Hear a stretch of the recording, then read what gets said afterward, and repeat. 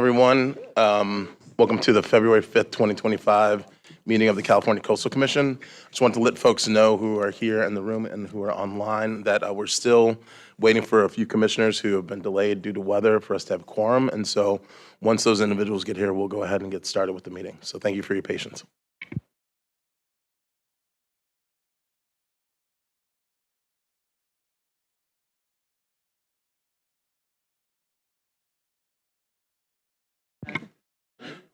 All right. Good morning, everyone. Welcome to the February 5th, 2025 meeting of the California Coastal Commission. And I'd like to ask Ms. Miller to please call the roll when she gets a chance.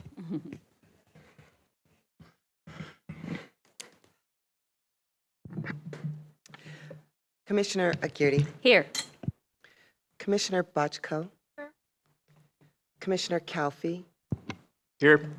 Commissioner Dumlao. Here. Commissioner Escalante. Here. Commissioner Hart. Present.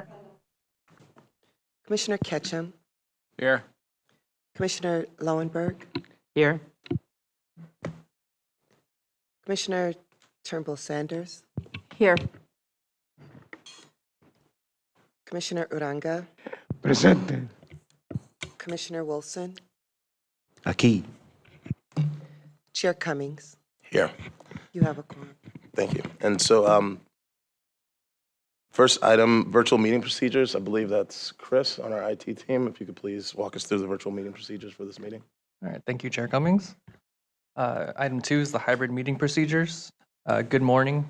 This Coastal Commission meeting is occurring both in person and through Zoom. This meeting is also being webcast and can be viewed online at cal-span.org. If you have access to the internet and wish to watch or listen to the meeting only and not speak on an item, we recommend use the CalSpan website. For those who wish to address the Commission today, you can do so in person through the Zoom platform or by phone. The speaker request forms may be found on the Commission's webpage. Paper forms and a scannable QR code for paperless submittal are available on the Commission staff table just outside the meeting room. For those on Zoom, we have posted virtual hearing procedures on the Commission's agenda webpage, which is a guide on providing comments via Zoom or by phone. Members of the public speaking during general public comment may be given up to 2 minutes to speak at the discretion of the chair. Requests to speak during the general public comment period will not be accepted after 9 a.m. on each day of the meeting. In order to provide the opportunity for the broadest range of public participation, you may speak on a specific topic one time only each month. Those speaking on an agenda item that is not general public comment are typically allowed 2 to 3 minutes to speak at the discretion of the chair. We will accept a request to speak on an item up until the chair opens the hearing on that particular item. If you have access to the internet, please go to the Commission's webpage and click on the link to fill out a speaker request. If you do not have internet access or prefer to testify by phone, please call the Commission staff at 562-477-9089. Again, that number is 562-477-9089. Staff will provide you with a telephone call-in number and instructions for how to participate and provide testimony by phone. We will manage speakers coming in and out of the meeting through a meeting organizer. When it is your time to address the Commission, the organizer will invite you to turn on your video and microphone or provide instructions on how to unmute your phone. Chair Cummings, that concludes the virtual hearing procedures. All right, thank you so much. I'd like to turn to the executive director or relevant staff member to see what the agenda changes are for today. That would be Dan Carl on Zoom, Chair Cummings. So I will get into that right now. So item 3 is the agenda changes, and the posted agenda changes are all correct, but we do have one addition, and I'll get to that as we go. So first up, item number 13A. This is the San Luis Obispo County LCP amendment for residential redesignations in Cayucos. That item is moved to consent. Item number 13B. This is the Monterey County vacation rental LCP amendment. This is the time extension only. This is also moved to consent. Item number 15A, and this is the new addition. This is the City of Laguna Beach Housing Programs and Incentives LCP amendment. That one's been moved to consent. And then item number 15B, this is the City of Dana Point and Victoria Boulevard Specific Plan LCP amendment. That item's been moved to consent. Item number 16C, this is Surfside Colony Limited, their CDP application in Seal Beach. That item's been moved to consent. And then the last one is, excuse me, item number 17A.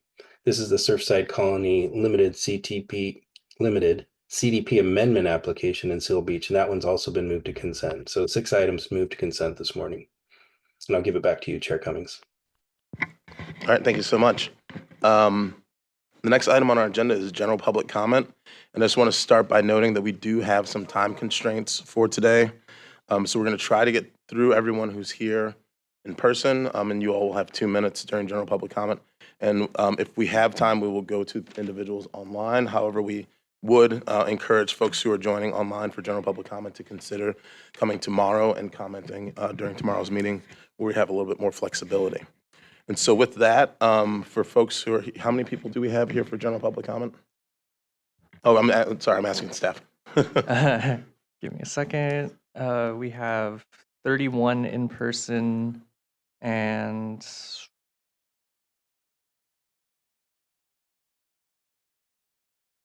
59 total, which is Okay. yeah.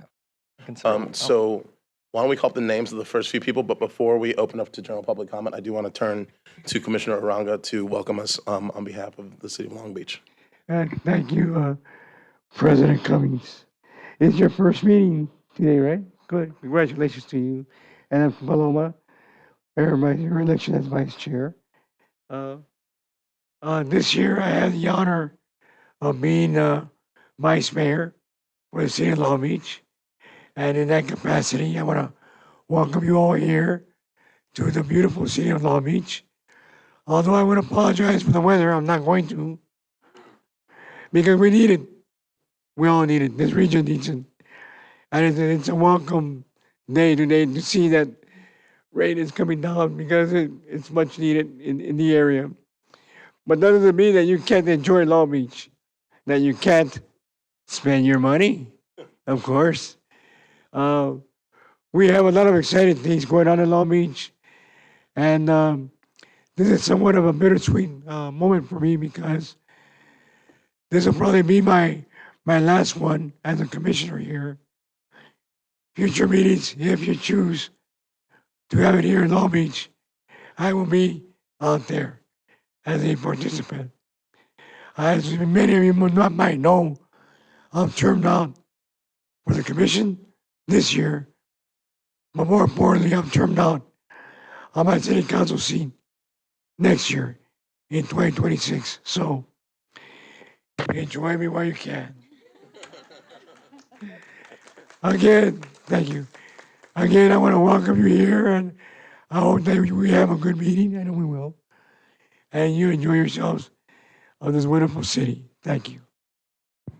Thank you, Commissioner. I will say, coming to Long Beach is one of my favorite locations to have a Coastal Commission meeting, so we're really grateful that we can be back here this meeting. And so with that, I'll turn to staff to call up the names of the members of the public who will address the commission, and you will have 2 minutes to speak. And again, this is for items that are not on today's agenda as well. All right, thank you. I'll hold off on the Zoom procedures because it'll be a while before we get there. I'm just going to start calling names.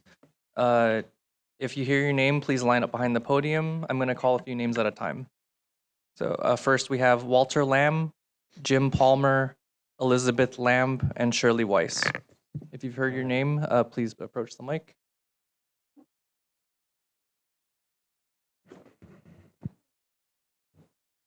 And the order doesn't necessarily matter. If you've heard your name, please approach.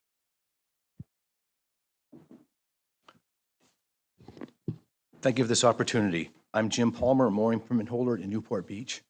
Outside of today's agenda item, I ask the Commission pause all non-maintenance development in Newport Harbor until after the State Lands completes its Tidelands Grant Management Review. In October, State Lands told this Commission, 1, Tideland rental rate discrepancies are, quote, appalling, unquote. 2, residential pier permits occupy more tidelands than moorings. 3, there is, quote, real inequity here, unquote. Even while state lands conducts a review, multiple development projects continue.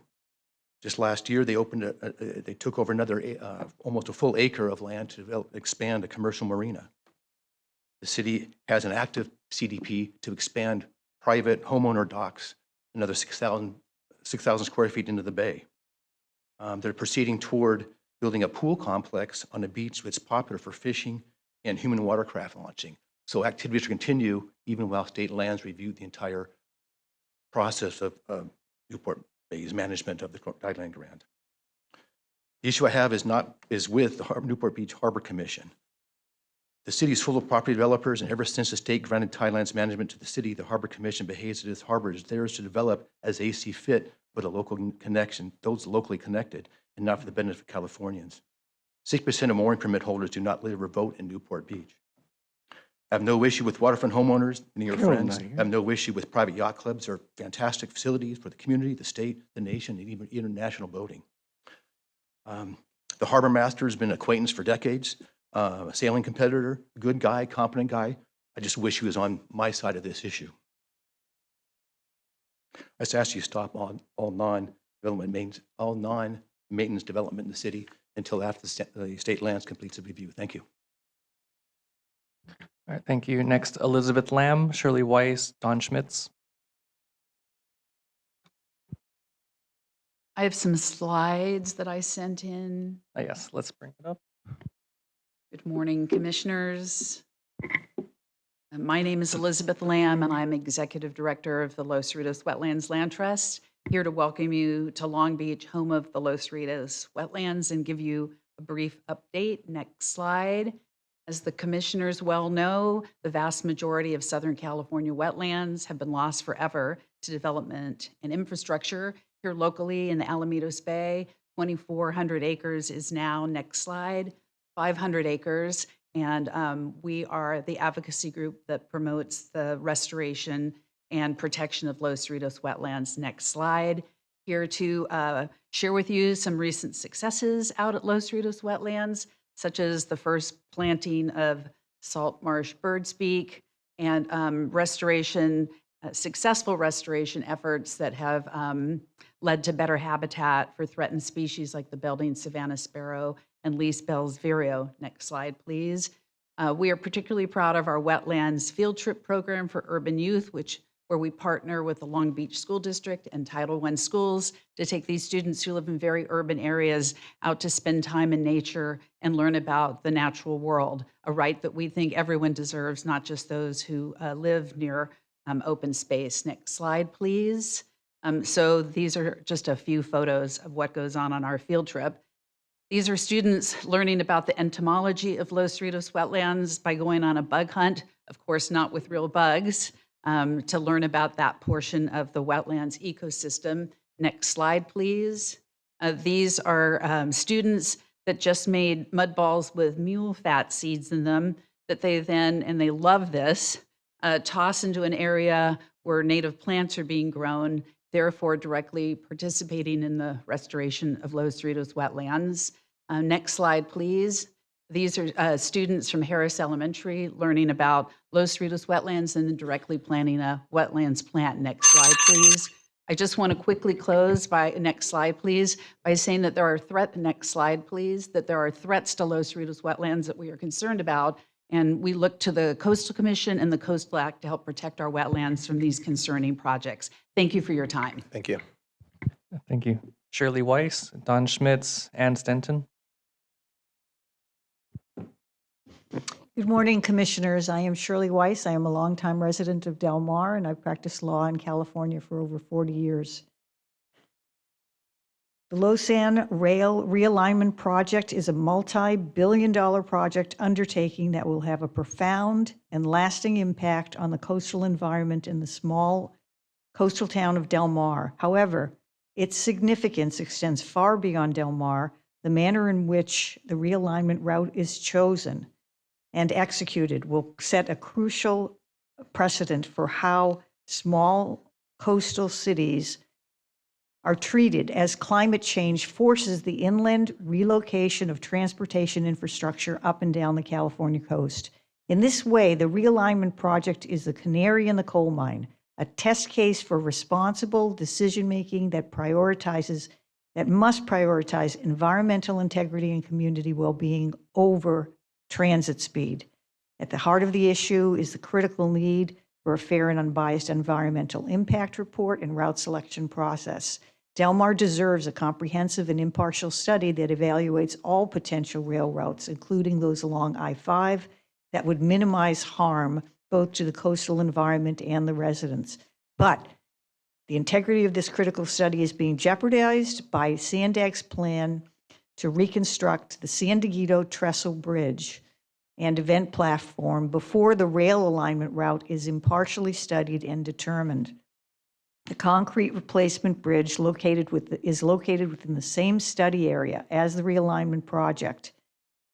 Yet, if the Sandag proceeds with constructing the bridge before the final EIR is completed on the rail realignment, it will effectively preordain the outcome of the realignment project. The rationale is straightforward.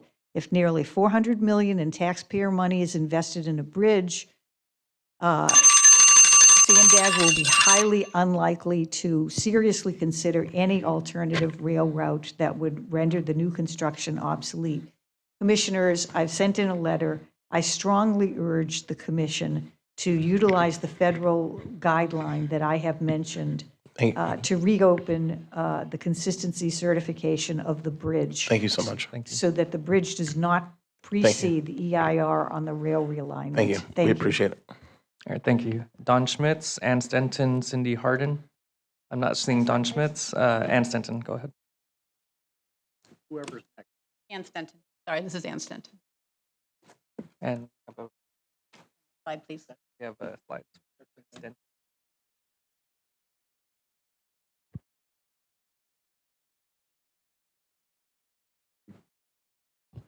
Good morning, commissioners, Chair Cummings, coastal staff. Thank you for the opportunity to make comments today. And Commissioner Uringa, I'm also a alumni of Cal State Long Beach. It is a wonderful city here. My name is Ann Stenton. I'm president of the Newport Mooring Association. I grew up on the moorings. My parents had a mooring. My husband and I have had our own mooring for the last 15 years. We're both public school teachers, and this is the only way we can keep a boat in Southern California. I want to begin by expressing my appreciation to the Commission for advocating on behalf of working class boaters and those navigating Newport Harbor on a budget.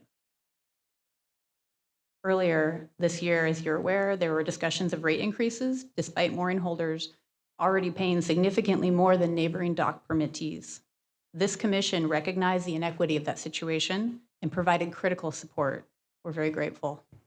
We look forward to further clarification on the Coastal Commission's jurisdiction regarding this matter and remain hopeful for a fair and equitable resolution for all tidelands users as State Lands moves forward with their review. Over the past year, as I've been president of the NMA, there's been little to no direct communication from the Harbor Commission or the Harbor Master.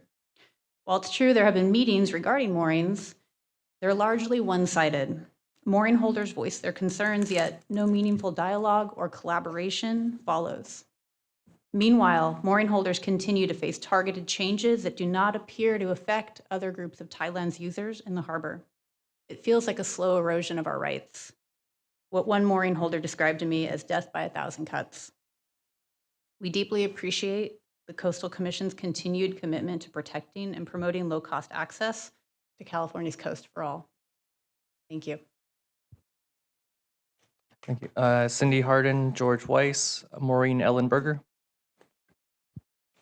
Good morning. My name is Cindy Harden, and I would like to start off at a recent press conference for the Palisades fire. The commission was disparaged mightily, and it hurt me personally because I know what good work you do. I support you, and your agency is so important for our precious ocean and coast. So thank you.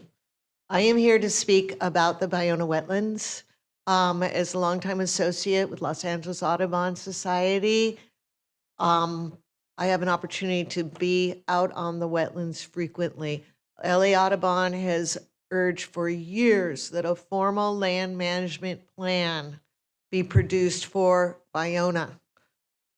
In my work providing field trips for children at the wetlands, I am eyewitness to the results of this lack of a management plan. Recently, there has been cutting of trees and bushes that, albeit are introduced, they are not super invasive. I'm talking about myporum and tree tobacco specifically. These trees are used as perching for birds like the Cooper's hawk, the American kestrel. In addition, the tidal flaps on the westernmost tidal gate have been non-functioning for almost a year now, and we have constant saline flooding, including in pickleweed areas that have now been rendered useless for the endangered Belting Savannah sparrow.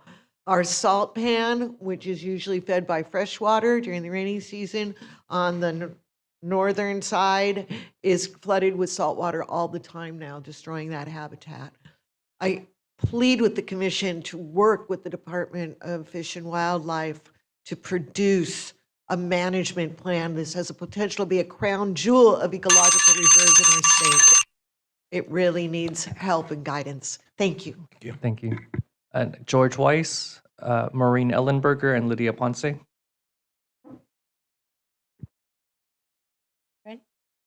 Hi, I'm Maureen Ellenberger. I'm a fearless grandmother from Santa Barbara, and I'm also the recently elected chair of the Sierra Club Santa Barbara Ventura chapter. Honorable members of the Coastal Commission, thank you for this opportunity to be here today, and always thank you for what you do. I'm here today to remind you about the attempted restart of the old and corroded pipeline that Sable Offshore is trying to restart in Santa Barbara along the Gaviota coastline. While it is not on the agenda for the February meeting, we wanted to keep it on your front burner. The last time I was with you, our coalition, Don't Enable Sable, was encouraged by the work that your enforcement team and staff have done to execute a cease and desist order against Sable's efforts to continue to dig up and attempt to repair the pipeline that was deemed not usable by the state and federal authorities after the last spill in 2015. We are looking at you all as our partners, and in some ways, our strongest weapon in keeping this pipeline from restarting. As we think about the horrible fires and the devastation that destroyed so many of our friends and families' homes and lives in LA County, and we read the countless stories of how big oil companies knew about the linkages between oil production and the use and the devastation that it would cause to our environment, help us stop yet another big oil company from destroying not only the coastline of Santa Barbara, but bringing the rest of the devastation that comes along with it. Extend the cease and desist order and require an environmental review, as well as ensuring that Sable applies for a development permit. We thank you on behalf of our children and our grandchildren. Our coalition is growing, not only in Santa Barbara, but across California, and we will stand with you, strong and united. Thank you so much. Thank you. And then George Weiss, I'm not seeing. And again, Walter Lamb and Lydia Ponce, I see that you're now on Zoom instead of in person. We'll get to you when we get to our Zoom speakers. Our next few speakers will be Fong Bui, Sarah Gessler, and then Marianne Messina.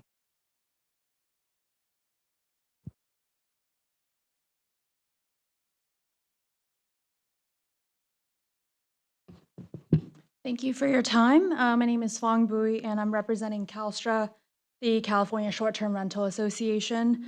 We represent STR hosts, property owners, operators, cleaners, and other industry workers across California. I'm speaking today on behalf of many of our members who, depend on renting out short-term rentals and the income from that industry to afford the rising cost of living.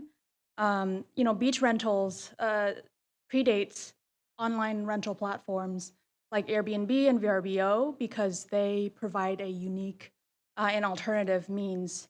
A lot of families come and they want to use a full kitchen to cook together. They might want to use a living room to play board games in between surfing and hiking. So it provides alternative access and definitely for a lot of folks who are wanting to visit the beautiful California coastlines.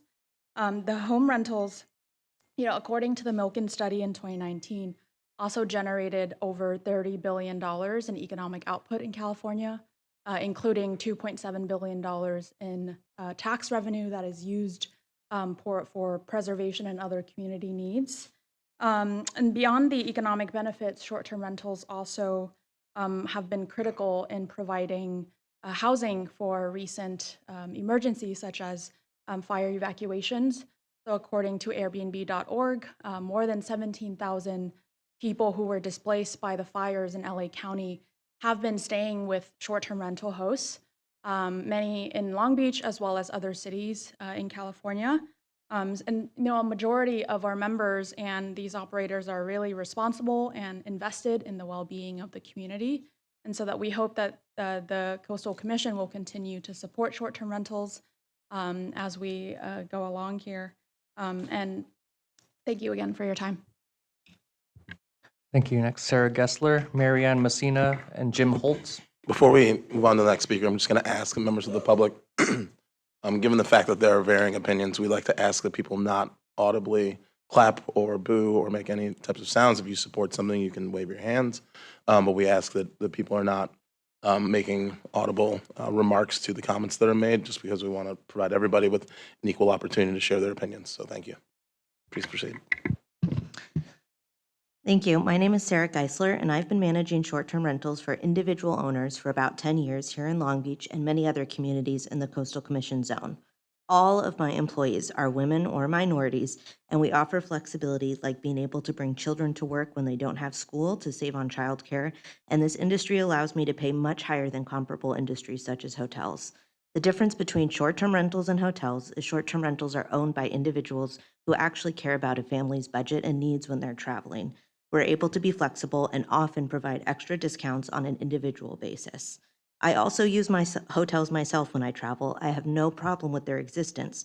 They serve a purpose. The problem is that hotels are constantly trying to legislate us out of existence and don't care that we provide essential housing for short-term housing needs, such as fire evacuees, as well as people doing repairs on their homes, as well as budget travel.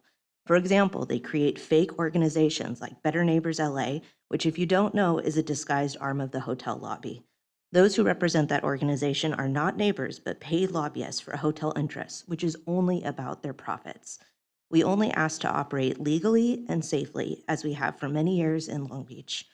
The changes to the Long Beach ordinance passed last night are small, but we ask you to reject them as they increase our cost to operate, and that just gets passed on to guests seeking affordable accommodation near the coastline.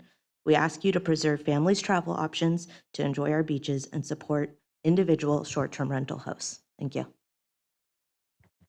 Thank you. Marianne Messina, Jim Holtz, and then Hein Austin.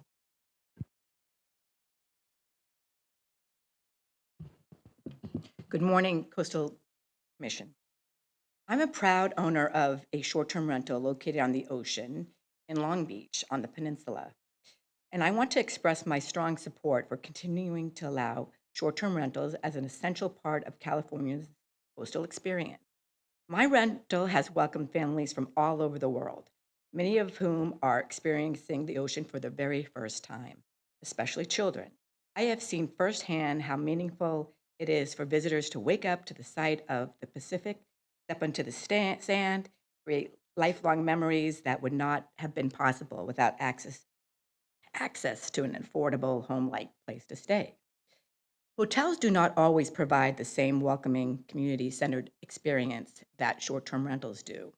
Many travelers, including multi-generational families, teachers, nurses, and working-class visitors, rely on short-term rentals as an affordable way to enjoy California's coastline.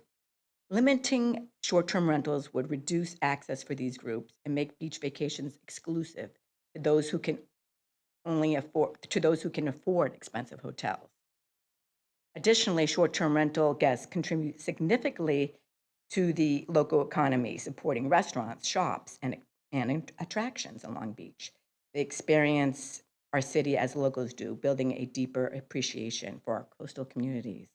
I ask the Coastal Commission to continue supporting a balanced approach that allows short-term rentals to operate responsibly, ensuring that everyone, not just hotel guests, can enjoy California's incredible beaches. Thank you for your time and considering the voices of small business owners, visitors, and residents who benefit from short-term rentals. Thank you, Marianne. Thank you. Next, Jim Holtz, Hein Austin, and then Irene Cook. Good morning, Commissioners. My name is Jim Holtz, and I'm here to address Hermosa Beach ongoing unlawful near blanket ban on short-term vacation rentals in the coastal zone. The Coastal Commission requires that any regulation of short-term vacation rentals in the coastal zone must occur within the community's LCP and CDP. The Commission has consistently taken the position that broad bans on short-term vacation rentals that unduly limit public coastal recreation access opportunities are inconsistent with the Coastal Act. The Crye versus Santa Barbara, Keene versus Manhattan Beach, and the Hermosa Beach hearing decisions reaffirm this position.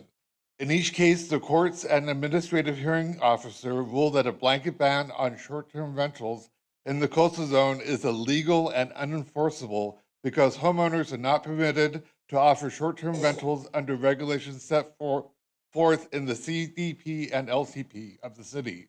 Despite this, Hermosa Beach continues to enforce an invalid ordinance restricting ordinance in the coastal zone as a legal pathway for compliance. They also created the Catch-22 so that they can't pay taxes without a permit, and they can't get a permit unless they pay taxes. The city disingenuously claims that it allows short-term rentals because they're permitted in the commercial zone. However, there's only a very few coastal resident properties that qualify in the commercial zone, meaning that short-term rental permits are, for the most part, not obtainable in the coastal zone.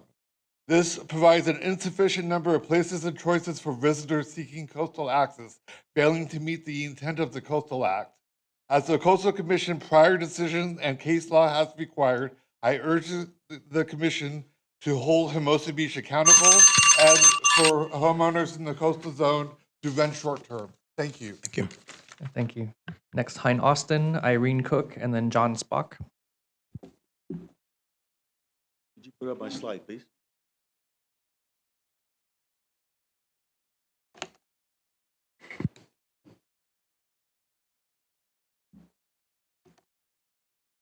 There you go. Can you enlarge it, please? Honorable Commissioners, my name is Hein Austin, and I advocate for equitability in Newport Beach. A State Lands Commission case study of 2012 has a headline that reads, "Popular Newport Beach fire rings pollution concerns has race and class concerns for public access." It goes on to say that Newport Beach is a recreation destination with popular fire rings that local people and visitors have enjoyed for decades.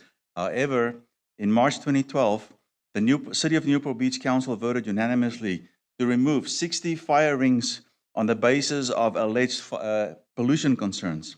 This posed a problem to non-coastal residents who had enjoyed the rings and easily accessed gathering place for beach bonfires and recreational activities in a locality known for its expensive real estate and amenities. These pollution concerns from the city leaders appeared to be reasonable, but upon further investigation, the real motives emerged. When race and class discriminatory communications between city leaders were uncovered, the fire pit ban turned out to be a public controversy driven by local authorities and affluent property owners who felt entitled to determine which people deserved to enjoy the local beaches. Their level of disdain for Mexicans using fire pits on the beach and having picnics in front of their homes was breathtaking. This case study concludes that had stronger EJ policies been in place, use of the fire rings would never have been banned, and more importantly, it should serve as a cautionary tale to those who seek to exclude whomever they deem unlikable from public resources in the vicinity of their properties. I want to thank you for being mindful of these lessons from the past, because the wheels of government against equitability in Newport Harbor are showing no signs of slowing down. Thank you for your time. Thank you. Next, Irene Cook, John Spock, and then Ellen Geffner. Good morning.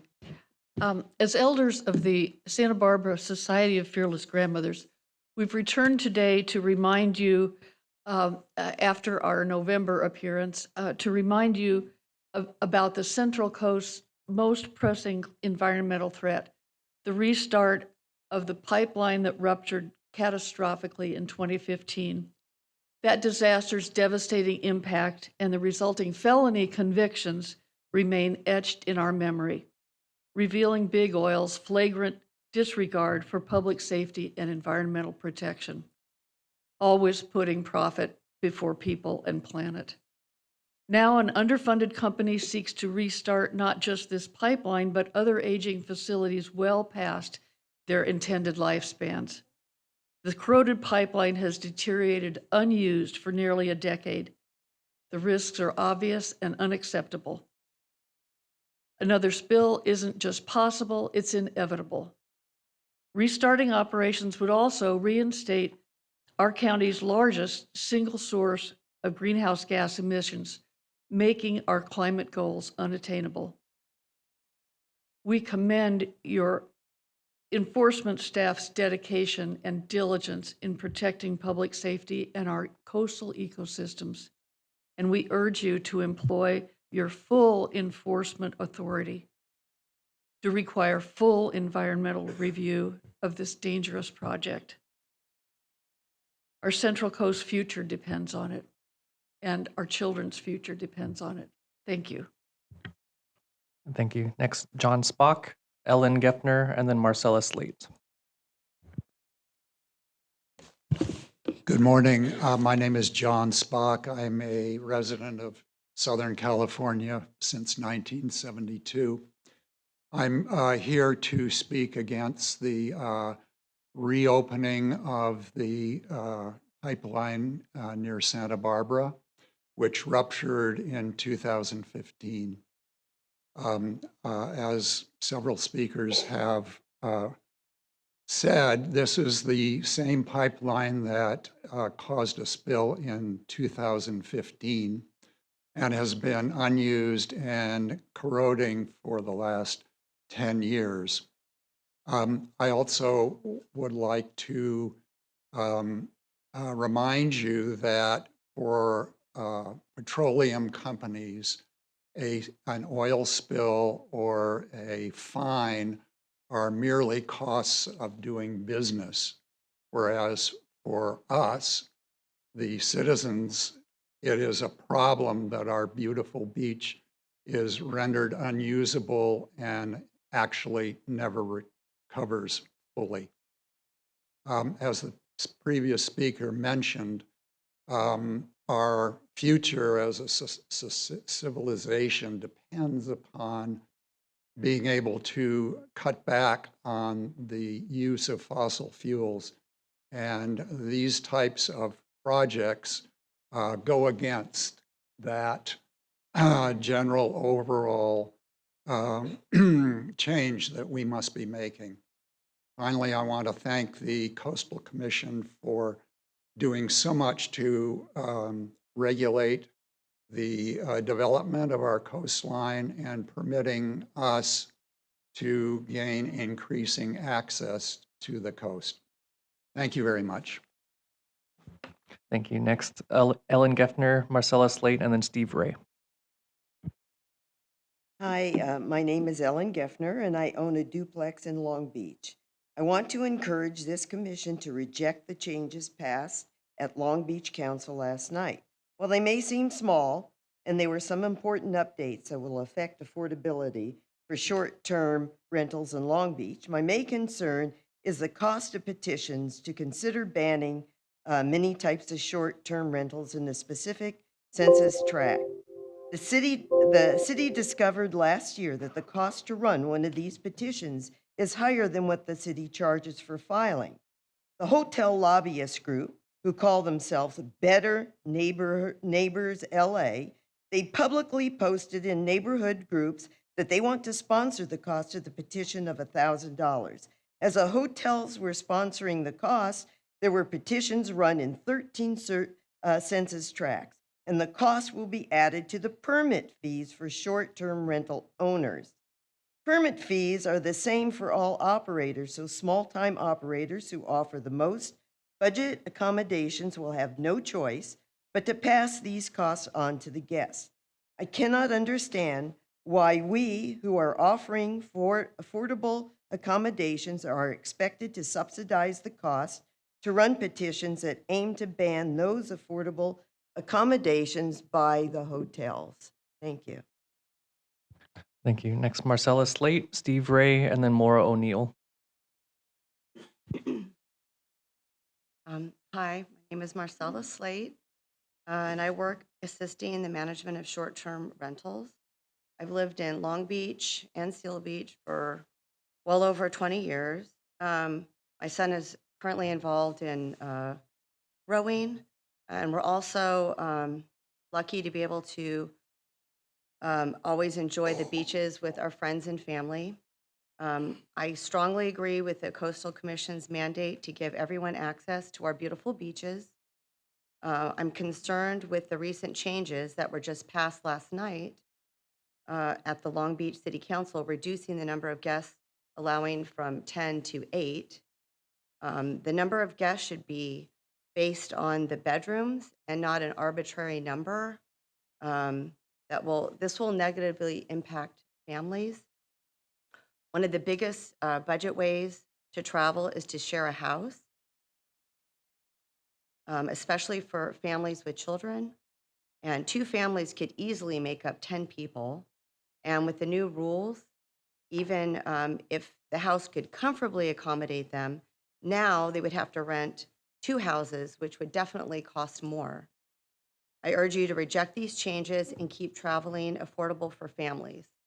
I, from personal experience, have shared short-term rentals, and I've been able to affordably travel to France, Spain, Florida, Vancouver. And I'd like to make it affordable for families to be able to stay and visit Long Beach.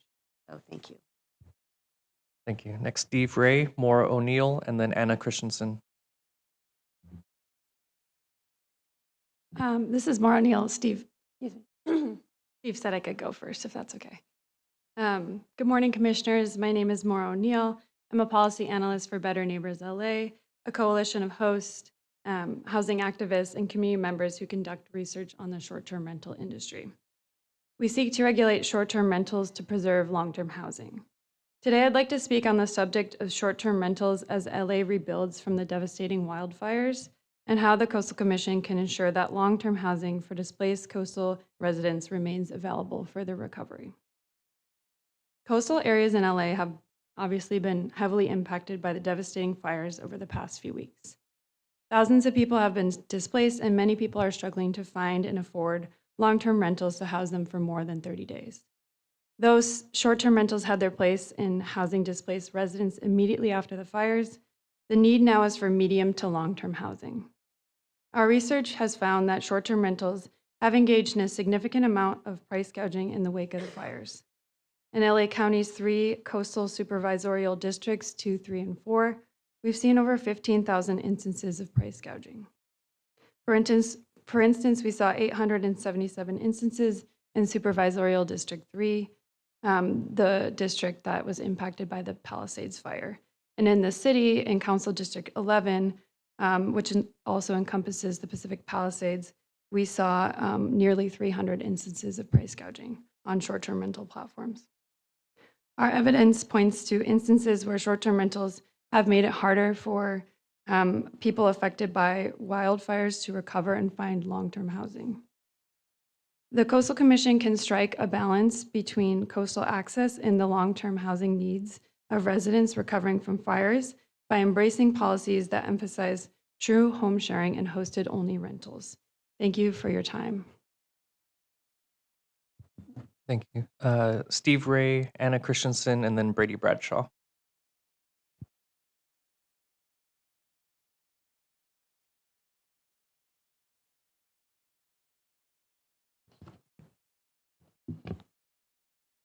Well, good morning, Mr. Chair. Got to get used to saying that now. Haven't said that in years. And Madam Vice Chair, commissioners, staff, and to you out there in Zoom land and Calspan. My name is Steve Ray. First of all, excuse my voice. It's going in and out today. I'll try to get through this if I can. I've been coming to the Coastal Commission and speaking to the Coastal Commission for, well, I'm into my 5th decade now. Scary thought. I've seen a lot of commissioners come and go on this commission, and I have to say that this is the best commission I've ever seen, first of all. I want to acknowledge that we've had a great string of chairs and vice chairs recently. Dana Bochco, Donna Brownsey, Carol Hart, Linda Escalante. We've been very, very lucky at this commission to have such great leadership over the years. And I want to recognize you, Mr. Chair, and you, Madam Vice Chair, we're now sitting in those chairs. All the commissioners I've seen come and go. After a while, it's easy to tell the stars, where the stars are going to be. And I can say now that the 2 rising stars of this commission have now ascended to the firmament and have taken leadership positions on this commission. So I just want to congratulate you on the recognition and honor that your fellow commissioners have bestowed upon you, and we look forward to working with you over the next few years. And again, welcome to the commission for that, for your leadership. And to mi amigo Roberto Uranga, muchas gracias, señor. And thank you. Next, Anna Christensen, Brady Bradshaw, and then Celeste Keith. Good morning, commissioners, old and new. I'm here with a group. We're not all speaking at one time, but we're here to oppose the Sable pipeline. We have locally here had a pipeline spill not that long ago where the current's going in a different direction. We would be talking about the Los Cerritos wetlands being devastated.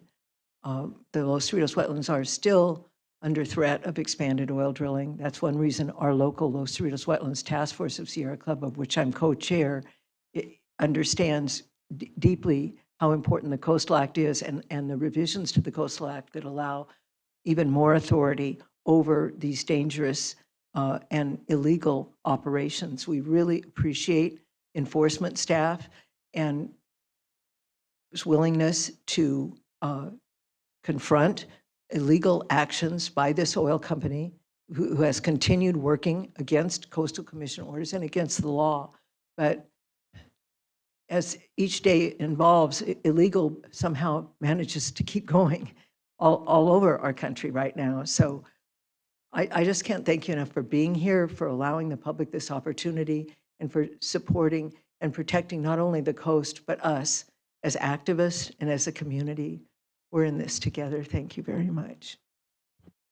Thank you. Brady Bradshaw, Celeste Keith, and then Monica Sena. Good morning. I'm Brady Bradshaw with the Center for Biological Diversity. I'm here today to urge the Commission to use its broad authority under the Coastal Act to prevent another major oil disaster on the Santa Ynez Unit's operations. Specifically, I'd like to urge the Commission to require that all construction and development activities in the coastal zone, including restart, be subject to a coastal development permit. Second, I urge the Commission to extend the effective date of the Executive Director Cease and Desist Order. The current order notes an expiration date of February 10th, so we're just wanting to stay vigilant on this project. As the Commission is well aware, almost a decade ago, this onshore pipeline serving the Santa Ynez unit ruptured, spilling what experts now believe to be 450,000 gallons of oil into our coastal environment.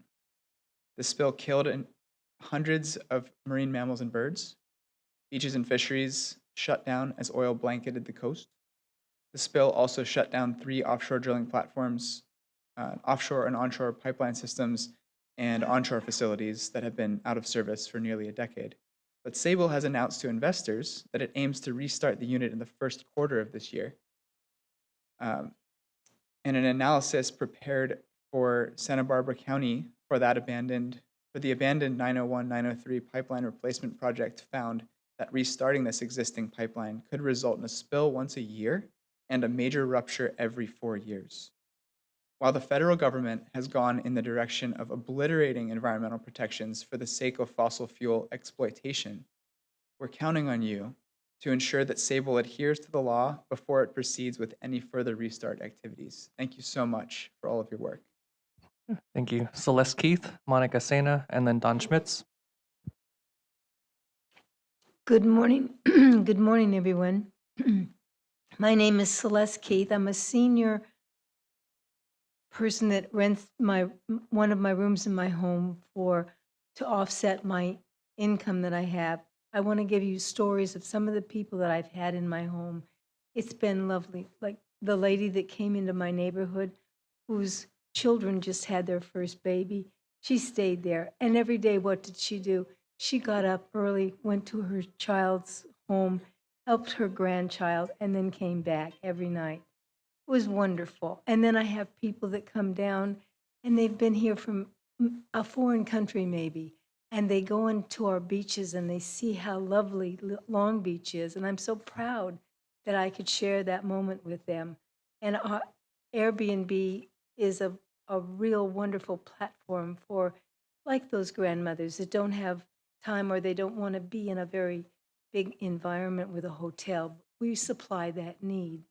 And I continue to please ask you, we don't need an extra amount of money to have to charge more to our people. So please support our group and let the commission know that we're doing a good job.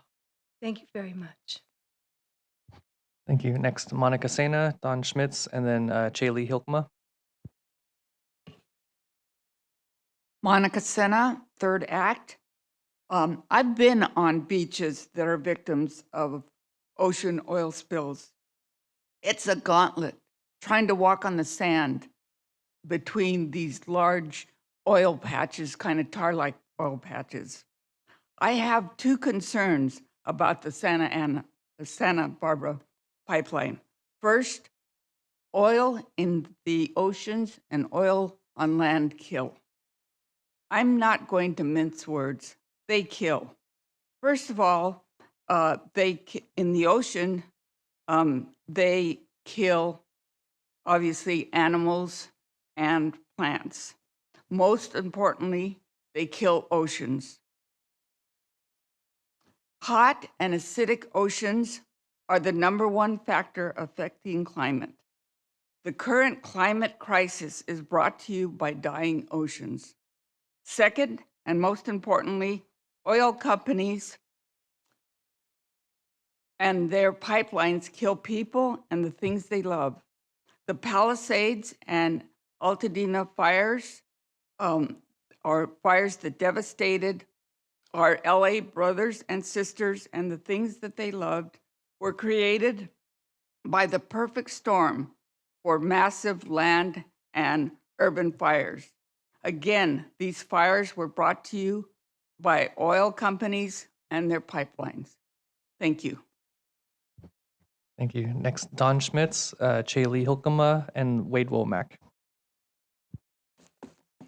Good morning, Commissioners. Sorry I was late earlier. Something like 2-3 accidents on the freeways getting down here. I thought 3 hours would be enough. I'm bringing something to your attention, which is a little bit different. And I gave you a handout. You may recall that back in August, the staff brought to you a extension for a local coastal program amendment by the city of Rancho Palos Verdes. This was for an upzoning of a particular piece of property to bring the city's housing element into compliance. They had adopted that upzoning, and the city council had adopted the local coastal program amendment back in April that year. It was communicated to you that it was for the purpose of the city was continuing to work on it. In reality, the city is seeking to scuttle the upzoning in this critical housing project. The property owner has submitted a Senate Bill 330 preliminary application to the city of Rancho Palos Verdes, which effectively vests the upzoning. Pursuant to that SB 330, which is often referred to as the Critical Housing Act, the city is barred from downzoning the property again. However, it does appear that the city intends to not proceed with the local coastal program amendment And that, of course, would create a very bizarre catch-22 because they have to process the application. Now, I know this Coastal Commission is very committed to housing, especially as this would be the only affordable housing project within the coastal zone of what is currently a very exclusive enclave. I am very much aware that your administrative regulations specify in 13071 that an applicant can withdraw that application. But that being said, this is a tad bit different. So our request, and we have written your chief counsel and your staff about this, is that the commission ask the staff to bring this application to you at the very next available agenda, hopefully next month, so that this commission can deliberate. Thank you. Thank you. Our next set of speakers, on their topics on the sign up, it says that they might be related to the Newport mooring item. So I just want to remind you that your comments must not be related to the item 16B later today. So next is Chaley Hilkema, Wade Womack, and then Adam Leverins. Good morning, commissioners and staff. My name is Chaley Hilkema, and I'm a mooring permit holder for Newport Harbor. Slide, please. This commission has heard complaints about how the city of Newport Beach favors some Tidelands users over others, and the inequity extends far beyond excessive fees paid by mooring permit holders as compared to the no-fee deal that boats tied to residential piers, for boats tied to residential piers. Moored boats in Newport Beach are thoroughly inspected and heavily regulated, monitored, and photographed by the city's harbor department. In the city's Harbor Code Title 17, there are 9 pages of mooring-specific regulations with an extra 4 pages of regulations for those with liverboard permits as compared to the 1 page regulating residential piers. Residential piers can be rented, moorings cannot.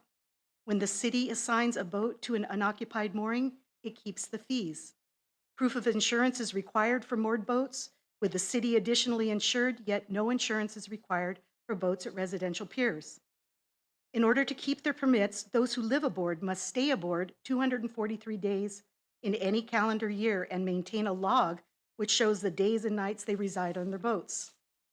An example of this disparity is exposed in an email inquiry to a harbor department permit technician about what the city requires for one to tie their boat to a residential pier. Next slide, please. Does the city collect information on boats at docks, at houses, insurance, owner registration, etc.? Answer, we do not collect vessel information for vessels on private docks. Question, will I need to add the city to my insurance policy for my boat I put at a house dock? No, you do not need to add the city to your insurance policy on a private dock. Question, what kind of inspection process will I have to pass to place a boat at a house dock? Answer, there is no inspection to place a vessel on your private dock. The city's regulated discrimination and pattern of harassment towards mooring permit holders seems an intentional effort to make us feel like second-class boaters. Thank you, ma'am. Harbor. Thank you for your efforts on our behalf. Thank you. Next, Wade Womack, Adam Leverins, and then Patricia Kumans. Hi, good morning, Chair Cummins and commissioners. Just want to take 10 seconds and say thank you for looking out for equitable access along the coast of California. It's just so important, and thank you for your keen awareness and thoughtful evaluation of things. And you're the last line of defense on awkward situations. Thank you. Thank you. Adam Leverins, Patricia Kumans, and then Peter Kaz. If you could call a slide up as I get started, please. Adam Leverins, I spent 15 years plus studying, researching, monitoring prices on mooring permits.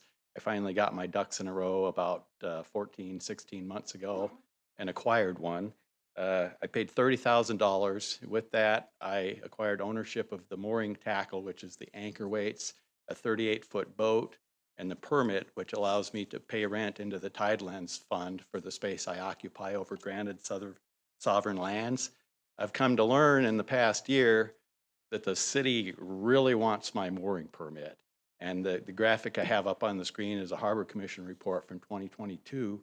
And they actually had a proposal under consideration for a mooring buyback program where they would spend $1 million a year over 30 years to acquire permits. This would be fair and equitable, a contract between willing parties. However, in July of last year, the city passed an ordinance to take over all the mooring permits by 2028 without compensation. This, to me, seems like theft. I don't want to lose my $30,000, of course. And thankfully, State Lands and Coastal saw some problems with the management of tidelands in Newport. So that ordinance is pending its second reading. I hope that second reading never comes.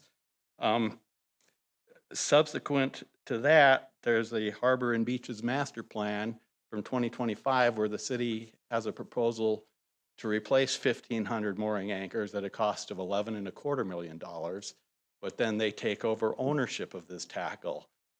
There's multiple plans I've seen. Everything results in the same thing, driving up the cost to the point that those of us who can't afford to own property or rent in Newport Beach can no longer have coastal access. It's really troubling. Thank you. Thank you. And then our last three in-person speakers are Patricia Coomans, Peter Kaz, and Samantha McDonald.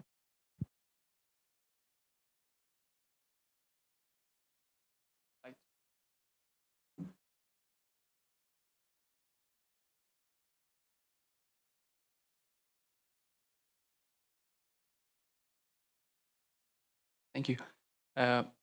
First of all, I want to thank you guys for, as a last line of defense, looking at the mooring situation in the Newport Beach. I want to let you guys know it's been a very stressful and hopeless time due to discrimination and harassment by the officials there. And next slide, please. So as a result, I had to sell. Last year, I had to sell my mooring and my boat right away after the city decision.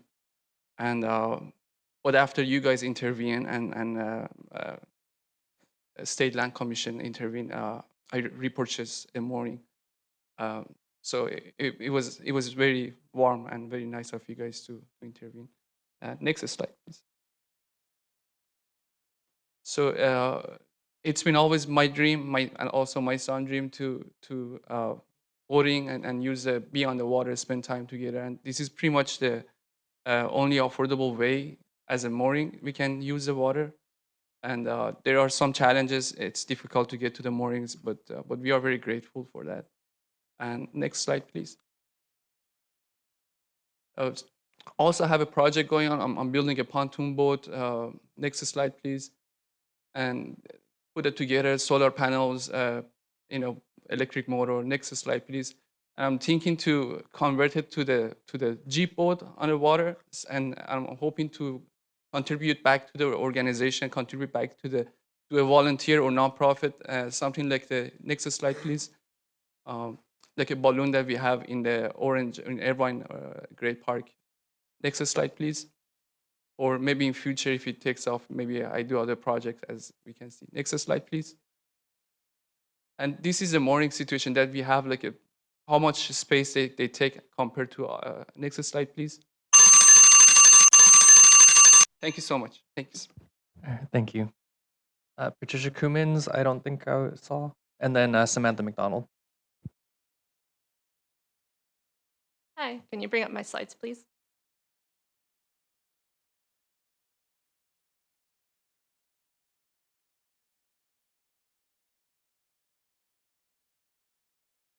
Well, while they're bringing that up, I'm Samantha McDonald. I'm a liveaboard in Newport Beach. Ending on a little bit of happier note, I wanted to share some photos to get more of the people that are living on their boats.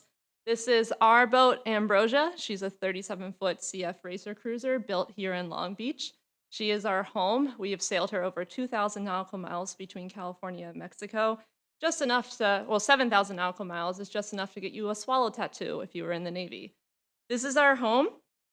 And we love her so much. We take care of her. We get our inspections passed every year. We follow all the rules of the harbor. We pay our fees. And I really wanted to show you this to sort of reinforce who we are. We're not derelict liveaboard boats. We're not illegal anchor outs. We're not houseboats. We are people that are using our boats to sail around the world and here in California. In terms of state law, we are primary use recreational boating and consisting with public trust doctrine for the tidelands. This is all recreational boating. We want to use our boat to sail. We don't want her just sitting in a harbor. So I want you to just keep us in mind when you're thinking about these people that are part of this, the fees that are going on with Newport and everything else. Next slide, please. I just want to mention one last thing. I want to thank all our mooring neighbors, both liveaboards and non-liveaboards. Last week, my partner Michael had emergency spine surgery for herniated discs. We had over 12 neighbors feed him, take care of him, take him to and from shore, drive him to hospital when I wasn't there. So much. I don't know how many neighborhoods you can count 12 people off the top of your head that would drop everything to take care of people. We are really a true community, and I appreciate everyone that has helped us. And I just want to mention that as part of the community of both liveaboards and non-liveaboards and how close we are to all our neighbors. So thank you. Thank you. According to our list, we were only missing George Weiss and Patricia Cummins. If you are here now, you can speak. Otherwise, Chair Cummings, we have 30 more speakers on Zoom. How would you like to proceed?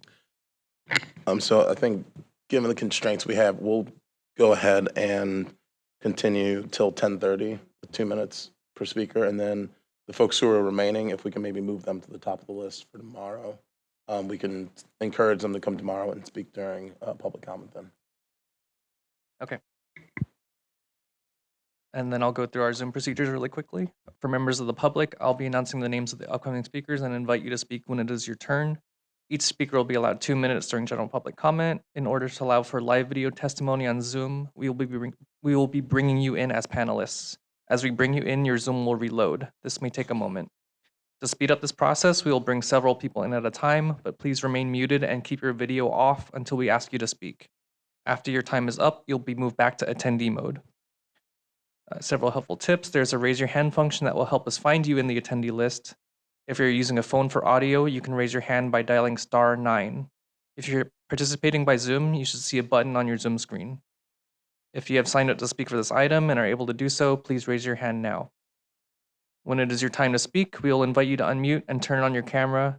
You can unmute yourself on a phone by dialing *6. And please remember to state your name for the record. So our first 3 speakers on Zoom will be Walter Lamb, followed by Lydia Ponce, and then John Stahl. Walter Lamb, you should be moved over, and when you're able to, please begin. Great, thank you, commissioners. Appreciate the time.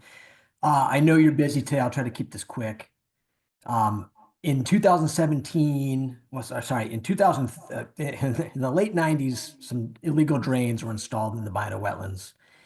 In 2013, they were brought to your staff's attention. In 2017, you spent a considerable amount of time, your December meeting, agreeing unanimously to address the removal of those drains as quickly as possible.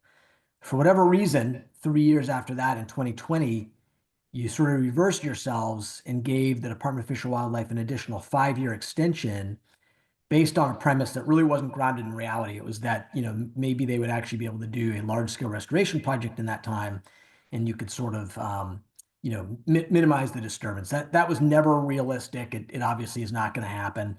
And so now the deadline of August 2025 is rapidly approaching.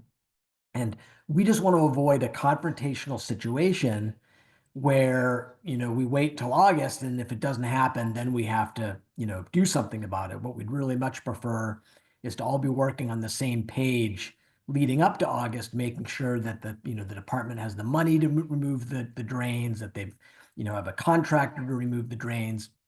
And I think that'll save us all a lot of time and trouble up front, down the road, if we can try to address that up front. So that's my comment for today. Thank you very much, and appreciate the time.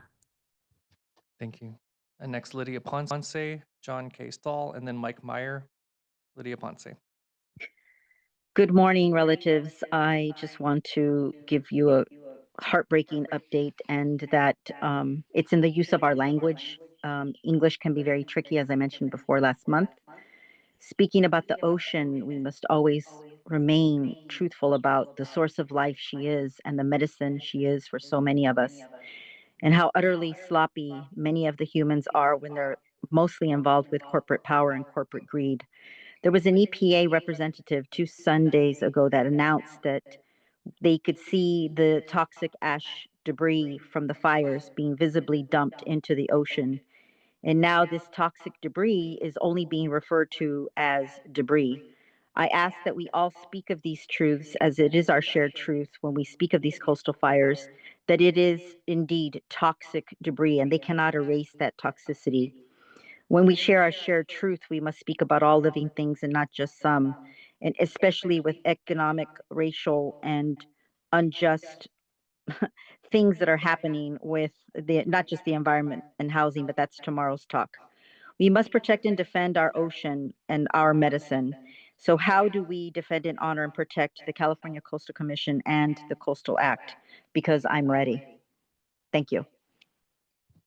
Thank you. Next, John K. Stahl, Mike Meyer, and then Nicole Dorfman.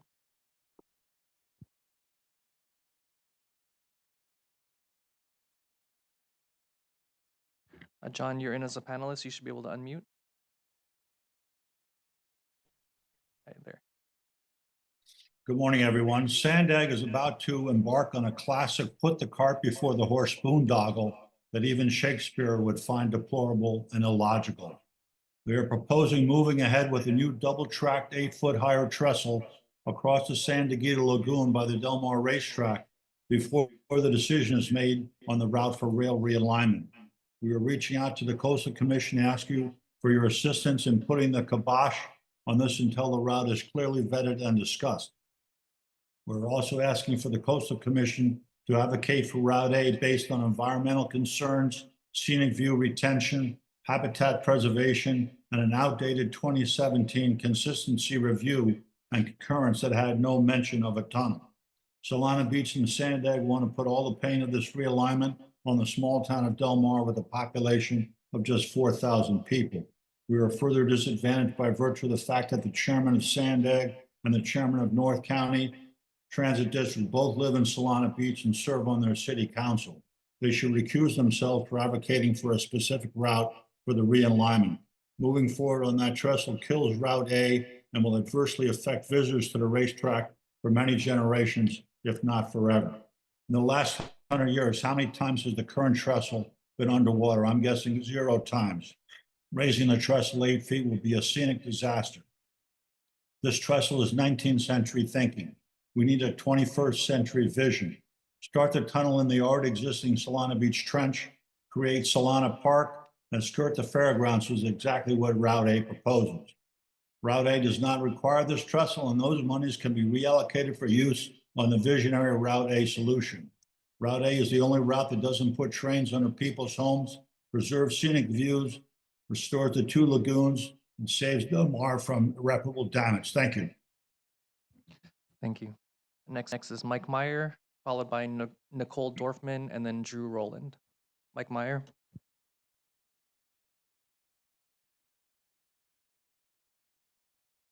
Mike, you're in as a panelist. You should be able to unmute.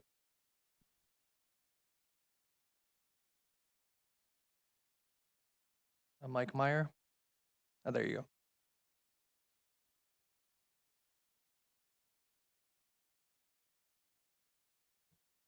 Mike, I see that you're unmuted. You may begin.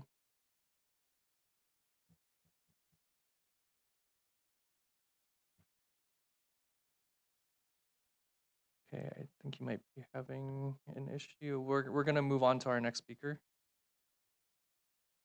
Next will be Nicole Dorfman and then Drew Rowland. Nicole Dorfman. Yes, hi, can you hear me? Yes, we can hear you. Okay, would I be allowed to put my video on so that you can see my face while I'm talking? I'm trying to, but I'm not being allowed to. Ah, there we go. There you go. Okay, hi there. Good morning. My name is Nicole Dorfman, and I am speaking on behalf of React Alliance, a nonprofit organization based in San Luis Obispo County and dedicated to protecting the California Central Coast from the destructive impacts of offshore wind energy development. As I'm sure you know, President Trump recently signed an executive order halting new offshore wind leases in federal waters while pausing current leases, including those off the California coast. The order instructs the Secretary of the Interior to examine the ecological, economic, and environmental necessity of terminating or amending any existing wind energy leases.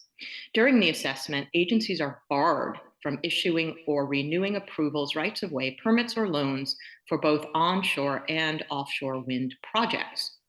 According to the executive order, and I quote, the assessment shall consider the environmental impact of onshore and offshore wind projects upon wildlife, including but not limited to birds and marine mammals. The assessment shall also consider the economic costs associated with the intermittent generation of electricity and the effect of subsidies on the viability of the wind industry, end quote. We request that the Coastal Commission abide by the tenets of this order and issue a statement as to how the order will impact your work, permitting and overseeing offshore wind energy development in our state, and to clarify your relationship with BOEM on this matter. Thank you very much for your attention and action on this important issue. Thank you. We're going to come back to Mike Meyer. Mike Meyer, I'm asking you to unmute again and see if it works this time. Go ahead, Mike. I see that your mic is unmuted. We're still not hearing anything on our end. I think unfortunately we'll have to move on. So our next speaker will be Drew Rowland, followed by Alice McNally, and then a group from the Arune Foundation, Mega Manohar. Drew Rowland. Yeah, I apologize. I did not intend to sign up for public comment. I'm the applicant for items 16C and 17A later on in the meeting. Thank you. Okay, we'll move you over there. Thanks. And then Alice McNally, give us a second while you're being promoted in as a panelist.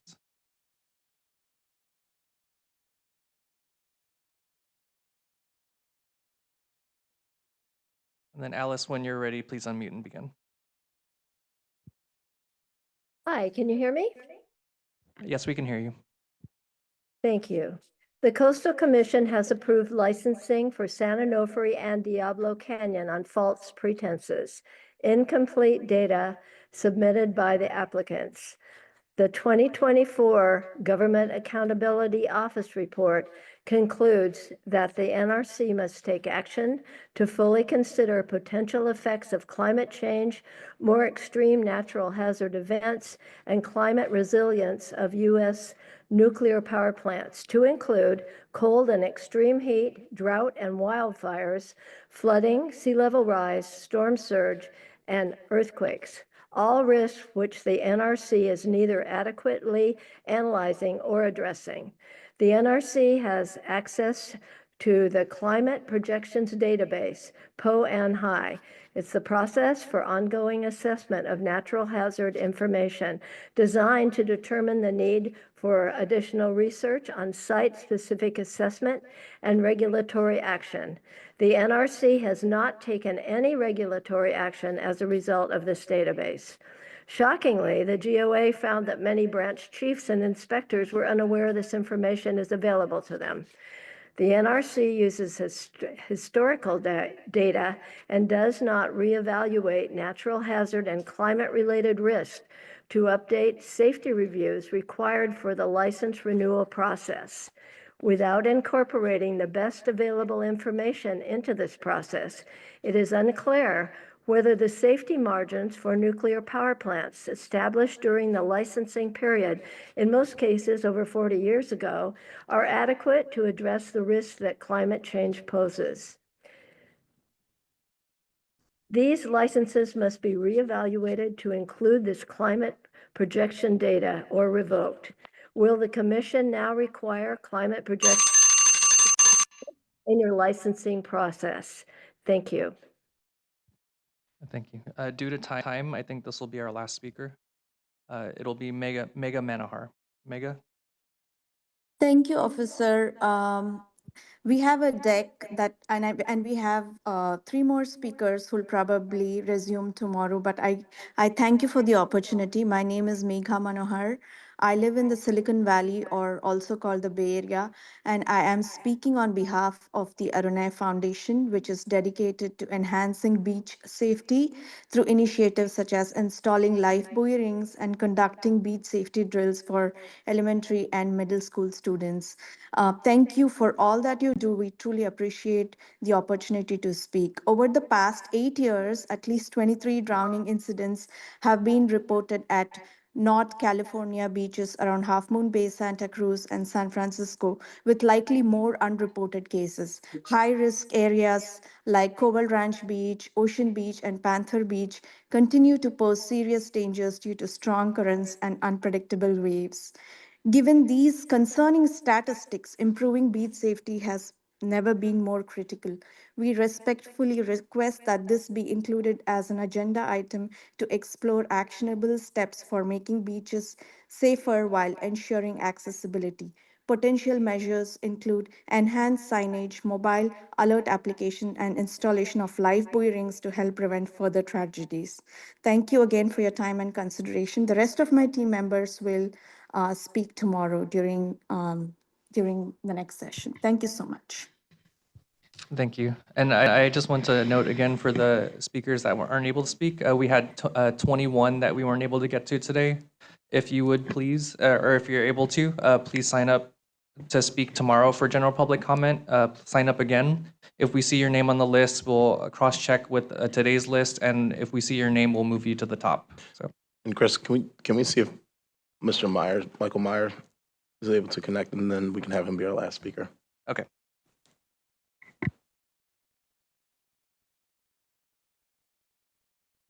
Mike Meyer, we're going to try again.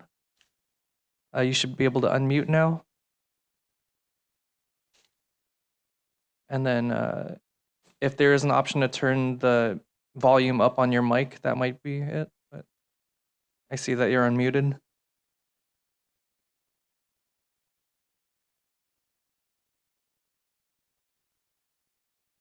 And I'm not seeing anything coming up on the mic, even though you're unmuted. I think if you would also like to try again tomorrow, we'll look for your sign up. Chair Cummings. All right, thanks, Chris. And thank you to all the members of the public who were able to join us today and provide your feedback. It's really appreciated so that we can understand what's going on in your different jurisdictions and also what concerns you have as it relates to the California coast. So I'll look out to my commissioners to see if anyone has any comments or feedback from the comments that we heard today. We'll go with Commissioner Escalante, and then we'll come back to Commissioner Aguirre. Thank you, Chair. And first, so excited to see you at the helm and welcome this change in the regime with warm and open arms. So I'm delighted to see you both there. And a couple of questions just in terms of truth setting. And I don't know if we're going to have time to talk more about wildfires and sort of a lot of these myths that have come up around what the Coastal Act and Coastal Commission cannot do around both rebuild and toxic debris. So we're going to have further discussion in the director report. We are going to have a briefing from Deputy Director Hudson on the LA fires situation, and we will address exemptions for coastal permitting at that time. Perfect. That's just so the public can tune in, and I think that would be a very useful conversation, and appreciating that to see the mooring community here. It's always nice to see communities kind of hang together like that, and obviously, as you can see, your advocacy has impact and power, so we welcome all of the public's input. So I think that's it for me. Thanks. Commissioner Aguirre. Thank you, Chair. Just a quick question about the Sable pipeline. I know that is under consistency determination, I think, at portions of it. But I am curious to what degree do we have the authority to request a coastal development permit? And is that something that we are going to discuss in the future? Thank you, Vice Chair. I'm first in part, to answer your question, going to turn it over to Lisa Heggie to give a little bit of an update on where we are with our enforcement action, and then we can, in part, address your question. Thank you, through the chair. I just wanted to give you a brief update. Some of the public commenters touched on the developments since we issued the EDCDO, which was in November.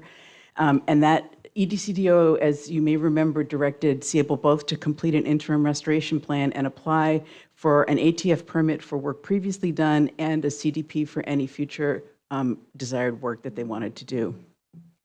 The EDCDO does expire on February 10th, but the deadline for the CDP application is in March. It's March 2nd, I think.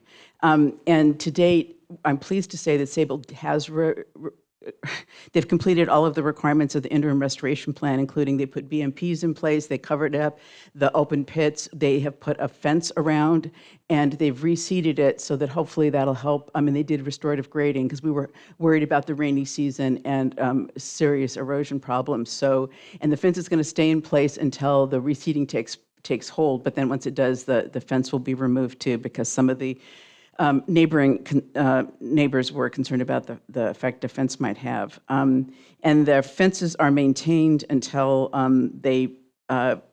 it's as I said, until the reseeding takes place. And they've agreed to monitor for erosion control BMPs on a weekly basis and before and after each rainy event. So we're feeling pretty good about the current situation for the restoration plan. We're less thrilled about the second half of it. They have not yet agreed to apply for a CDP for either the past work or the future work, and we are continuing to have discussions with them. We believe that the basis for requiring that is legally supported, and we're going to continue to talk to them about that. We're meeting with them this Friday, and they have additional time still to submit a CDP application. We're working very closely with our energy group, and we've offered to do pre-filing assistance or do anything that we can to help get an application quickly to the commission once they file. So, and we've talked to the county about doing a consolidated permit as well that would also help expedite the process. So, and the one other thing I will note is that we're continuing to look for other issues of the pipeline, and we've gotten reports of additional violations, and we are looking into those. Great, that's wonderful. Thank you for all your work around that, and it's great to hear that you all are meeting, and strongly encourage them to continue to work with you all and do what needs to be done. My second question is related to some of the concerns raised around the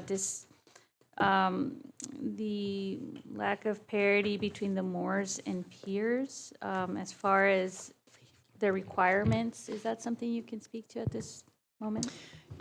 So this is an issue I think that this commission has heard from the public over the last year or so. And as you will recall, there was an item that was to come before you and it was postponed. Basically, the status now is that the State Lands Commission, I think as was mentioned in public comment, is reviewing the management plan for of the Newport Bay.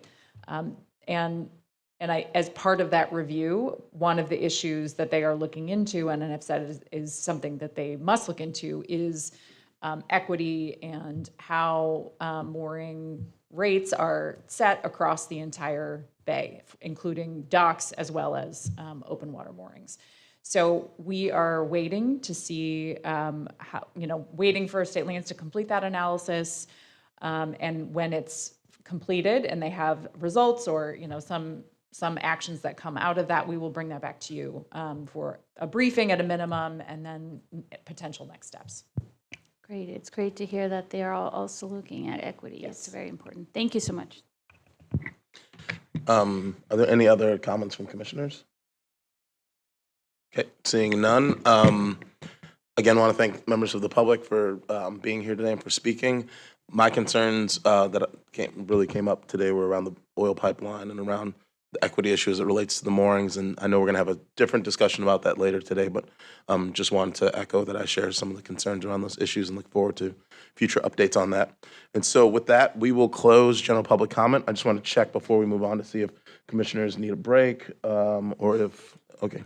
So let's take a brief break, and then we'll start back up at 10:45.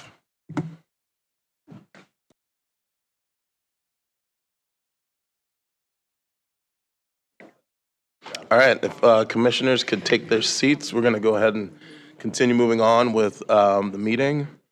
Hopefully we'll get through,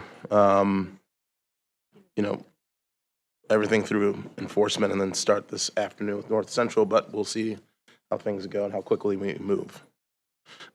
So with that, the next item on our agenda is the chair's report. And so I wanted to give an opportunity for the outgoing vice chair and chair to make some comments, and also for incoming Chair Aguirre and I to make some comments as well. And so I'll turn it over to former Vice Chair Escalante.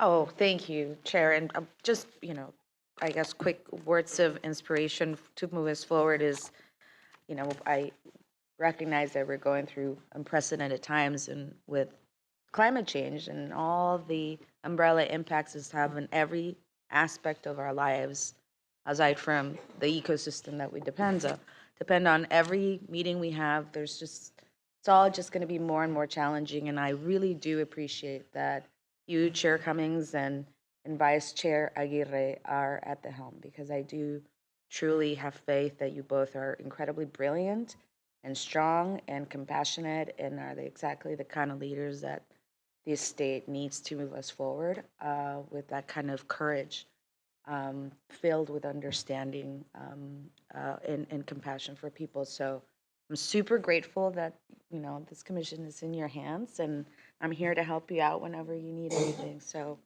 I'm grateful also that you guys accepted this challenge, because it's not a minor job to take this on. So thank you all. Former Chair Hart, who's joining us virtually. Thanks so much, Chair.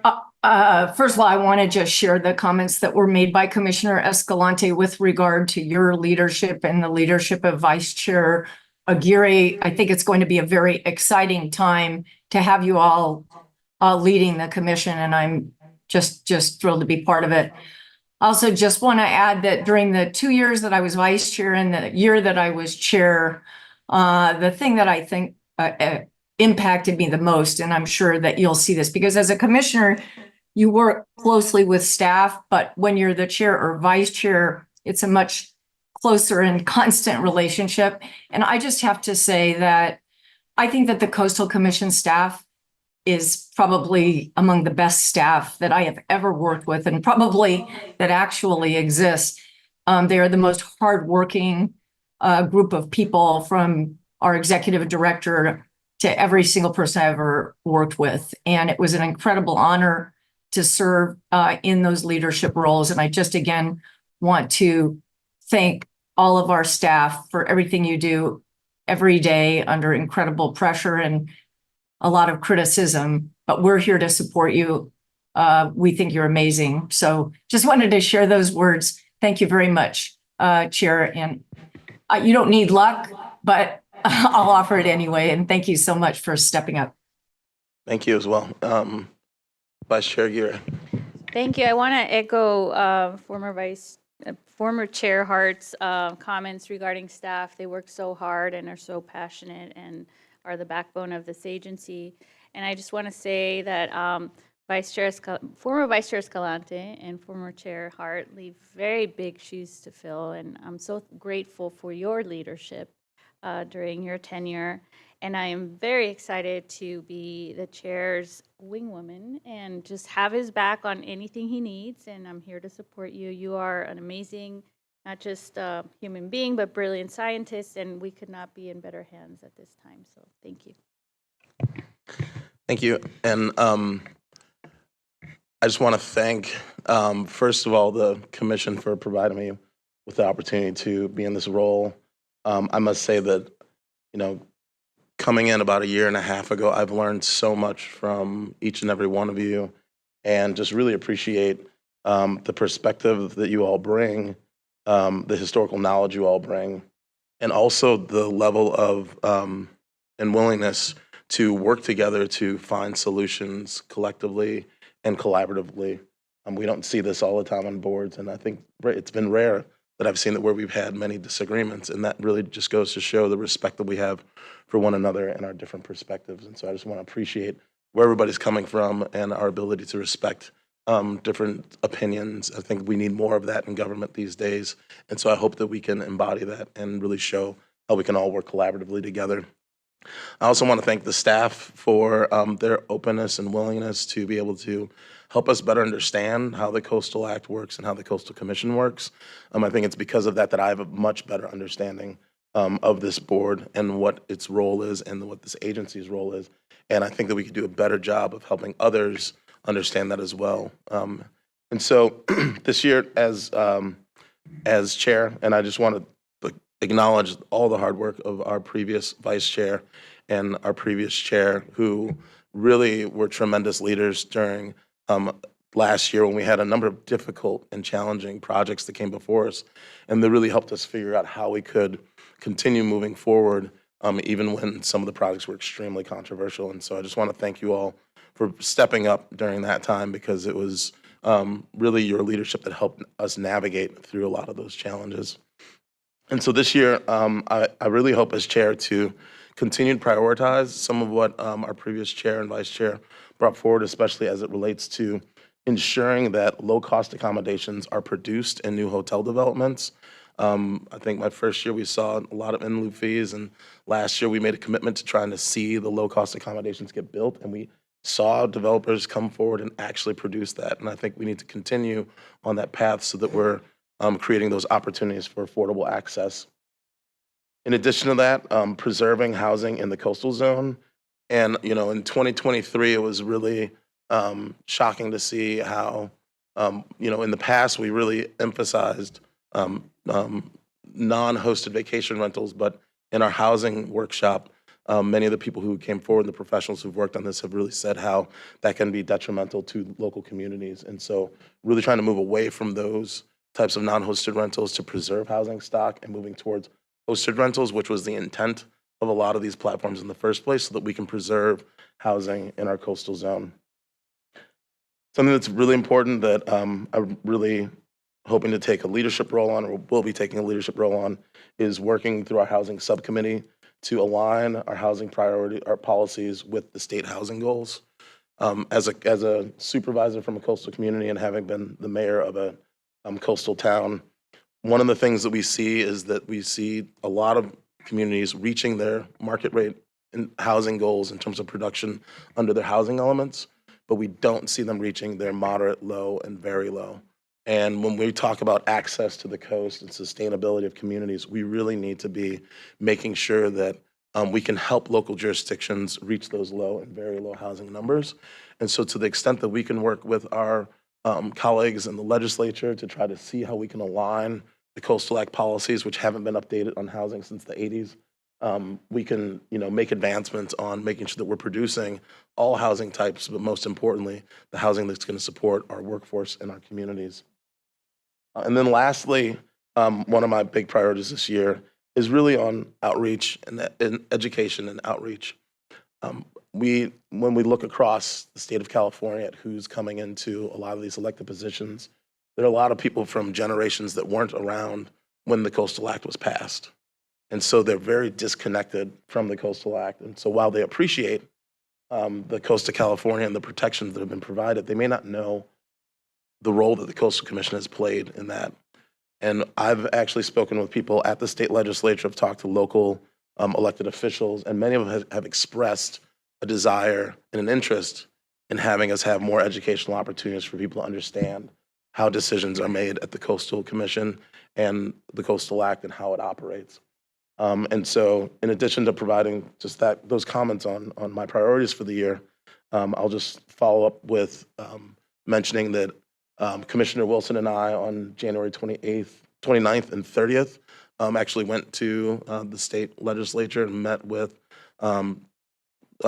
state elected representatives to not only introduce ourselves as the Housing Committee and introduce myself as the chair, but also to have a discussion about opportunities for aligning our housing policies with the state housing goals, many of which many of the representatives actually expressed interest in continuing those conversations, and also expressed interest in having educational opportunities so that folks could learn more about the Coastal Act and the Coastal Commission.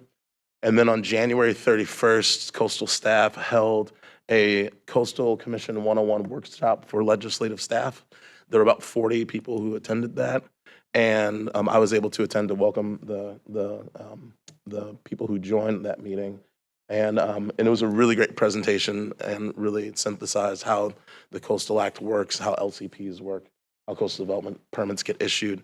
And I'd like to follow up on that work and with staff so that we can expand those opportunities, because I think that if people better understood how this board functions and how the Coastal Commission functions, we'd be able to push back on a lot of the misinformation and narratives that are out there that really demonize and attack us when we're here to try to protect the coast, protect the environment, and advance development in a way that's sustainable and environmentally friendly.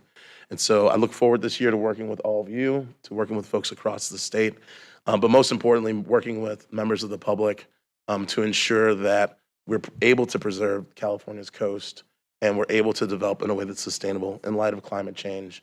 And I know that we're going to be under attack, but I know together we'll be able to fight back. And so I'll end my director's report there.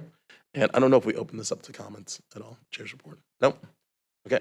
Unless we have anybody signed up for public comment. But No, we have no commenters. All right. So if there's any other questions or comments from board members, seeing none, we'll move on to the statewide portion of today's meeting, which will begin with our item number 6A, our executive director's report. And with that, I'll turn it over to Dr. Kate Huckelbridge to provide us with that report. Thank you, Mr. Chair. Good morning, commissioners. Happy February. I want to thank you, Chair, for expressing some of your priorities for the year, and just wanted to comment briefly on the kind of Coastal Act 101 that was presented for members of the legislative staff. I think we're looking for additional opportunities to provide that type of an opportunity. I couldn't agree more that I think getting the message out and understand, what the Coastal Act is, why it's important, so that people can really understand why it impacts their lives. I think is a work well worth doing. So we will be looking for additional opportunities to do that. We did present that particular Coastal Act 101 as part of a series that the California Natural Resources Agency was putting on for all. They basically set up those types of sessions for all of the departments and commissions under CNRA. So just want to thank CNRA for the opportunity of kind of setting that up, and we're going to kind of take it and run with it. So if any of you have any ideas or thoughts about where to do that kind of educational outreach, please let us know. And within our ability and capacity, we'll try to find those opportunities and take advantage of them. So I'm going to keep my executive director report relatively short this morning. I'd like to spend the bulk of it on a briefing about the LA fires, which will be led by Deputy Director Steve Hudson, who is the director over the LA region, and we'll be specifically looking at fire damage in the coastal zone. Before I turn it over to Steve, I wanted to highlight one additional item that's in my written executive director report. And that has to do with the strategic plan for the commission. So this year, the commission will be developing a strategic plan for the next 5-year period. We will be kicking off our strategic planning process with a series of public as well as targeted listening sessions that will take place in March and April that will include opportunities for English speakers, Spanish speakers, tribal representatives, and local governments to participate. Details on the listening sessions and other ways to engage will be posted on the Commission's strategic plan website in the coming weeks. And the commission and the public will have multiple opportunities to comment on the draft, provide input, mostly in the fall and in the winter, but some kind of sprinkled throughout the year. So this is going to be a common theme through the year. I'll be reporting out what's been going on these listening sessions throughout the year. And again, providing additional detail and information about how that is shaping up before a draft comes to you later in the year. But it's an exciting opportunity for us to really think about where we want to head, what the priorities of the commission are for the next 5 years. And I'm really excited to embark on it and get a chance to connect with the public, and with many of our partners, local governments, state government, federal government partners, tribal governments. So really looking forward to the process. So with that, I'd like to turn it over to Steve Hudson to provide a briefing on the LA fire. And good morning, Chair Cummings, Vice Chair Aguirre, and Commissioners. I would like to take the opportunity to provide the Commissioners and the public a brief report on the recent Palisades fire that began in the Palisades area of the City of LA, and which quickly expanded into the Santa Monica Mountains portion of LA County and the City of Malibu. Although LA County was impacted by multiple fires at the same time during the month of January, including the equally destructive Eaton fire in the Altadena area, the Palisades fire was the only fire within the coastal zone, so my update will be focused on it. The Palisades fire started last month on January 7th during extremely strong Santa Ana wind conditions, which reached speeds of up to 100 miles per hour, which combined with exceptionally dry soil and vegetation conditions created a particularly heightened fire hazard condition. If we could pull up the PowerPoint, please. And next slide, please. As shown on this map, the Palisades fire burned more than 23,000 acres of land, causing 12 fatalities, 4 injuries, and destroying 6,837 structures, and damaging another 1,017, making it one of the most costly and not necessarily the single most destructive fire, but one of the most destructive fires in our area's history.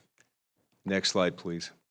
The fire impacted multiple jurisdictions, including the Palisades community in the city of Los Angeles, the city of Malibu, and the unincorporated areas of LA County. The Palisades area in the city experienced the greatest loss of structures, and as shown on, next slide, please. As shown on this table, with more than 3,000 structures destroyed within the city of Los Angeles and the Palisades area. Approximately 720 structures destroyed within the city of Malibu and 632 within the Santa Monica Mountains area within Los Angeles County. Moreover, Pacific Coast Highway was closed for almost a month and only had limited access at the beginning of this week. But that access has again been closed off due to the possibility of mudslides and debris flows. The next slide, please. I'd like to show a few additional slides of the damage. This aerial photograph shows a dense residential neighborhood on a steep bluff in the Palisades area. That was typical of those development patterns that we see in the Palisades. And as we can see, it's massive destruction. This neighborhood was essentially all but destroyed. Next slide, please. This aerial photograph shows a typical section of beachfront homes in Malibu. And again, in Malibu, more than 600 homes destroyed, but 330 of those along the beachfront. And that's homes located along that thin, very thin strip of land between PCH and the ocean. Next slide, please. Of course, it wasn't just residential development that was affected in the Santa Monica Mountains, Palisades area, Malibu area. Many public parkland facilities, including state parks and MRCA facilities, were also damaged, including the historic Will Rogers Estate and the historic Topanga Ranch Motel, which was also State Parks headquarters for their local unit. The top picture here shows the Topanga Ranch Hotel, and the bottom picture, that was the historic Will Rogers Mansion at the State Parks facility.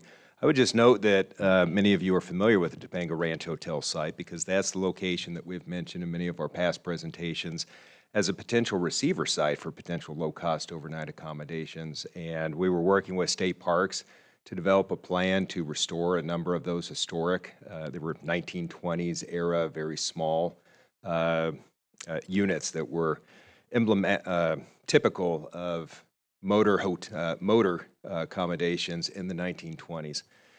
So we'll be working with State Parks regarding their plans, but I would also note that there are still plans in play for the restoration of Topanga Lagoon, and that's going to be the expansion of the lagoon itself, expanding that lagoon and making it larger and increasing the wetlands in the area. So we'll work with State Parks regarding their potential plans on how those plans will go forward.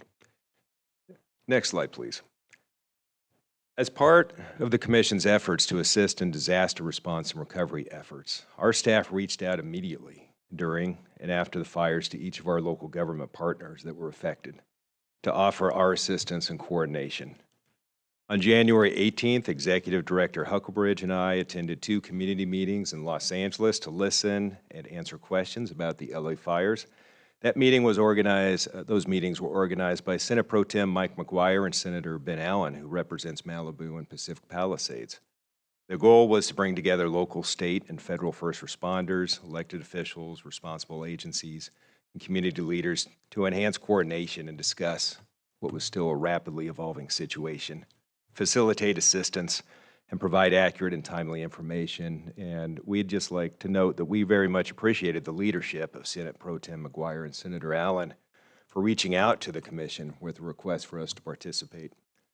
Also on January 25th, I participated in the City of Malibu's Town Hall meeting, which was well attended by likely somewhere between 400 to 500 Malibu residents. The Town Hall was an opportunity for local, state, and federal responders, elected officials, and responsible agencies to answer questions by members of the public and provide accurate and timely information relating to fire recovery and the rebuilding efforts.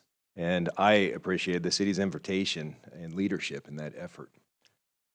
In regard to rebuilding, the Coastal Act and the certified local coastal programs for our local government partners allow for reconstruction of legally existing structures destroyed by a natural disaster without a coastal development permit, provided the new structure is no more than 10% larger and substantially within the same location. And that applies not only to single-family residences, but all structures, such as churches, schools, businesses, as well as legally existing ancillary structures such as seawalls, septic systems, etc. Now, to further expedite the rebuilding effort, the governor has passed a series of 3 executive orders that provided and expanded on the requirements under the Coastal Act, and specifically suspended Coastal Act requirements for rebuilding legally existing structures destroyed by the Palisades fire, provided that those structures would be no more than 10% larger and substantially within the same location. One of the governor's executive orders also eliminated the need to obtain a coastal permit for any new ADUs on parcels impacted by the fire for a period of 3 years. So that can include new ADUs that didn't exist previously.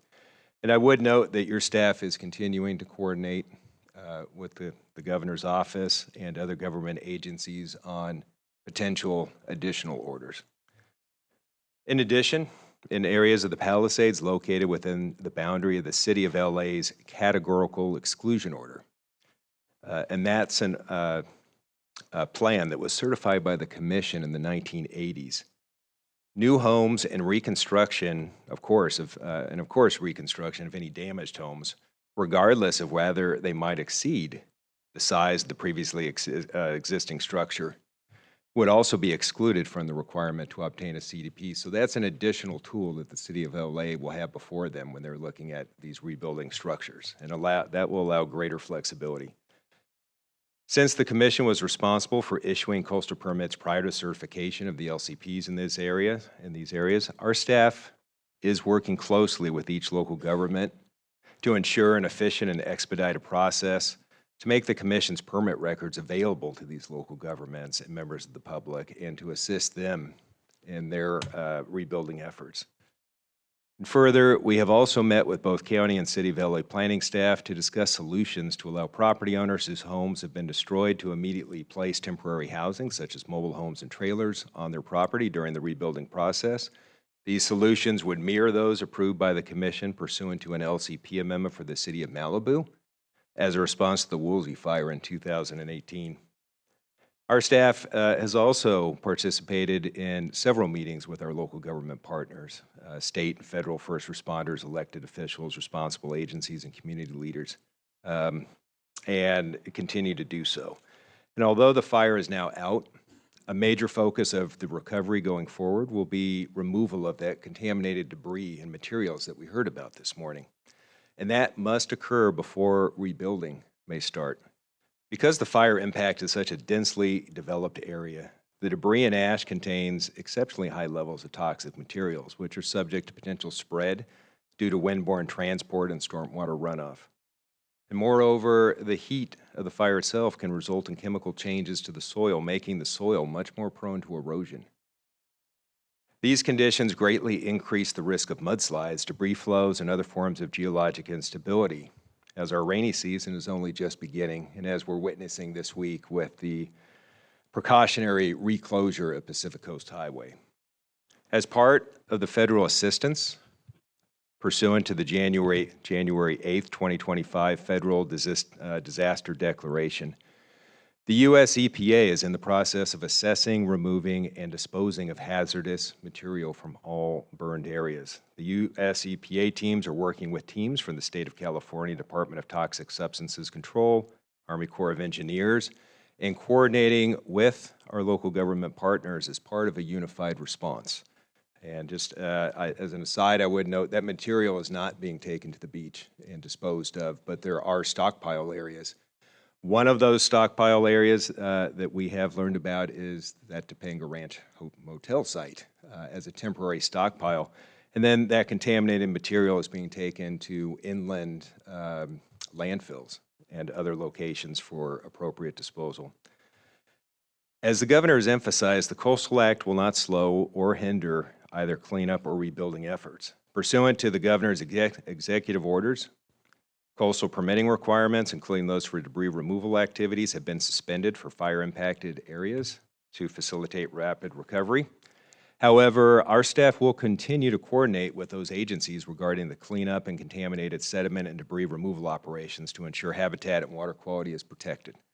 The LA Regional Water Quality Control Board and State Water Resources Control Board have created an interagency post-wildfire monitoring work group with our federal, state, and local partners, and our staff will participate in those workshops to ensure that BMPs are used to minimize the spread of contaminated debris and sediment into the environment, and to ensure that adequate testing and monitoring occurs. In closing, I would just note that although California has always had a history of wildfires, we are observing that the frequency and destructiveness of these fires appear to be rapidly increasing in response to climate change. Your staff will continue working with our state and local government partners to address adaptation measures and ensure a unified effort toward rebuilding the community and helping residents return to their homes. That concludes our staff's update on the Palisades fire and response efforts. Staff is available for questions, and with that, I'll turn the mic back over to Dr. Huckelbridge. Thank you, Director Hudson. I just want to acknowledge all of the work that has been going on in response to the fires. It has been truly an all-hands-on-deck situation at all levels of government, at all levels of community, and it's it's been a horrifying thing to watch. And we just want to thank all the folks that have pulled up their sleeves and are really trying to just move the cleanup through the rebuilding as fast as possible to get these people's lives back on track. So, and we, just again appreciate all the work that's been done, and we'll lend our hand in any way we can. So with that, that will conclude the Executive Director report, and I'm happy to answer any questions. Thank you so much. Okay, first I'd like to see if there's anybody who's signed up for public comment on this item. Yes, we have 2 speakers. Okay, so we'll open up to the public, and then I'll bring it back to the commission. Okay, first we have Nancy Okada and then Nina Beatty. And you're both joining via phone, I see. Nancy Okada, you should be able to unmute now.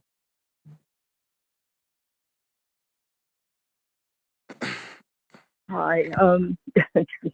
Okay, Nancy Okada. Good morning, commissioners and staff. I'm Nancy Okada, Sierra Club California Subcommittee Chair, and I want to thank you for your reports on the fires and other topics. You're doing an incredible job given all the challenging circumstances coming your way. Sierra Club California's over 500,000 members value your work and your staff and commissioners do every single day to protect California's coast. You carry out the voters' mandate to safeguard our California coast. We support you and stand behind you during these challenging times. The Sierra Club recently submitted comments on the SpaceX environmental impact statement regarding launches at Vandenberg. However, when we contacted the U.S. Fish and Wildlife Service Ventura Regional Office, which covers the Central Coast region Vandenberg of is another California. item, excuse me, Vandenberg is an item Okay, that's laid no. on tomorrow's agenda. If you'd like to speak directly to the director's Okay, report, and then I we would invite like those. one more. We were told no one knows anything, but anyhow, also President Trump has selected the new head of NOAA, the parent agency of the Office of National Marine Sanctuary. Ma'am, Trump's ma'am, choice that is deals- not, that does not pertain to the comments that were, the discussion that we've been having today on the executive director's report. We just wanted to let you know that we appreciate all your work and we will continue to support you and your work moving into the future. Thank you. Thank you. And then our next speaker is Nina Beatty. Nina, you should be able to unmute now. Yes, this is Nina Beatty in Monterey. In addition to the Los Angeles fires, unfortunately, the Moss Landing Vistra Energy battery storage fire in Central California is missing in the director's report. Ma'am, if I might be able That's to stop. missing. Ma'am, if you'd like to speak tomorrow about the Moss Landing fires during public comment, that would be the appropriate time to discuss and speak about the Moss Landing fires. But currently what we're speaking to is the director's report, which really focused on the LA fires. So if you have comments on specific to the LA fires, we can allow you to continue. Otherwise, we're going to continue moving on, and we invite you to come back tomorrow. Okay, because there was information I wanted to provide on this as far as this is an urgent situation, as well as the Monterey Bay Aquarium adding to their problems. Ma'am, we understand the urgency around the Moss Landing fires, but you can speak to us tomorrow morning. Starting at 9 a.m., we have public comment. You can speak to anything that's not on the agenda, which includes the Moss Landing fires. So, and we understand the urgency, so we invite you to come back then if all you want to speak to is the Moss Landing fires.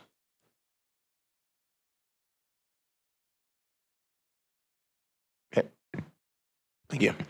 Okay, no other speakers. Okay, with that, we'll bring it back to the commission for comments. I'm going to start with Commissioner Bochco, Commissioner Nodoff. Anyone else? Seeing none? Okay, and then I have a few comments to make.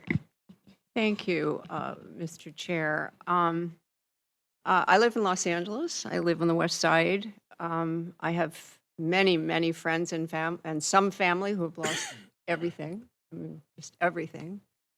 So it's like a stunning time to be an Angelino, for sure. I've been asked so many questions by so many people because I'm a commissioner, so they think I know everything, which I don't. So I've paid really strong attention, I believe, to the governor's executive orders. And I've been trying to encourage people when they do have questions to call staff, Steve in particular, because he's located with us. But there are some questions I had myself that I thought maybe if it's all right to ask, and if some of them aren't, just say, nah. But, and I think we are having a Santa Monica Mountains Conservancy Report this afternoon, which I went to that meeting this month, and it was just heartbreaking. So many people on that commission lost their homes, including Joe Edmonston, who is the executive director. And he showed us video of his house burning, and it's just rough, I gotta tell you. Anyway, couple of questions that were asked me, and I think I know the answer, but I got the feeling from, not the feeling, I got the information I received from the executive order from the governor was that the Coastal Act is suspended as to these homes that were destroyed or damaged by fire. Is that correct? Yes, that's correct. Is there a term on that? So I'll give you an example. A lot of people will not be able to build immediately. Is that all right to ask? No, go ahead. Oh, okay. A lot of people are not in a position, either they weren't insured properly or, whatever's going on, that they want to build and they may be selling to new developers who, my question is, if the fire destroyed or damaged a home, and I don't even know how to ask some of these questions. People are, let's just go with the term. Let's say 5-6 years go by you know, and they either didn't have the money or they sold it to someone new who was just taking their time. Are we suspended in perpetuity because that house was burnt? Our understanding is yes. Okay, thank you. That's a good one. Another question I was asked, there were issues of setbacks because mostly, you know, non-conforming, a lot of these homes are much older. And normally if they were coming in to redevelop, you know, 50% or more, they would be asked to either push the house back from a bluff or, you know, whatever wetland. Since that is suspended, if somebody wants to move their house back because they feel that the bluff or whatever is not safe, can they do that under this 10% substantially in the same location? Would that, again, I don't even know who's making these decisions. If there is no governmental agency approving any building plans, I don't understand how do we know about 110% and the fact it's a substantial same location? Yes, they could move it back. The governor's order allows for substantially the same location, but Which can be interpreted almost in any way. It can. It allows for that flexibility to relocate homes further landward or to a more safe location. Okay. And when someone, let's say it's 5 or 6 years from now, someone comes in and submits a development plan to, I assume, the city or county, whoever they are, and let's say it's twice as big. Who's going to be checking that? Or does it matter? Are we just abdicating everything in terms of futures on these particular properties? So we are coordinating right now with other government agencies, including the governor's office, but also local governments, to understand sort of how this is going to play out into the future. So I just want to caveat that there aren't necessarily answers to all of your questions. Okay. This is one that I think we're trying to understand in past fire situations and other disasters. When the Coastal Act exemption was implemented, there was a process for the staff to review exemptions and issue an exemption just to provide some surety to property owners that whatever their plan was within the bounds of the exemption. If a plan came back and a homeowner, let's say, just wanted to increase beyond what the exemption allowed for, they would need to get a permit. That's previous fires, and we're trying to understand also sort of how this is going to play out. Our understanding is there's a desire to really make it as easy as possible for folks to rebuild.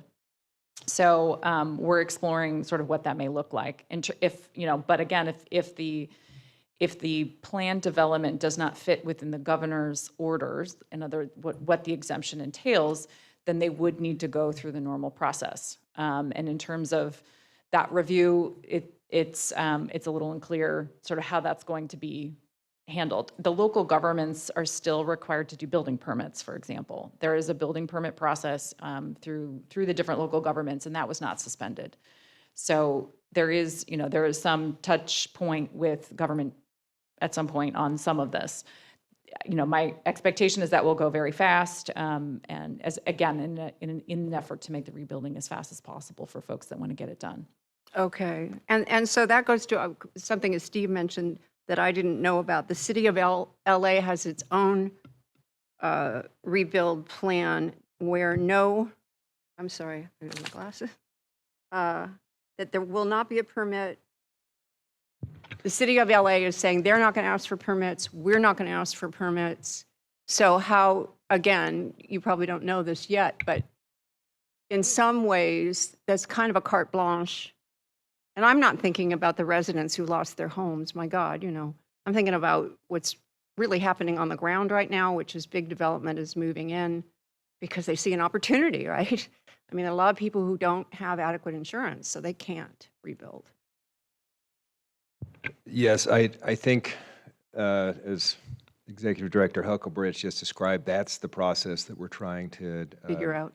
Provide some additional detail on of how Okay. the governor's order will be implemented through the local government process. The additional flexibility in the city of LA, just related to that categorical exclusion order, which allows for this additional flexibility within the Palisades area, the area hit hardest by this fire, that will allow for larger houses to be rebuilt under see. this existing program. Right. Okay. And finally, one person called me, and they apparently were in some discussions with staff about public access on their property or their neighbor's property. I wasn't clear.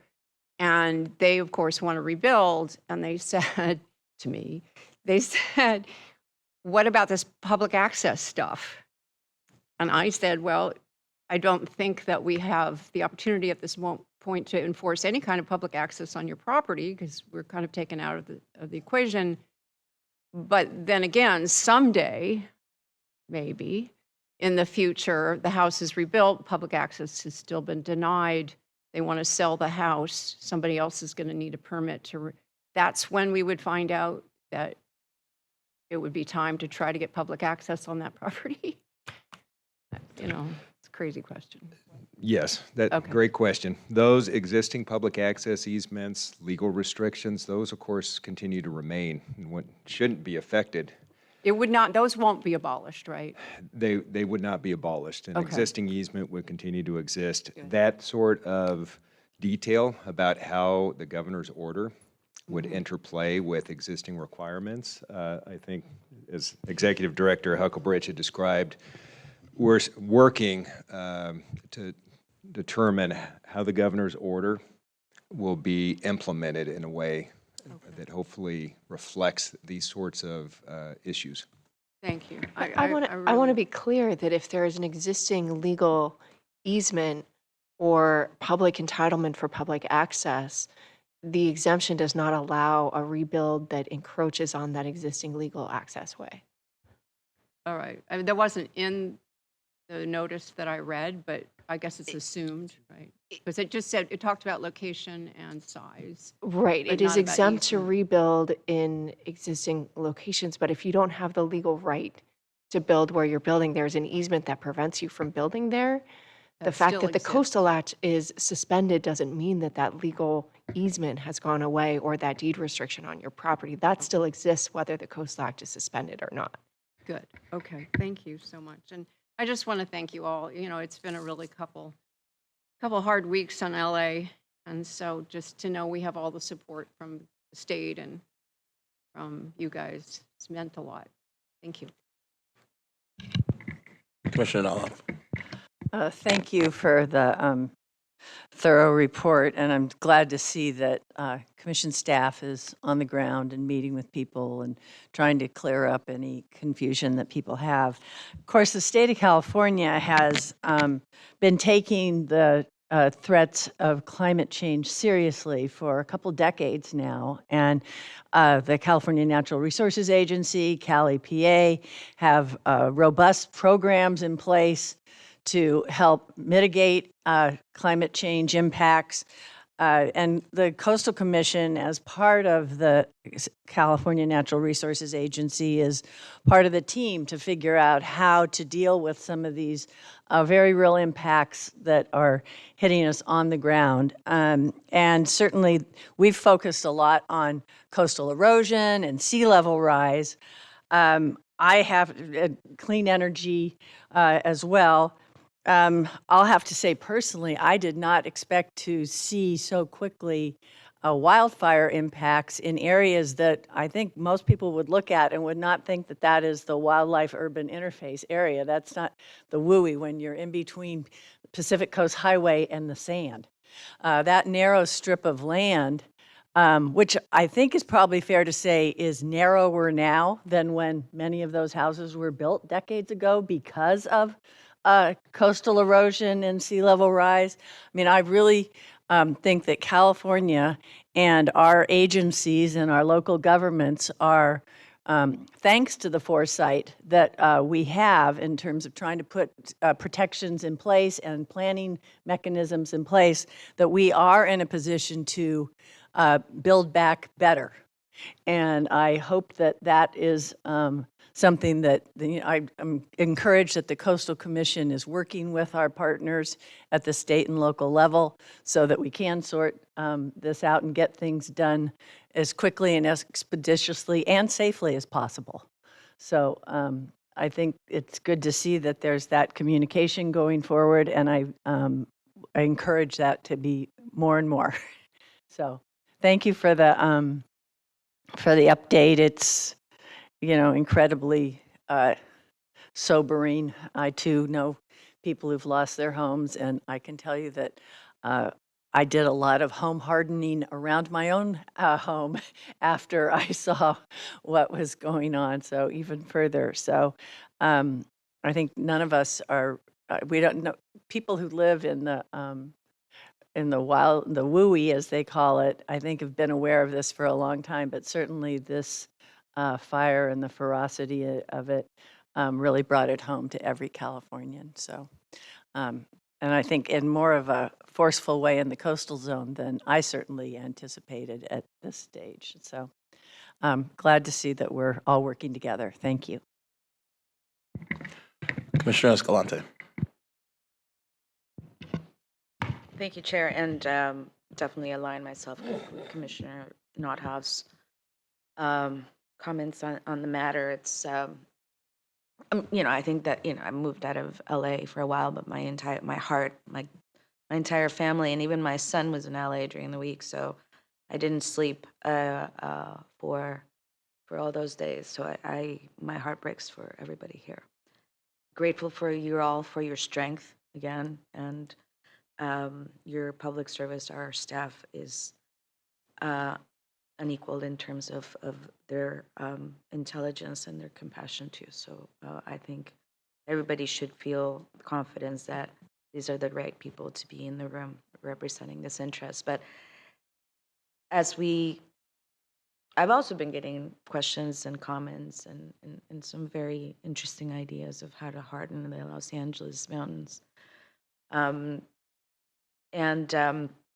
I think a lot of misinformation out there, and a lot of kooky ideas of how to, let's throw pavement all over those mountains and kill all the brush, and we'll be safe.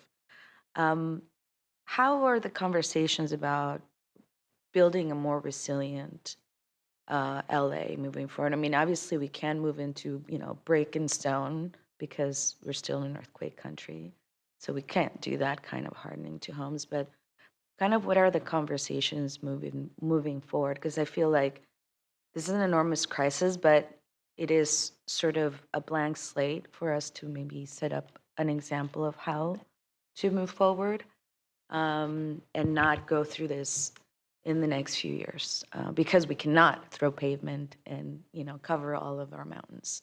So these threats will continue to come about with all these extremes: too much water, then too much heat, So how do we make sure that these communities are built more resiliently, and how can we help on this commission?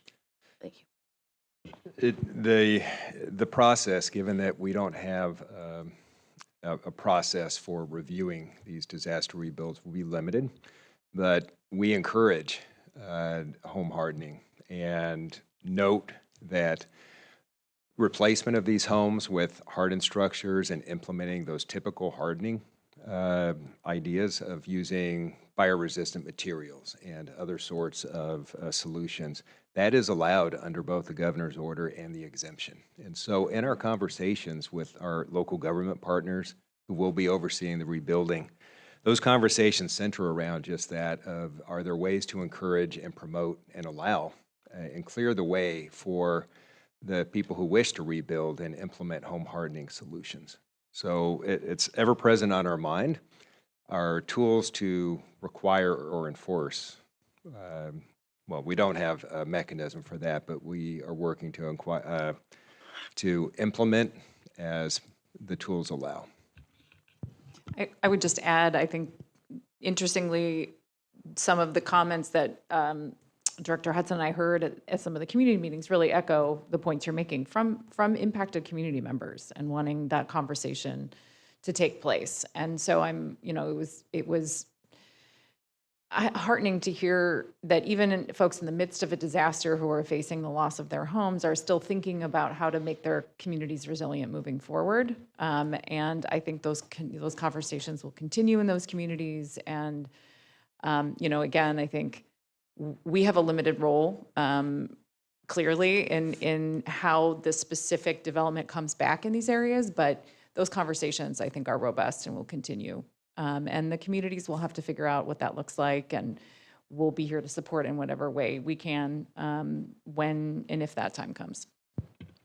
I really, really do appreciate it, and I'm assuming, obviously, since it's going to be you guys sort of trying to play diplomacy and try to get your feedback in the tables that are making sort of these decisions. So we appreciate it, and we hope that the representatives from the administration, Commissioner Caffey, of course, Eckerly, and so they'll be sort of helping us sort of mediate some of that.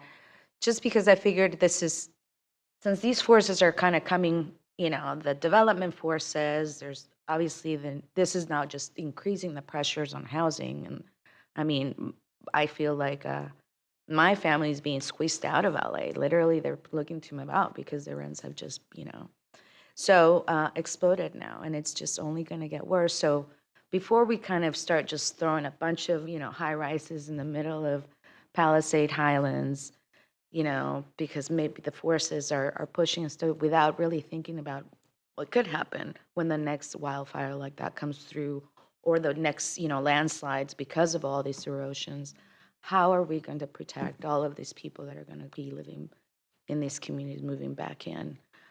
For a longer term. So that's my greatest concern. Again, thank you so much for all your hard work, and thank you guys in the governor's office for continuing this conversations and dialogue with our agency. Commissioner Turnbull Sanders. Thank you, Chair Cummings. I want to echo the sentiments of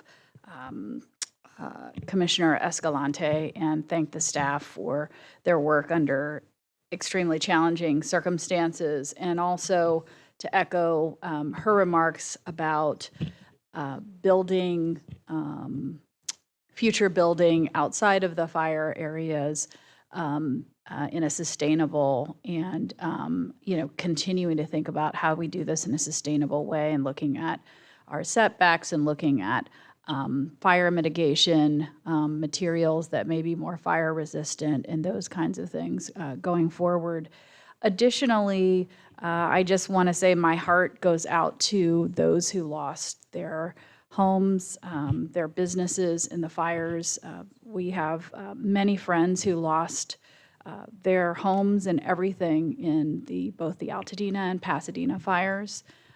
It's devastating, particularly as it impacts children that my kids go to school with and their families. And so I think that piece I want to start with, and also want to go back to something that our general counsel mentioned after Commissioner Bochco's comments, and that is the issue of public access and easements. And I think it's important to note that the California Constitution enshrines the ability to have public access on all beaches that are covered by the Coastal Act. And so I think just to make clear that public access, after the emergency and the remediation has taken place is something that's enshrined in the California Constitution. It's not absolute.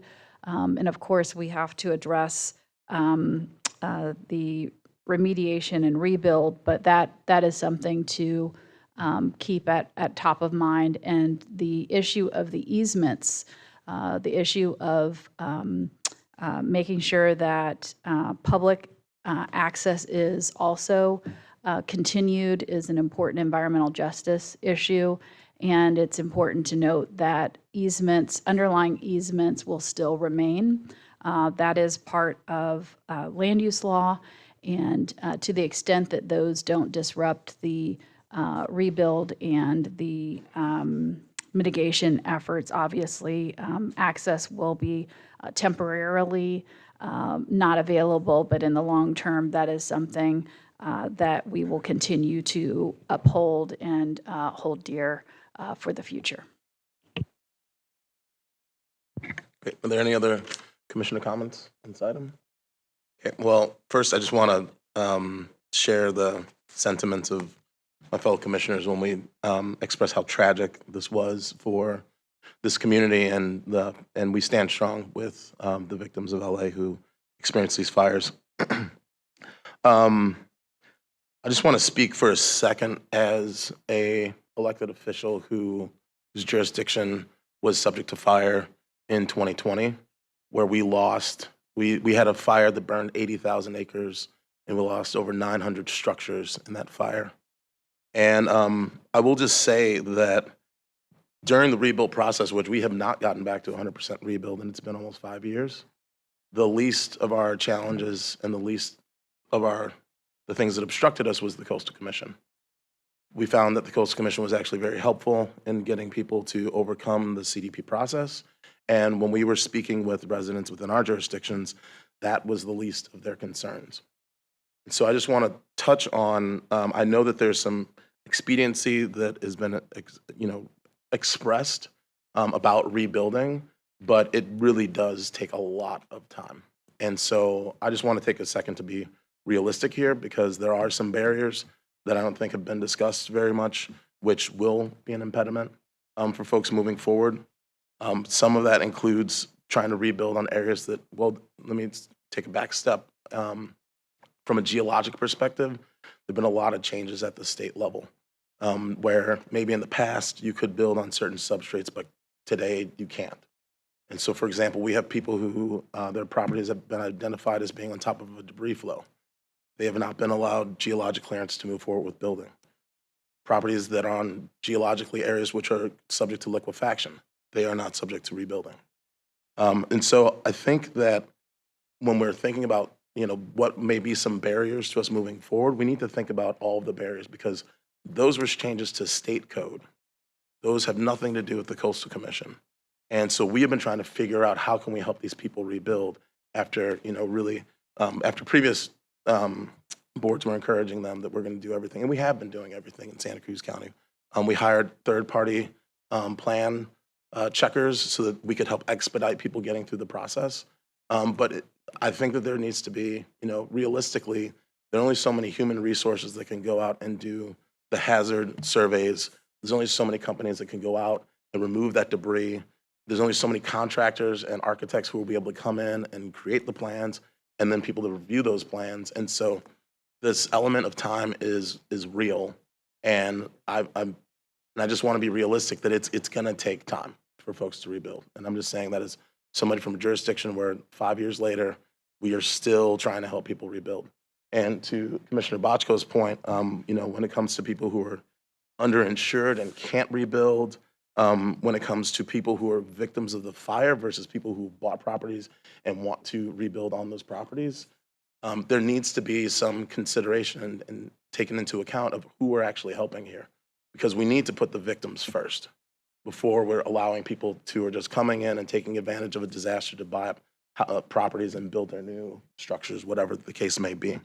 And also, I don't know how many of these properties that burned were on septic, but the enhanced state septic requirements were also a barrier for many people. Some of those septic systems cost upwards of $75,000, which for many folks, it's not, it's not accessible. And we also saw people running out of funding for rental assistance during that time. I know that the insurance commissioner said, for the next, I think maybe year or 18 months, people can't be dropped from their plans. But there are people who are, 2 years, 3 years out, still trying to get through the permitting process, or still trying to figure out how they're going to rebuild. And, they were subject to being dropped by their insurance companies. And then finally, I think something that should be on all of our mind is the California Fair Plan. It's unclear how many people are on that, but if those resources get exhausted at the state level, it's going to cause everybody's rates to go up who are on the Fair Plan. So I just think that it's really important for us to be speaking realistically about the impacts of climate change, how we're rebuilding, what are the barriers to being able to rebuild, because I feel like in this case, a lot of attention was thrown on the Coastal Commission in terms of us not allowing people to rebuild, which is what we want to do. We really do want to help people.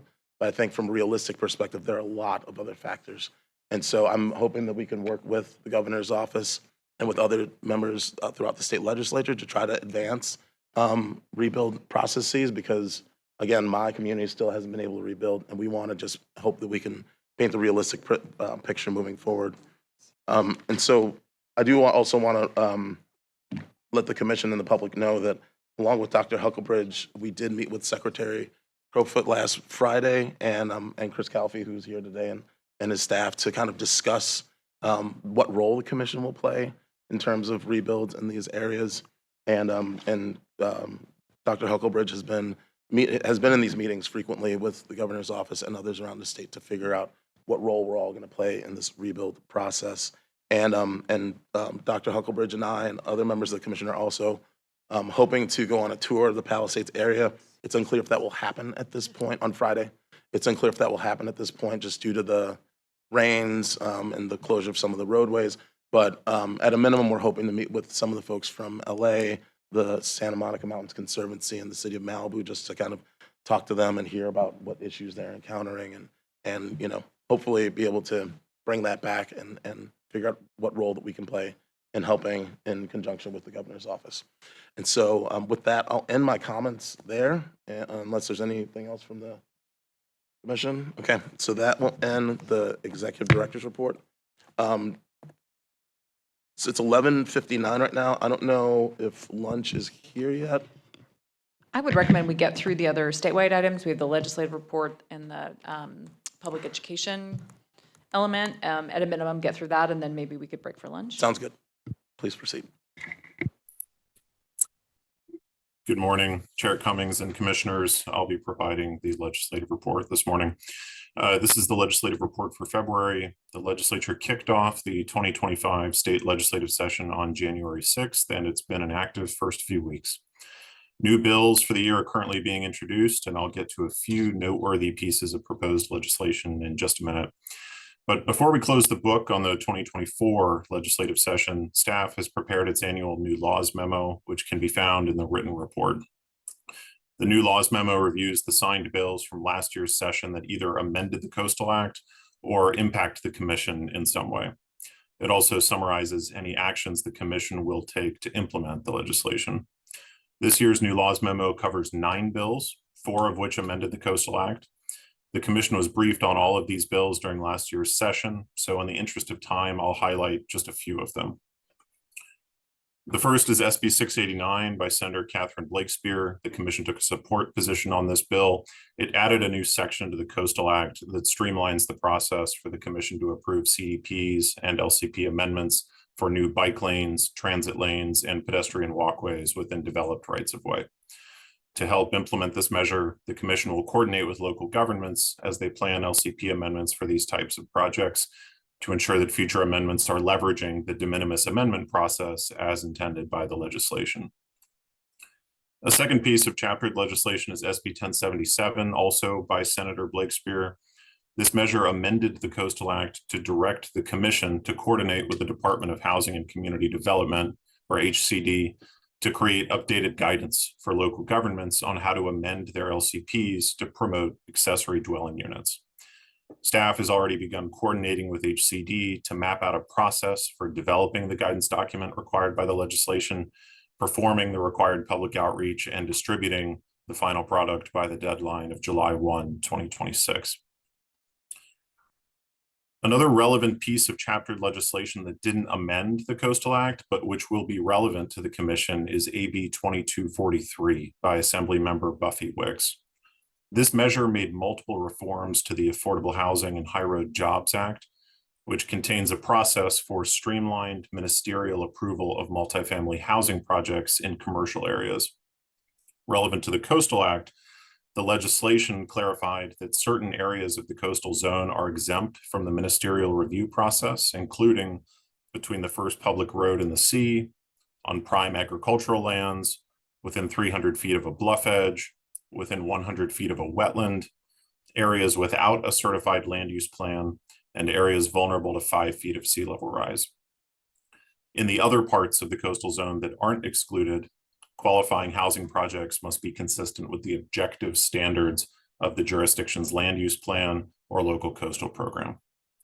This may sound familiar, as this legislation essentially takes the approach that was taken by SB 423 in 2023 for multifamily housing projects covered by that statute and incorporates it into the ministerial approval process in the Affordable Housing and High Road Jobs Act. The final piece of chaptered legislation from last year that we want to touch on is AB 3093 by Assemblymember Chris Ward. This measure made multiple amendments to state housing element law. Relevant to the Coastal Act, the legislation requires that whenever a local government in the coastal zone is doing rezones as part of updating its housing element, the local government needs to also amend its LCP to reflect those rezones. You might recall that this language was originally in a different bill, SB 951 by Senator Wiener. However, in the final days of the 2024 session, it was moved into AB 3093 and signed as a part of that bill. This new requirement is intended to ensure that local governments' housing elements and their LCPs align with one another. To help implement the requirement, the Commission is developing guidance on how local governments can coordinate with both the Commission and HCD together to develop their housing element updates and their LCP amendments in parallel, so that local governments can zone sufficient land for housing in a manner that is also consistent with the Coastal Act. As I mentioned, the new laws memo can be found in staff's written report. It contains additional information about these pieces of legislation, as well as several others that were flagged by staff from the 2024 session. Moving ahead into the 2025 session, at the beginning of the Ledge report, you can find a list of the deadlines for this year's session. As I mentioned at the top, right now we're in the period when new bills are being introduced. The last day for bills to be introduced is February 21st. Bills must then be in print for 30 days before they can begin to be heard in policy committees. Next month in the Ledge report, we'll have a full rundown of the newly introduced bills that are relevant to the Commission or to the coast more broadly. For the time being, we want to flag just 2 bills that have been introduced so far that are directly relevant to the Commission. The first is AB 10 by Assemblymember Bill Asaley, the Republican representative from Riverside.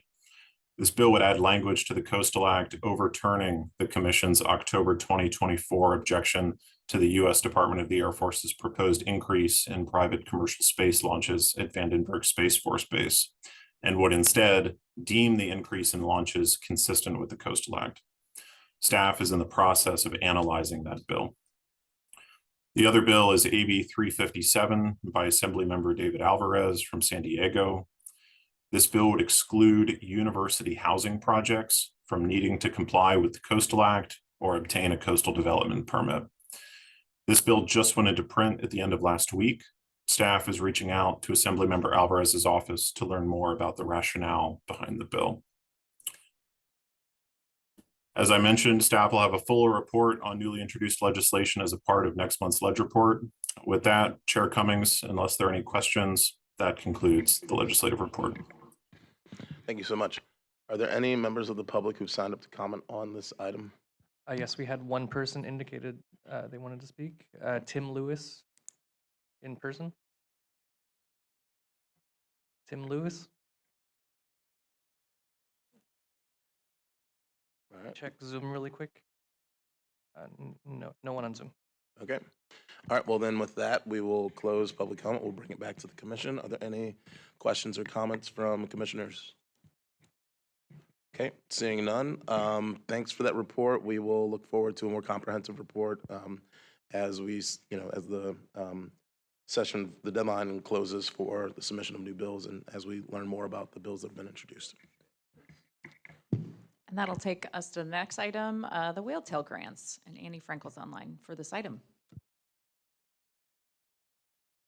Thank you. I do have a couple slides. So good morning, Chair and Commissioners.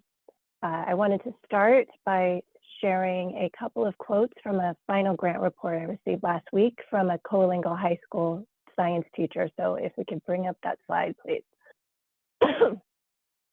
All right, next slide, please.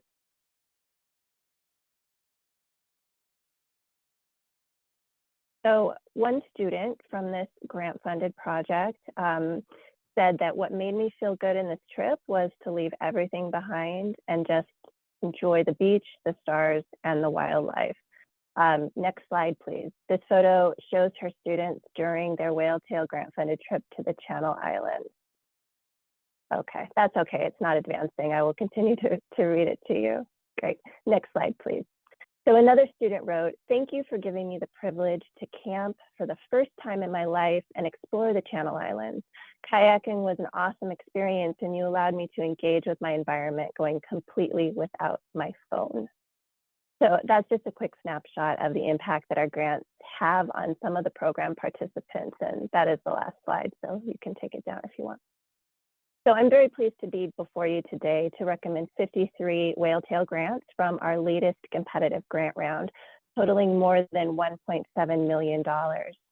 Historically, these grants are supported by the purchase of Whaletail license plates and by donations to the Protect Our Coast and Oceans Fund on the California tax form.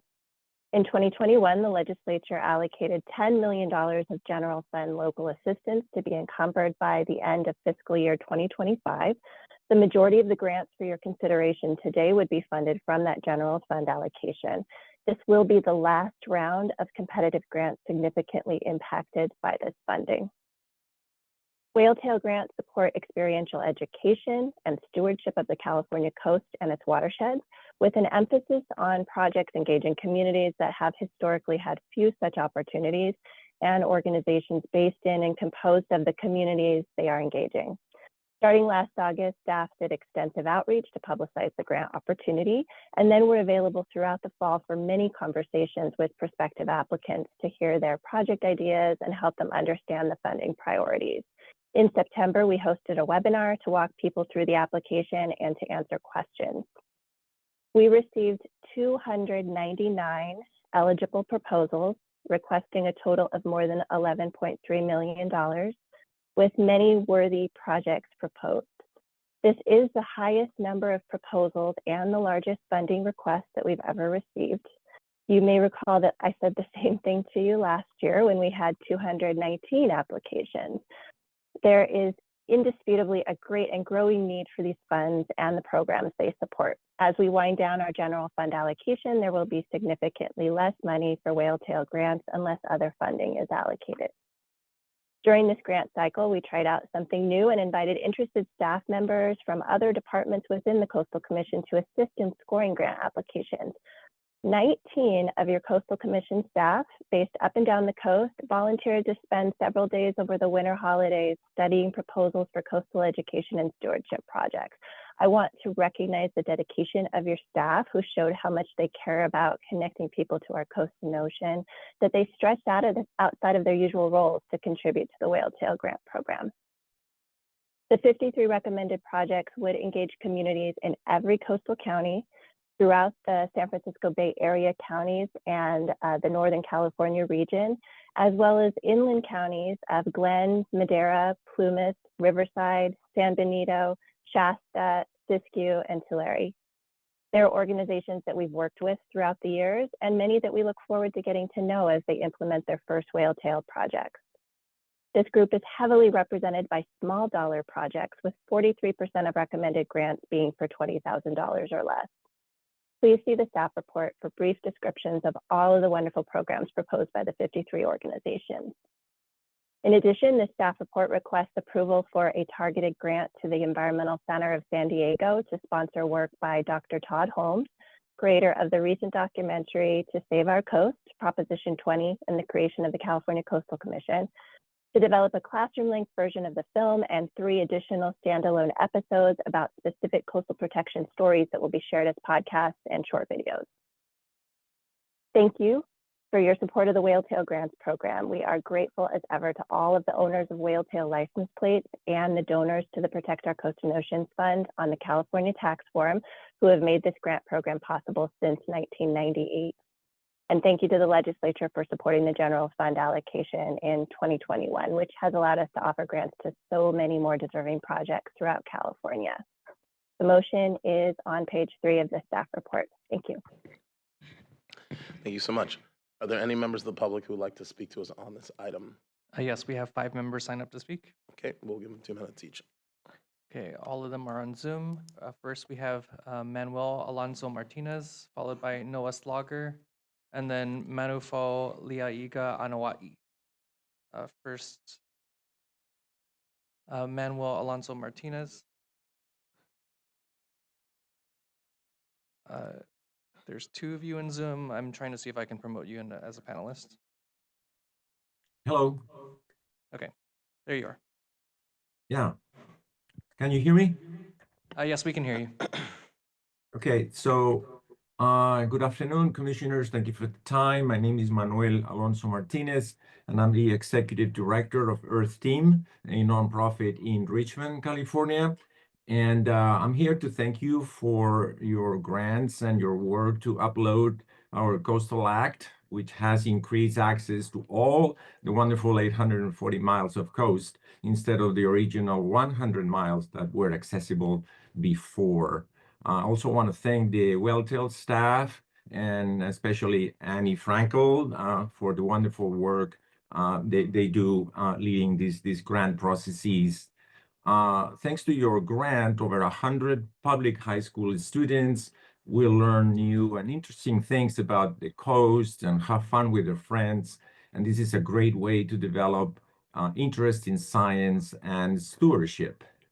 I want to emphasize that our youth has been slammed lately with COVID and post-COVID and the hostile and divisive political scene. So they are really struggling to find moments of tranquility, companionship, and inner peace away from the never-stopping noise of social media.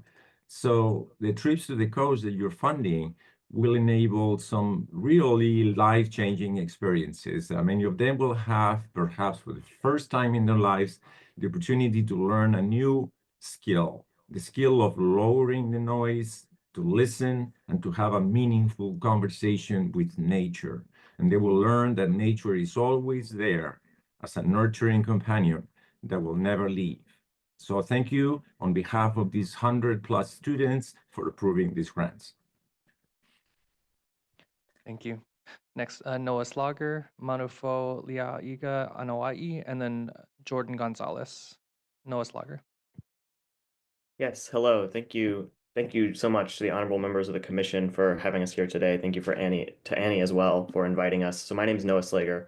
I'm the program director of Earth Team, and I just wanted to speak a little bit more about our Blue Ocean internship and give a little bit more color to what we're doing. So many teenagers who we work with in our program areas of Richmond and Oakland live very close to the ocean. They see it often from a distance, but many of them have never deeply engaged with it. Their daily life revolves around urban environments, concrete, bus routes, schoolwork.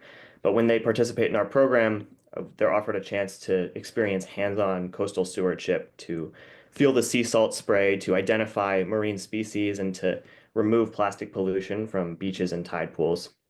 And what we've found is that these direct experiences transform their relationship with the Pacific Ocean. So we run a year-long internship program that teaches participants that they're not just students, they're scientists, advocates, and stewards of the coast. When they're collecting data through litter assessments or presenting research to peers and teachers through outreach campaigns, they can see firsthand that their voices matter and that their work makes an impact. And for many at-risk youth who we work with, cost can be a major barrier to participating in environmental programs. So we work to remove that obstacle by providing our interns with a stipend that helps them cover essential needs like transportation and food. And we want to show them that their dedication to environmental leadership is truly valued. As one of our students powerfully expressed to us, I've learned to prioritize the outdoors and utilize it as a necessity rather than a commodity. So if approved, this grant will give 100 more students the chance to build a connection with the coast and a future in environmental leadership. And we believe that the ocean needs them. Thank you very much, and I will yield the rest of my time. Thank you. Next, Manufo Liaiga Anawai. You may unmute. Thank you. Good morning, and talofa, Honorable Chair, Dr. Cummings, and fellow commissioners. I am Manufo Liaiga Anawai, excuse me, the founder and executive director of Pacific Islander Community Partnership, founded in 2009 in the San Francisco Bay Area. where our humble efforts have been touching the lives of thousands in our Indigenous communities. We extend our gratitude for the consideration as a grantee of the Whale Tail Grant, and thank you, Annie, for your collective efforts in getting us this far. Our proposed project, Pacific Ocean's Guardians Climate Justice Program, is designed to engage Native Hawaiian and Pacific Islander youth aged 14 to 22 from the Bay Area and nearby coastal regions. This initiative targets participants from historically marginalized, low-income communities with our youth with disabilities, including BIPOC and our LGBTQ2S+, who have been disenfranchised and disconnected from the coast and the oceans that their families hail from. This project focuses on climate justice, environmental conservation, and empowering NHPI youth through integrating culturally relevant education that combines traditional knowledge with environmental science, improving coastal habitats through beach cleanups, habitat restoration, and conservation efforts in alignment with the California Coastal Commission mission, which actually is unique because they will be facilitated by representatives of their community. Historically, NHPI communities have been deeply connected to marine ecosystems, but have been faced with disruptions from colonization and environmental harm. Our program seeks to restore their role as ocean guardians and leaders in ocean conservation, alongside our partners, the Pacific Climate Warriors, our local community college. If I may close out, securing state funding is crucial for our programs as they highlight the risks we face due to the limitations of federal funding.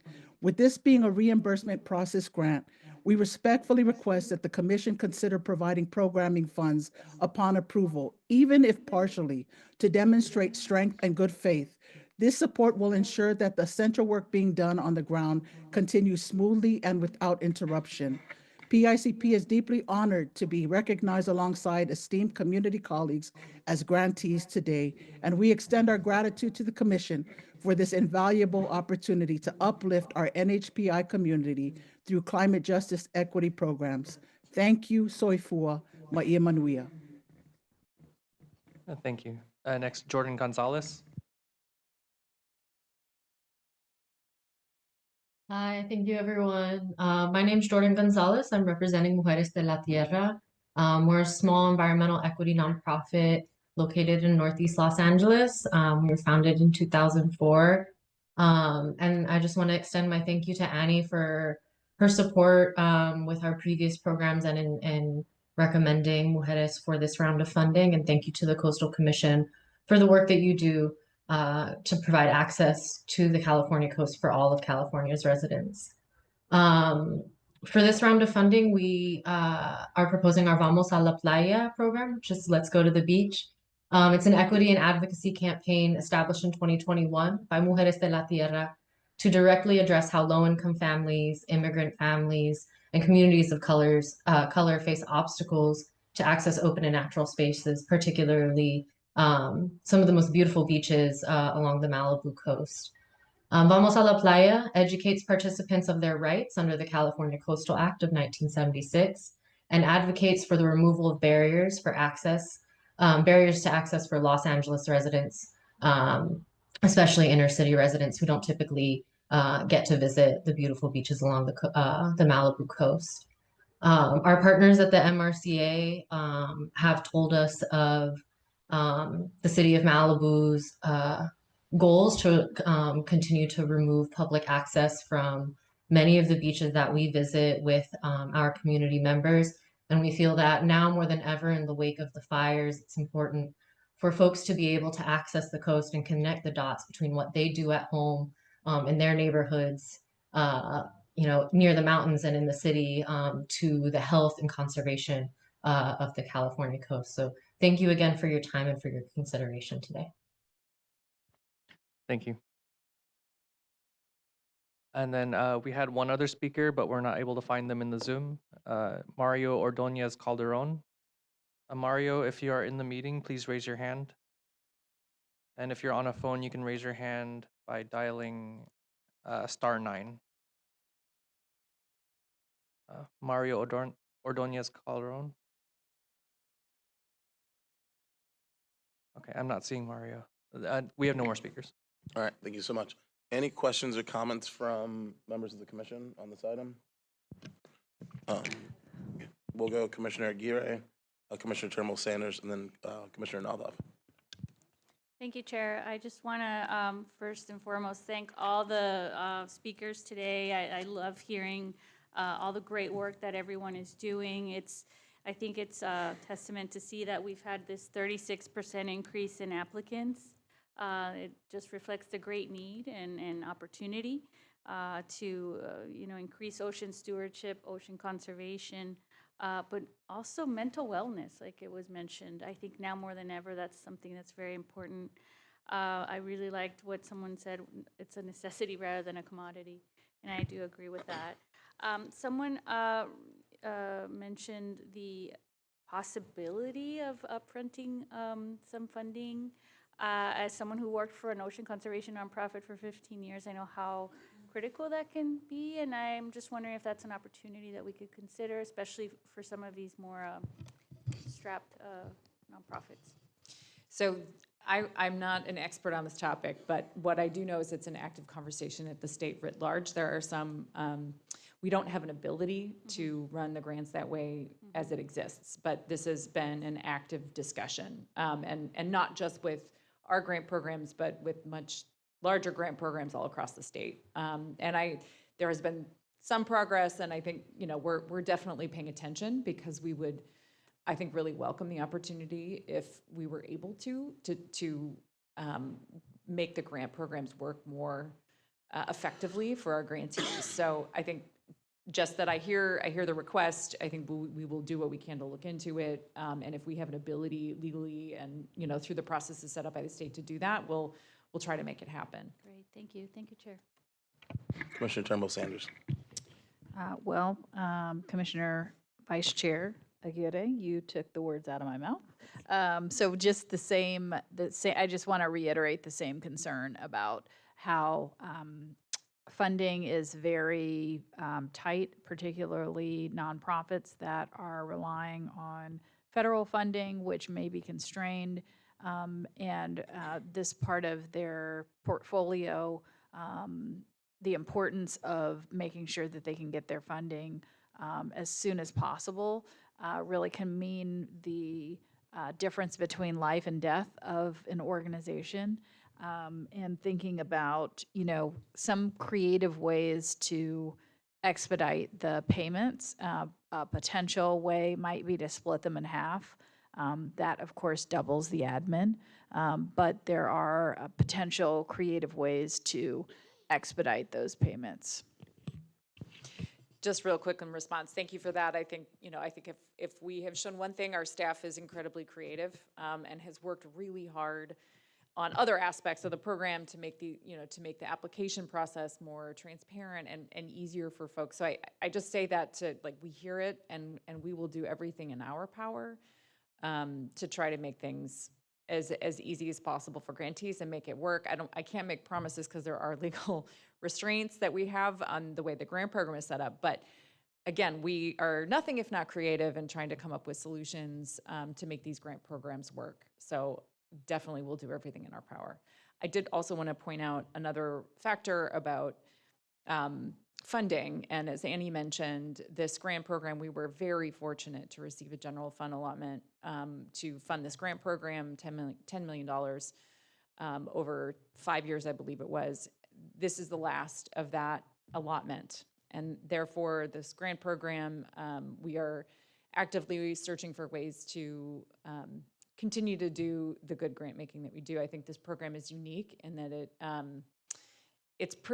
has relatively small grant amounts to a large number of recipients, which is a different, there's different ways to do grants, of course. And I think this one is unique in this space and that we do have these sort of small grant opportunities for nonprofits to do smaller projects, not just very large projects. And so we're actively looking for all again, putting our creative hats on, trying to find ways to make sure that this grant program continues, hopefully at similar levels to what it has been now. Because as you can see, 53 grants increases, there is a need, and especially with the likely decrease in federal funding available, it's important now more than ever. Commissioner Nothoff. I just wanted to call out the geographic breadth of the grants this year. Redding, Tulare County.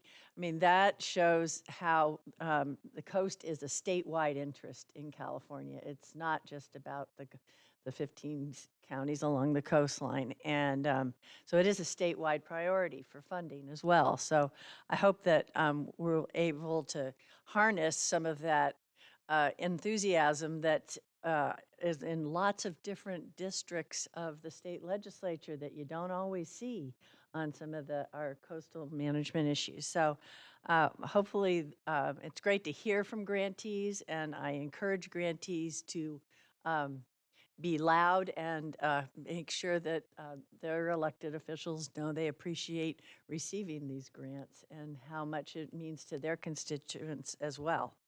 So if, unless you have somebody else who wants to make the motion, I'm prepared to make the motion. Okay. I just had a comment, if I could. Oh, Yeah. excuse me. Zoom land. Go ahead. Thanks so much, Chair. I just wanted to just make a couple quick comments because of what I've seen in this program over the time that I've been on the commission and how exciting it is to see, as is detailed on page 6, the real effort to engage communities that just many of whom have never even seen the ocean or have had access to marine education and these kind of opportunities. And one of the most exciting things is that through this project, we have done the research to show foundations and other either people or philanthropic groups. We've put together a fantastic list. And I just keep, every time we have this, I always think, is there some way to, provide this list or promote it more than just beyond our meetings through outreach to large foundations that are interested in this kind of work? So I want to appreciate you, Annie, so much. And I'm just curious if there has been anything like that, or there could be with links to the groups or something, some way to, particularly as our funding is declining. Thank you for that. We certainly make a big effort to raise the profile of our grantees in as many ways as we can. So I will continue to look for more ways to do that. There's not an official outreach to foundations that I've done. But that's Maybe I could help. about. I mean,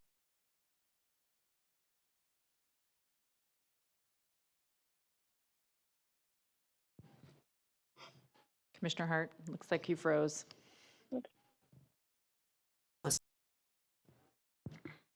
You're back. Yep. You froze for a sec after the staff comments, so if you may want to repeat your comments. right, I just wanted to offer my help, and probably other commissioners, for outreach. Love to talk to you more about this. So thank you so much again. Thank you, Chair. Thank you. I guess I'll just make a couple comments and I'll turn it back to Commissioner Nothoff. So I just want to thank, I share the same concerns around trying to get funding out early rather than being reimbursed. So hopefully we can maybe figure out some way to allow for that to happen. And just, want to again appreciate the amount of outreach. I mean, we're seeing, such a great increase in the amount of applicants. And I just want to thank all the application reviewers and the evaluators and the folks who made the recommendation. It is a great list of activities and that we're, really proud to be able to support. That's really going to, get people who may not ever have access or have limited access to the coast out to the coast and get the next generation of people who will be coastal stewards and coastal champions to join our efforts to help protect this natural beauty on our coast. And so with that, I'll turn it back to Commissioner Nothoff for a motion on the whale tail grants. Okay. So I move that the commission approve the grant award set forth in the staff recommendation. I further move that the commission authorize the executive director or her designee to enter into grant agreements with the grantees for allocation of these funds and to make any amendments thereto. I'm asking for a yes vote. Second. Okay, so we have a motion by Commissioner Nothoff, seconded by Commissioner Wilson. And with that, I'll turn it over to Ms. Miller for a roll call vote on this item. Commissioner Aguirre. Yes. Aguirre, yes. Commissioner Bochco. Bochco, yes. Commissioner Escalante. Yes. Escalante, yes. Commissioner Hart. Yes. Hart, yes. Commissioner Lowenberg. Lowenberg, yes. Commissioner Nothoff. Aye. Nothoff, yes. Commissioner Turnbull Sanders. Yes. Turnbull Sanders, yes. Commissioner Uranga. Aye. Uranga, yes. Commissioner Wilson. Yes. Wilson, yes. Chair Cummings. Aye. Cummings, yes. The vote is unanimous. Okay. Just a quick question, because I'm just looking at the time. We have the administrative calendars. I'm not sure how long that's going to take, but I feel like we could probably get through administrative calendars, consent and consent calendar. But just want to check to see if that's the case or if we should go into lunch. So I unfortunately told Carl Schwing that he's here. Never mind. We could go ahead with that. Okay, I think that should put us at around 12:30 if we keep comments short. And so let's go ahead. So just clarifying, Carl, I'm doing the admin, right? Yes, that's correct. Okay, so I'll get started. Chair Cummings. So item 7 is the admin calendar. We have 2 items today. The first is a floating dock replacement in Newport Bay and Newport Beach. And the second is for after the fact approval of signs warning the public about coastal hazard dangers at 10th Street Beach and Lighthouse Cove and Laguna Beach. The applicants are in agreement with these administrative permits and we're not aware of any objections. Thus, unless 4 or more commissioners object to either of the admin permits, then they will remain issued in this form. Okay. Are there any members of the public signed up to speak on these items? We have one, Pete Swift, who's in person. Pete Swift, if you wish to speak.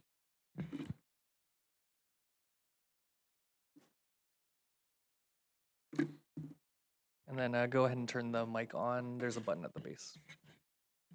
At the base? Yeah. And then make sure you speak into them. Yes. Hello, Commission. I'm here to represent the applicant and to answer any questions. Okay. Thank you. All right. So are there 4 more members of the public, or sorry, of the commission who would like to pull this item? Seeing none, that passes and gets concurred, right? Yes. Okay. So that item passes. So congratulations to the applicants. We'll move on to item 8, consent calendar. Are there any, well, I guess I'll ask if there's any members of the public who are signed up to speak to the commission on the consent calendar. Yes, we have 3 people signed up to speak. Okay. So just to be clear, Chair Cummings, the item 8 consent calendar, there's nothing in that calendar, but item 9 is the items that we moved to consent earlier today. So those folks will be speaking to this. Okay, thanks. So we'll move on from, there's nothing to report on item number 8. This is item number 9. Chair. Yep. Chair. Okay, that's right. I am going to recuse myself from the hearing on this item, which includes item 13B, due to a potential conflict of interest under Government Code 87100. Okay, thank you. All right, we'll move on to public comment on this item. Actually, we have a brief staff presentation Oh, first. sorry, go ahead. Yeah, I'll run through it. As I described earlier today, we have 6 items that have been moved to the consent calendar. Item 13A, this is the San Luis Obispo County LCP amendment that's covering residential redesignation of 2 undeveloped properties in Cayucos. And for this one, I would note that we didn't receive any objections, but we did receive a request that the properties being redesignated from commercial to residential multifamily also be restricted against short-term rental use. I'd note that in this case, the county's LCP already has short-term rental requirements that apply within Cayucos. And by virtue of these properties' location in relation to existing short-term rentals, these sites would not be allowed to be used for short-term rental. We don't believe that there's a need to add any more restrictions. to the properties, and we believe that the proposed amendment, which would redesignate these properties from commercial to residential multifamily, should be approved as submitted on consent.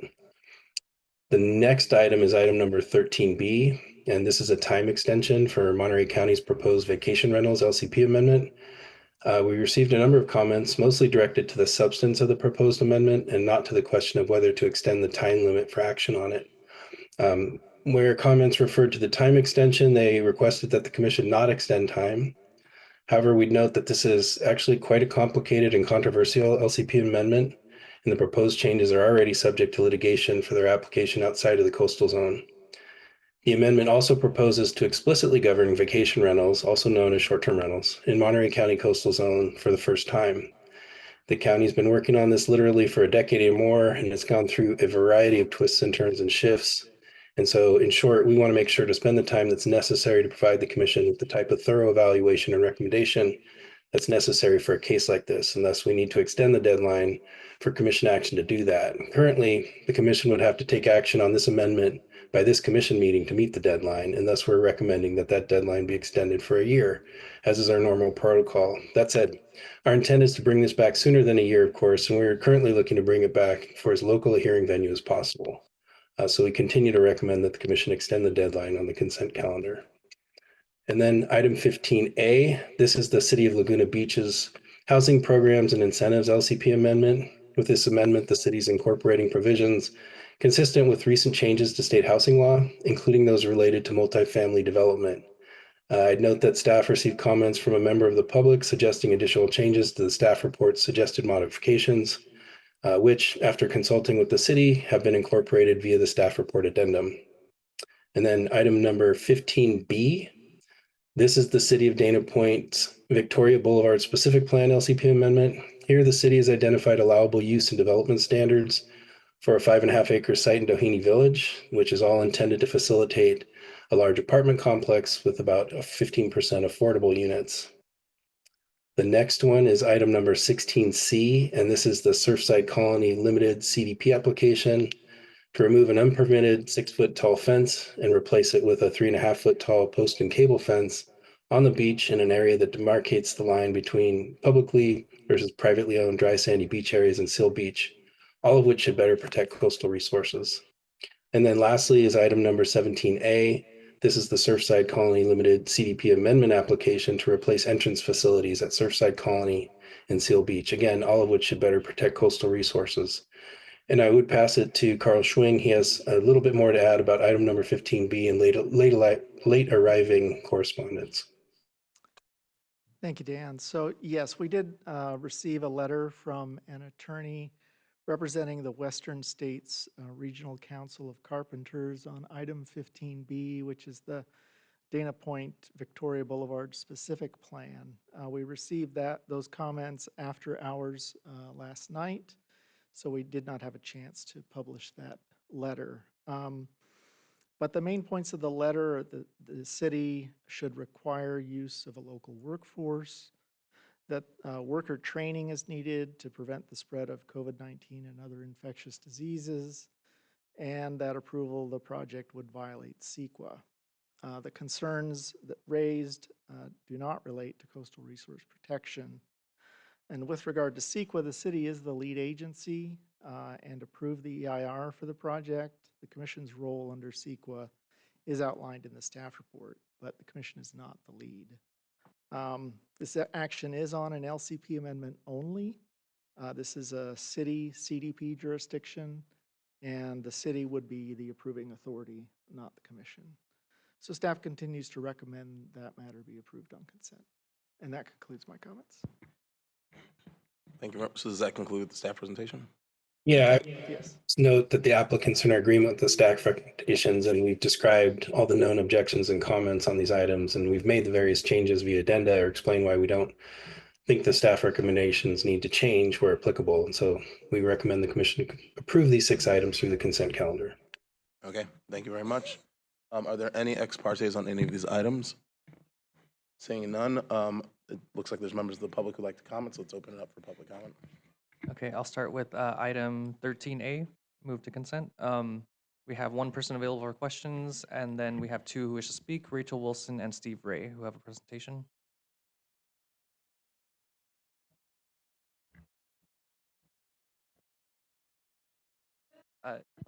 The mic, please, is off. There we go. And I do have a PowerPoint. And Steve Ray's voice has gone. He was hoping I could finish up and speak for him, if that would be okay. We'll give you 3 minutes. Yeah. Thank you. All right, there should be a PowerPoint. Number one, I agree with you, Mr. Chair, that preserving housing is something we need to do. On this first slide, and number one, this is a great place. I'm actually on the advisory council. I am not speaking for it. At the advisory council, though, I was told that Cayucos will never have affordable housing. We desperately need housing. Yesterday, when I looked up Zillow, the average price of an apartment in our community is almost $6,000. As a teacher, I couldn't afford it. It's a great location. The problem is it's also a great location for short-term vacation rentals. It's a great location for the units to be sold for second homes. Next slide, please. If you look at our LCP, Appendix 1 says we have an emphasis on the attraction of permanent year-round residents. That's one of our LCP goals. Next, please. What I would like to do is get you to approve the land use change. Now, I know that you were told that it's already on the San Luis Obispo County books. Unfortunately, they don't have any enforcement provisions. 2 apartment complexes in my neighborhood, they kicked everybody out, and now they're bringing in short-term vacation rentals into those. So we have a huge housing problem. So I would really like to encourage that we get permanent rental units so that these cannot be sold and that they cannot be short-term vacation rentals. And also, I would really like affordable housing units because the cheapest rental I could find in Cayucos yesterday was $4,000 per month. It is horrific. And why? Next slide, please. Los Angeles County, LA Times said investors buy up homes for short-term rentals. We have about 1,000 some odd homes in our community. 25% of ours are licensed short-term vacation rentals. We have a whole bunch that are second family homes, and we have a lot that are unlicensed but are not being enforced. To compare, Morro Bay has an average of $27.50 for rent. That's the town 3 miles down the road. Next slide, please. If you can start the clock, we're going to add additional time since Mr. Ray is unable to speak. So my community desperately needs housing for people to work. I hear every day, well, we can't get anybody in our restaurants. As a teacher, I could not have afforded $7,000 a month for rent, even $4,000 a month of rent. In changing the land use of this property, the rezoning of the property should not result in another playground for wealthy investors. Those apartment buildings were bought by LLCs to deny permanent housing for potential residents. We're already at 25% that we know of licensed vacation rentals. There are a lot of unlicensed. Cayucos desperately needs permanent affordable rental units to meet our community's housing needs and our LCP goal to attract permanent residents. So again, I do ask, next slide, please, that we strongly encourage permanent rental units that we actually put on this property. They cannot be short-term vacation rentals. And that we actually encourage affordable housing. As part of, I'm not speaking for the advisory council, but as part of the advisory council, I was thrilled. We agreed to increase the density. We agreed to increase the height of these buildings. But I was told, oh no, they all have to be market rate and that we will never have affordable housing in Cayucos. I could also not get them to agree that they would not make them short-term vacation rentals and that they would not sell them off. This is a proposed plan that you're not seeing, but it's the reason for the zoning change. So thank you. Thank you so much. Owen, if you could turn the mic off, please. Thank you. Thank you. For item 13B, move to consent, we have no speakers. For item 15A, move to consent, we have one available for questions. For item 15B, move to consent, we have two available for questions, one in person and one on Zoom. And then we just had one other speaker who wished to speak for items 16C and 17A, Drew Rowland from Surfside Colony. And Drew Rowland, I see that you're in as a panelist already. You can unmute and begin. Yeah, no, I'm just here to answer any questions for the commission if needed. Okay, thank you. No other speakers. All right, thank you very much. I'll bring it back to staff to maybe provide some comments on what we heard from public comment. Sure. So for item number 13A, which is the redesignation in Cayucos that you heard the comments. So this is just the land use redesignation going from commercial to residential multifamily. And so these undeveloped properties would have to go through a coastal permit process for whatever is going to be proposed. And that would be the opportunity to look at whether it should be affordable, how many units, whether short-term rentals should be prohibited explicitly. As I indicated at the beginning, by virtue of where this site is located, they couldn't do vacation rentals on this site.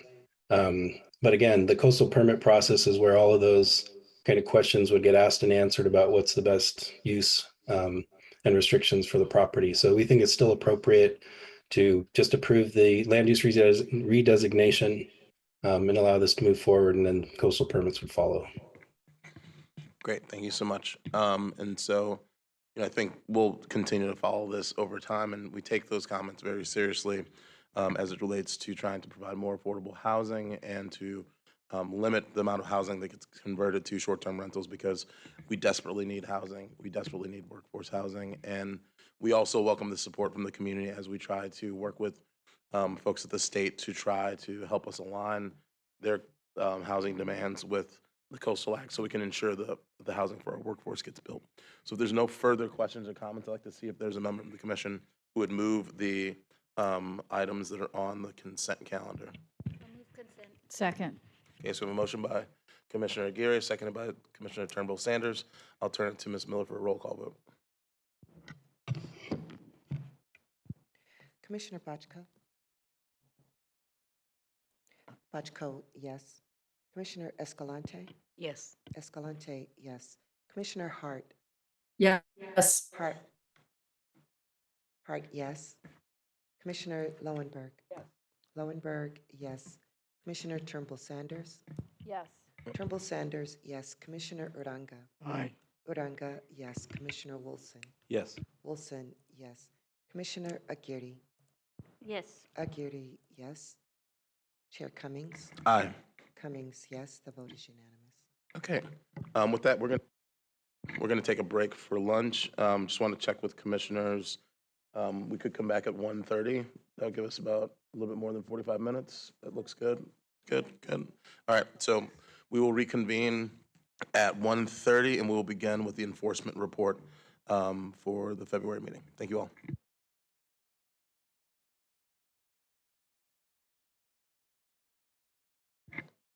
All right, let's resume the meeting.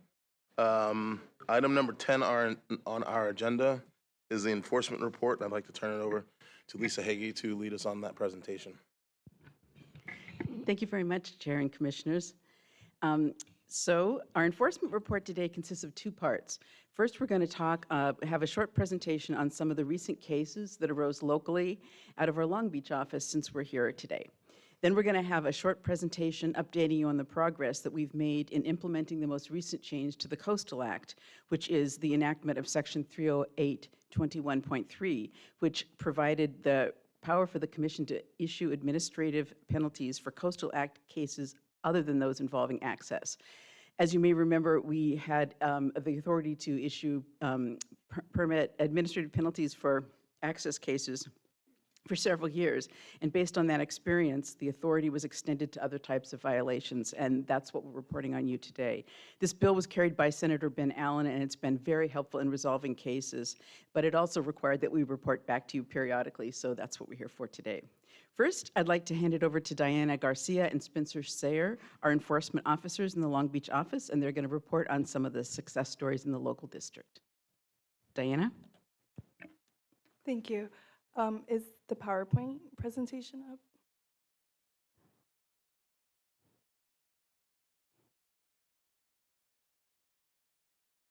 Thank you. Next slide, please. Good morning, good afternoon, Commissioners. The case I will be presenting today is in Huntington Harbor, in Huntington Beach, specifically at the Piedmont Cove Residential Development, where the red star is on this map. In Huntington Harbor, only a small fraction of waterfront area is available to the public for public access, which makes the protection of existing public access to and within Huntington Harbor critical. Next slide, please. The lateral and vertical accessways at issue, which are outlined in red on this map, were required pursuant to a CDP authorizing the Piedmont Cove development. The vertical accessway begins at PCH, as indicated by the yellow star on the left, and runs in between the homes to the bulkhead, where it links to the lateral accessway, as indicated by the yellow star on the right. Please note how at this location, the vertical accessway between the homes is particularly important as it provides both an access point to and an egress point from the lateral accessway along the bulkhead onto a public street, PCH. Next slide, please. This slide represents an overview of the accessways in Huntington Harbor required by Commission Coastal Development permits authorizing marinas and residential development. Please note that this map does not include the entire extent of all public access opportunities in Huntington Harbor, but rather focuses on the public accessways adjacent to this case. As you can see on this map, the accessway at Piedmont Cove, which is outlined in red on this slide, is especially important because it links with a continuous public walkway at the adjacent residential and commercial developments. The walkways were requirements of the CDPs authorizing those developments and are outlined in yellow on this slide.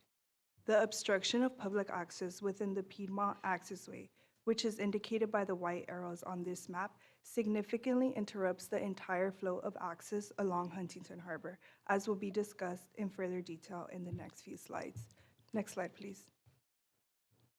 Members of the public reported to enforcement staff that public access along the accessway at Piedmont Cove was obstructed by a locked wooden gate, which completely blocked public access across this popular walkway as shown on this slide. Next slide, please. Enforcement staff rapidly researched the permit and violation history of the site and confirmed that a commission-required coastal access sign, which was previously installed on the bulkhead fence as a result of a 2010 enforcement action, had also been replaced by a private dock sign, as shown on this slide. Next slide, please. Commission staff wrote to the development's homeowners association to direct them to remove the locked wooden gate on the accessway and reinstall the commission-required coastal access signage at its previous location. The HOA quickly responded and agreed to comply with staff's direction. As you can see from this image, the public can now enjoy unobstructed public access through this public walkway while enjoying the beautiful harbor front views along this site. Next slide, please. Additionally, Commission enforcement staff also confirmed that unpermitted signage had been installed at the entry point to a private dock adjacent to the vertical public accessway, as depicted on this image. The signs discourage use by members of the public walking on the public accessway from PCH. Pedestrians reading the sign might not feel welcome to enter the accessway and get the impression that the accessway is private, which is not the case. Next slide, please. Enforcement staff requested that the HOA install new public access signage that identifies the accessway for public use. As you can see from the placement of signage on this image, the installation of a new coastal access sign here is visible to members of the public walking from PCH and clearly identifies the walkway for public use, as well as the portions that are actually private. The new signage helps make the public aware of the existence of the walkway and the right to use it, which tends to make the public feel more welcome when using public amenities adjacent to residential development. Next slide, please. As a result of these collective actions, members of the public can now enter and exit through the reopened public walkways at the Piedmont Cove development free of obstruction. It is now possible to walk from PCH through the subject accessways and walk without interruption along the harbor, all while enjoying public amenities along the way, including the floating walkway, picnic area, and restored wetlands shown on this slide. Next slide, please. And with that, I'll conclude and pass the mic over to Spencer. Thank you.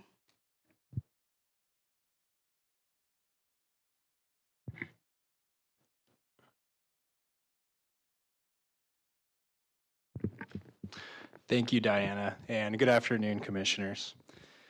This first case involves the restoration of a wetland area to resolve a violation consisting of unpermitted removal of vegetation within a commission-protected wetland and buffer area in Long Beach, which is actually just 6 miles east of today's commission's hearing.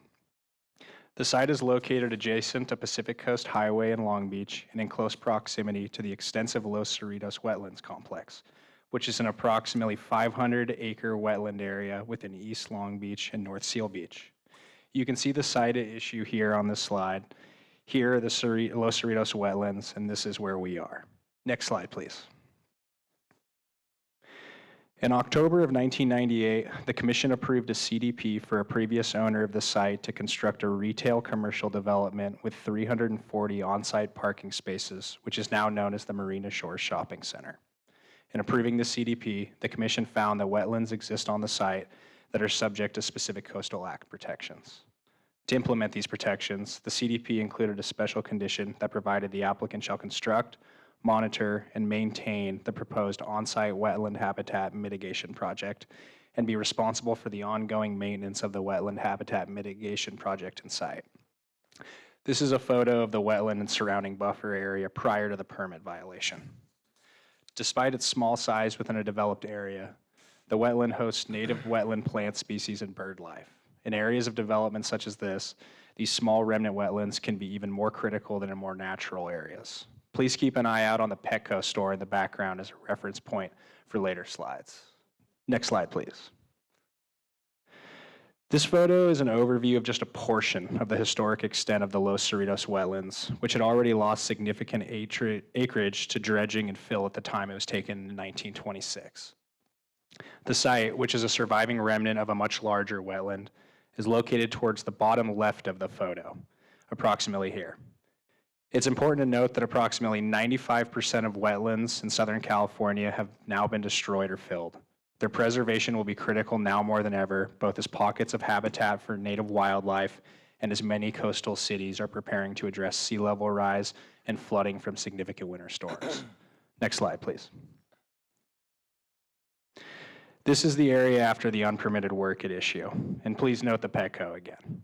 In January 2024, the current site developer, who has obtained approval per the LCP to redevelop the site, contacted Commission enforcement staff to inform us that contractors undertaking maintenance at Marina Shores to prepare for winter storms and potential flooding remove native vegetation within the buffer area and wetland outside the scope of the intended work. The fence you can see in this photo was approved by the 98 CDP as a protective measure. A few days later, at staff's request, the site developer provided enforcement staff with a site survey that analyzed the impacts of this unpermitted work on the wetland. This study revealed that significant portions of the wetland were cleared of all or nearly all vegetation, including a mix of native and non-native species, and areas of vegetation in the buffer area were also cleared. Next slide, please. Commission enforcement staff sent the site developer a notice of violation letter for the unpermitted vegetation removal from the wetland and buffer. Commission staff then met with representatives of the developer to discuss the violation and next steps for resolution. These resolution measures included implementation of a buffer restoration plan, non-native vegetation removal from the impacted wetland and buffer area, and funding to create new restoration areas within the Los Cerritos wetlands, as well as monitoring and reporting. The site developer agreed to these resolution measures and has since implemented the buffer restoration plan, the non-native vegetation removal, and made a payment of $76,286 to the Los Cerritos Wetlands Land Trust to restore other salt marshes, wetlands in the areas, as you heard earlier today during public comment. This photo shows the completed implementation of the buffer restoration plan and removal of non-native vegetation, such as the palm trees depicted in the earlier slide. Next slide, please. Here you can see a photo kindly submitted by the Los Cerritos Wetlands Land Trust, showcasing the type of habitat restoration work that the increased funding will go towards. For context, about 15 years of the Land Trust community-based restoration within Los Cerritos Wetlands, resulting in functional habitat that is being used by rare wildlife such as the endangered Belding savanna sparrow. One of the ultimate goals of this project being to have the federally endangered salt marsh birds peak successfully established, which is shown in the picture on the right. The developer's cooperation in resolving this matter quickly, which was made possible in part by utilizing existing CDPs at the Marina Shores site discussed earlier, has resulted in a speedy consensual resolution, which enforcement staff really appreciates. Next slide, please. This next case involves the Dana Point Funicular, which provides public access to Strand Beach through the Strand neighborhood in Dana Point. The consistent interoperability of the funicular has resulted in violations of both a locally issued CDP and the City of Dana Point's certified LCP. Next slide, please. As you can see from this slide, the funicular is a tram that provides free automated access to Strand Beach from the adjacent Blufftop parking lot to members of the public, including people with mobility issues. In 2004, the city approved a CDP for the Strand at Headlands Development Project, a private gated community of approximately 180 single-family homes located between PCH and Strand Beach. Next slide, please. The city's approval of this project was conditioned on the construction of a free public parking lot on the Blufftop, which can be seen in this photo, as well as installation of the funicular to provide automated access down to Strand Beach below. This slide also shows the various public walkways that are required by the CDP. For historical context, at one point, the Strand developer had installed unpermitted gates on the walkway, and the city restricted hours of access in non-compliance with the LCP, but a previous commission enforcement action, among other things, removed the gate and increased the hours of access, including 24-hour access to the beach. Pursuant to the CDP and the city's LCP, the funicular is required to be open every day, beginning Memorial Day weekend through Labor Day, and on holidays and weekends the remainder of the year, with additional days of operation as necessary to meet demand. Next slide, please. Early last year, South Coast District Enforcement staff was notified by members of the public that the funicular has been regularly inoperable over the past few years due to ongoing maintenance issues. On the left is a sign posted at the funicular by the city in early 2023, which informed the public of its long-standing inoperability. After investigation, in June 2024, South Coast District Enforcement staff wrote a letter to the Strand Homeowners Association and City, reminding them of their obligations under the CDP and City's LCP. More specifically, staff pointed out that if the funicular is inoperable for more than 3 consecutive scheduled operating days during the time period in which it is required to be available to the public, public vehicular access through the private gated Strand community must be made available. Next slide, please. In June of last year, South Coast District Enforcement staff met with representatives from both the community and city to discuss resolution of the violation.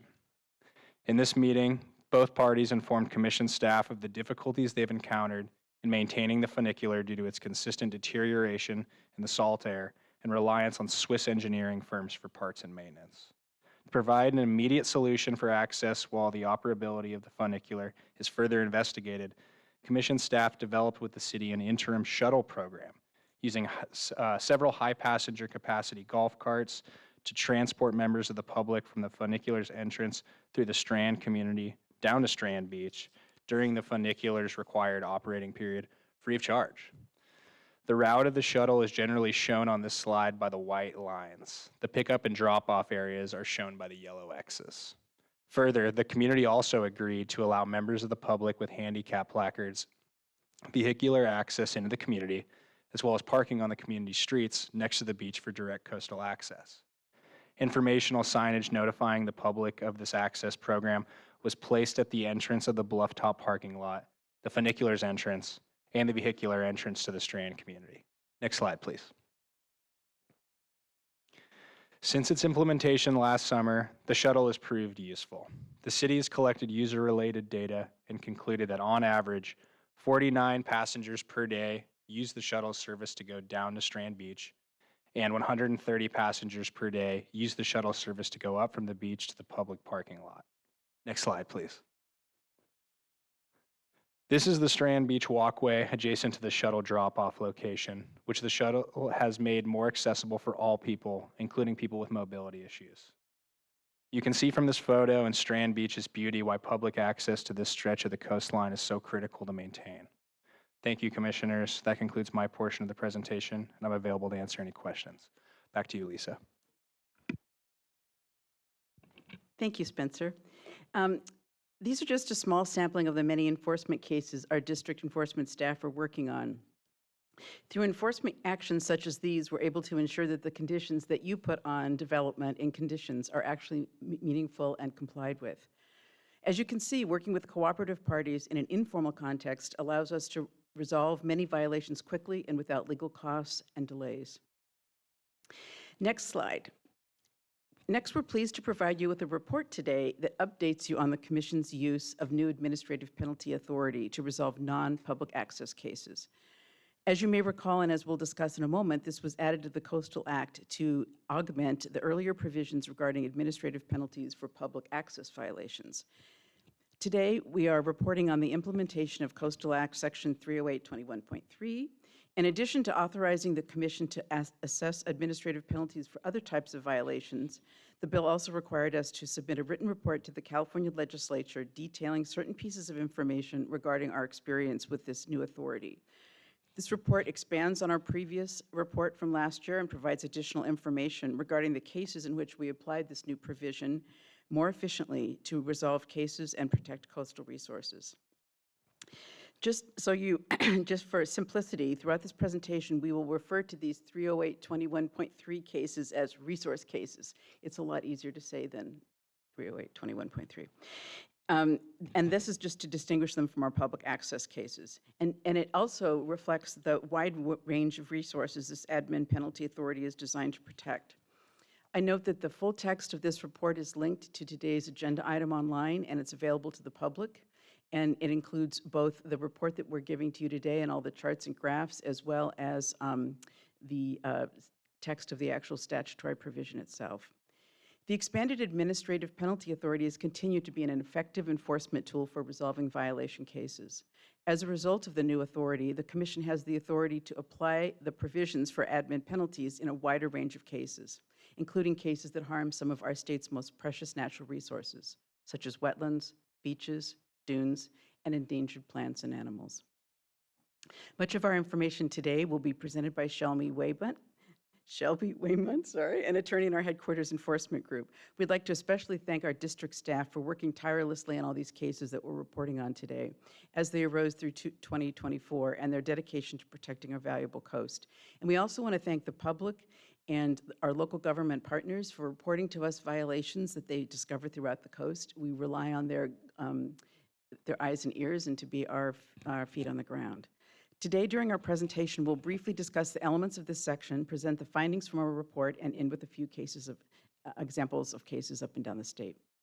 The picture here on this slide shows heavy machinery and removal of bluff tow material on a public beach. The majority of the pictures shown through the rest of this slideshow are from our active 2024 cases. I'd like to turn the presentation over to Shelby. Thank you, Lisa. Next slide, please. As you may recall, the Coastal Act was amended by Senate Bill 433, which was authored by Senator Allen to add this new provision. The administrative penalty authority conferred under this section is not intended as a fiscal measure. Penalties go to the violation remediation account, which is administered by the State Coastal Conservancy and are used to fund restoration and acquisition of coastal sites and public access, among other things. But importantly, the provision also helps resolve cases without penalties in almost all cases, as we will discuss. The authority is actually designed and intended to provide an incentive for violators to resolve their violations quickly and to also deter future violations. The good news is that this statutory authority has worked as intended and proven to be an effective tool, enhancing our enforcement efforts with respect to resource cases. The Coastal Act was previously amended in July of 2014 to include Section 30821, which allowed for administrative penalties in public access cases.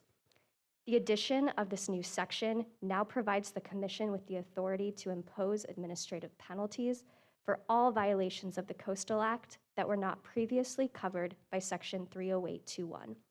This slide shows unpermitted wetland fill. Next slide, please.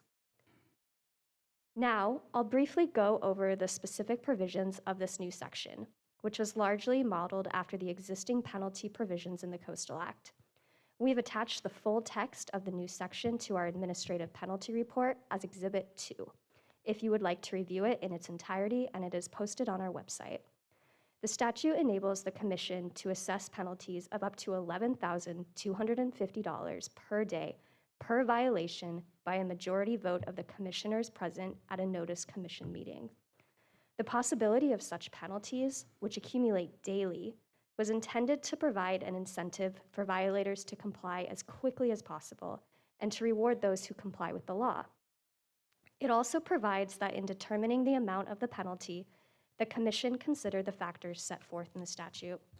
This slide shows unpermitted concrete dumping in the intertidal area. Next slide, please. This slide contains the text of these factors. The Commission considers such things as the gravity of the violation and whether any economic profits were gained from the violation. Next slide, please. The statute provides additional incentives for violators to resolve violations quickly. In many instances, a party can avoid administrative penalties altogether by fully resolving a violation within 60 days of receiving notice of the violation. This period does not apply to previous violations of permit conditions for a variety of reasons, including that the prior permit itself provided notice of its requirements back when it was issued. In addition, in circumstances where a violation is unintentional and minor and only causes de minimis harm, penalties under the statute will not apply if the violator acts expeditiously to correct the violation. You can see that the key to avoiding these administrative penalties is to fully resolve violations quickly.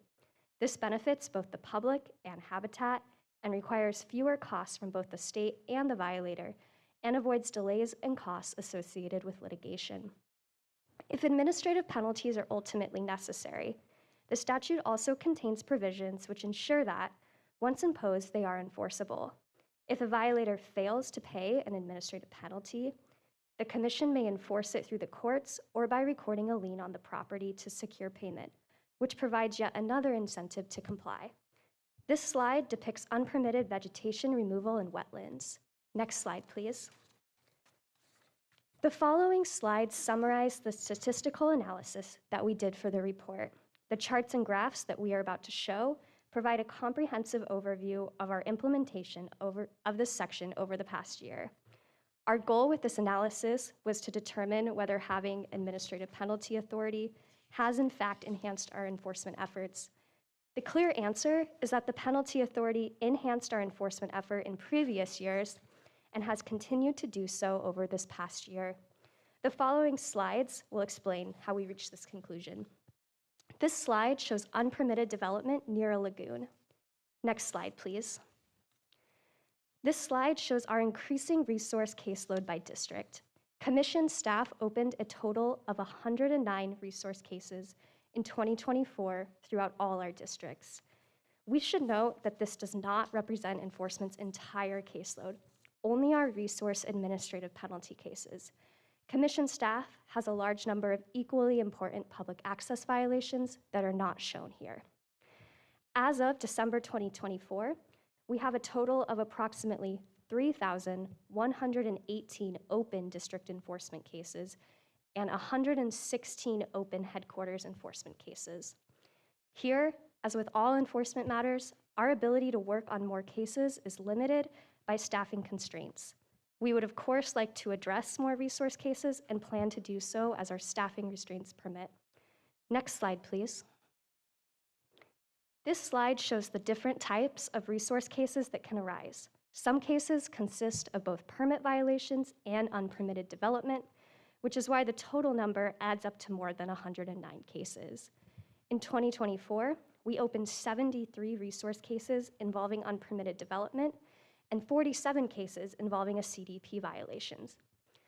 Our cases also involve a wide range of issues, and last year, approximately 16% of our cases involved harm to ESHA, environmentally sensitive habitat areas, 28% involved vegetation removal, 17% of our cases involved impacts and harms to water quality, and 20% of our cases involved shoreline armoring, which, as you know, harms our beaches. Next slide, please. This next slide highlights the process of implementing this provision.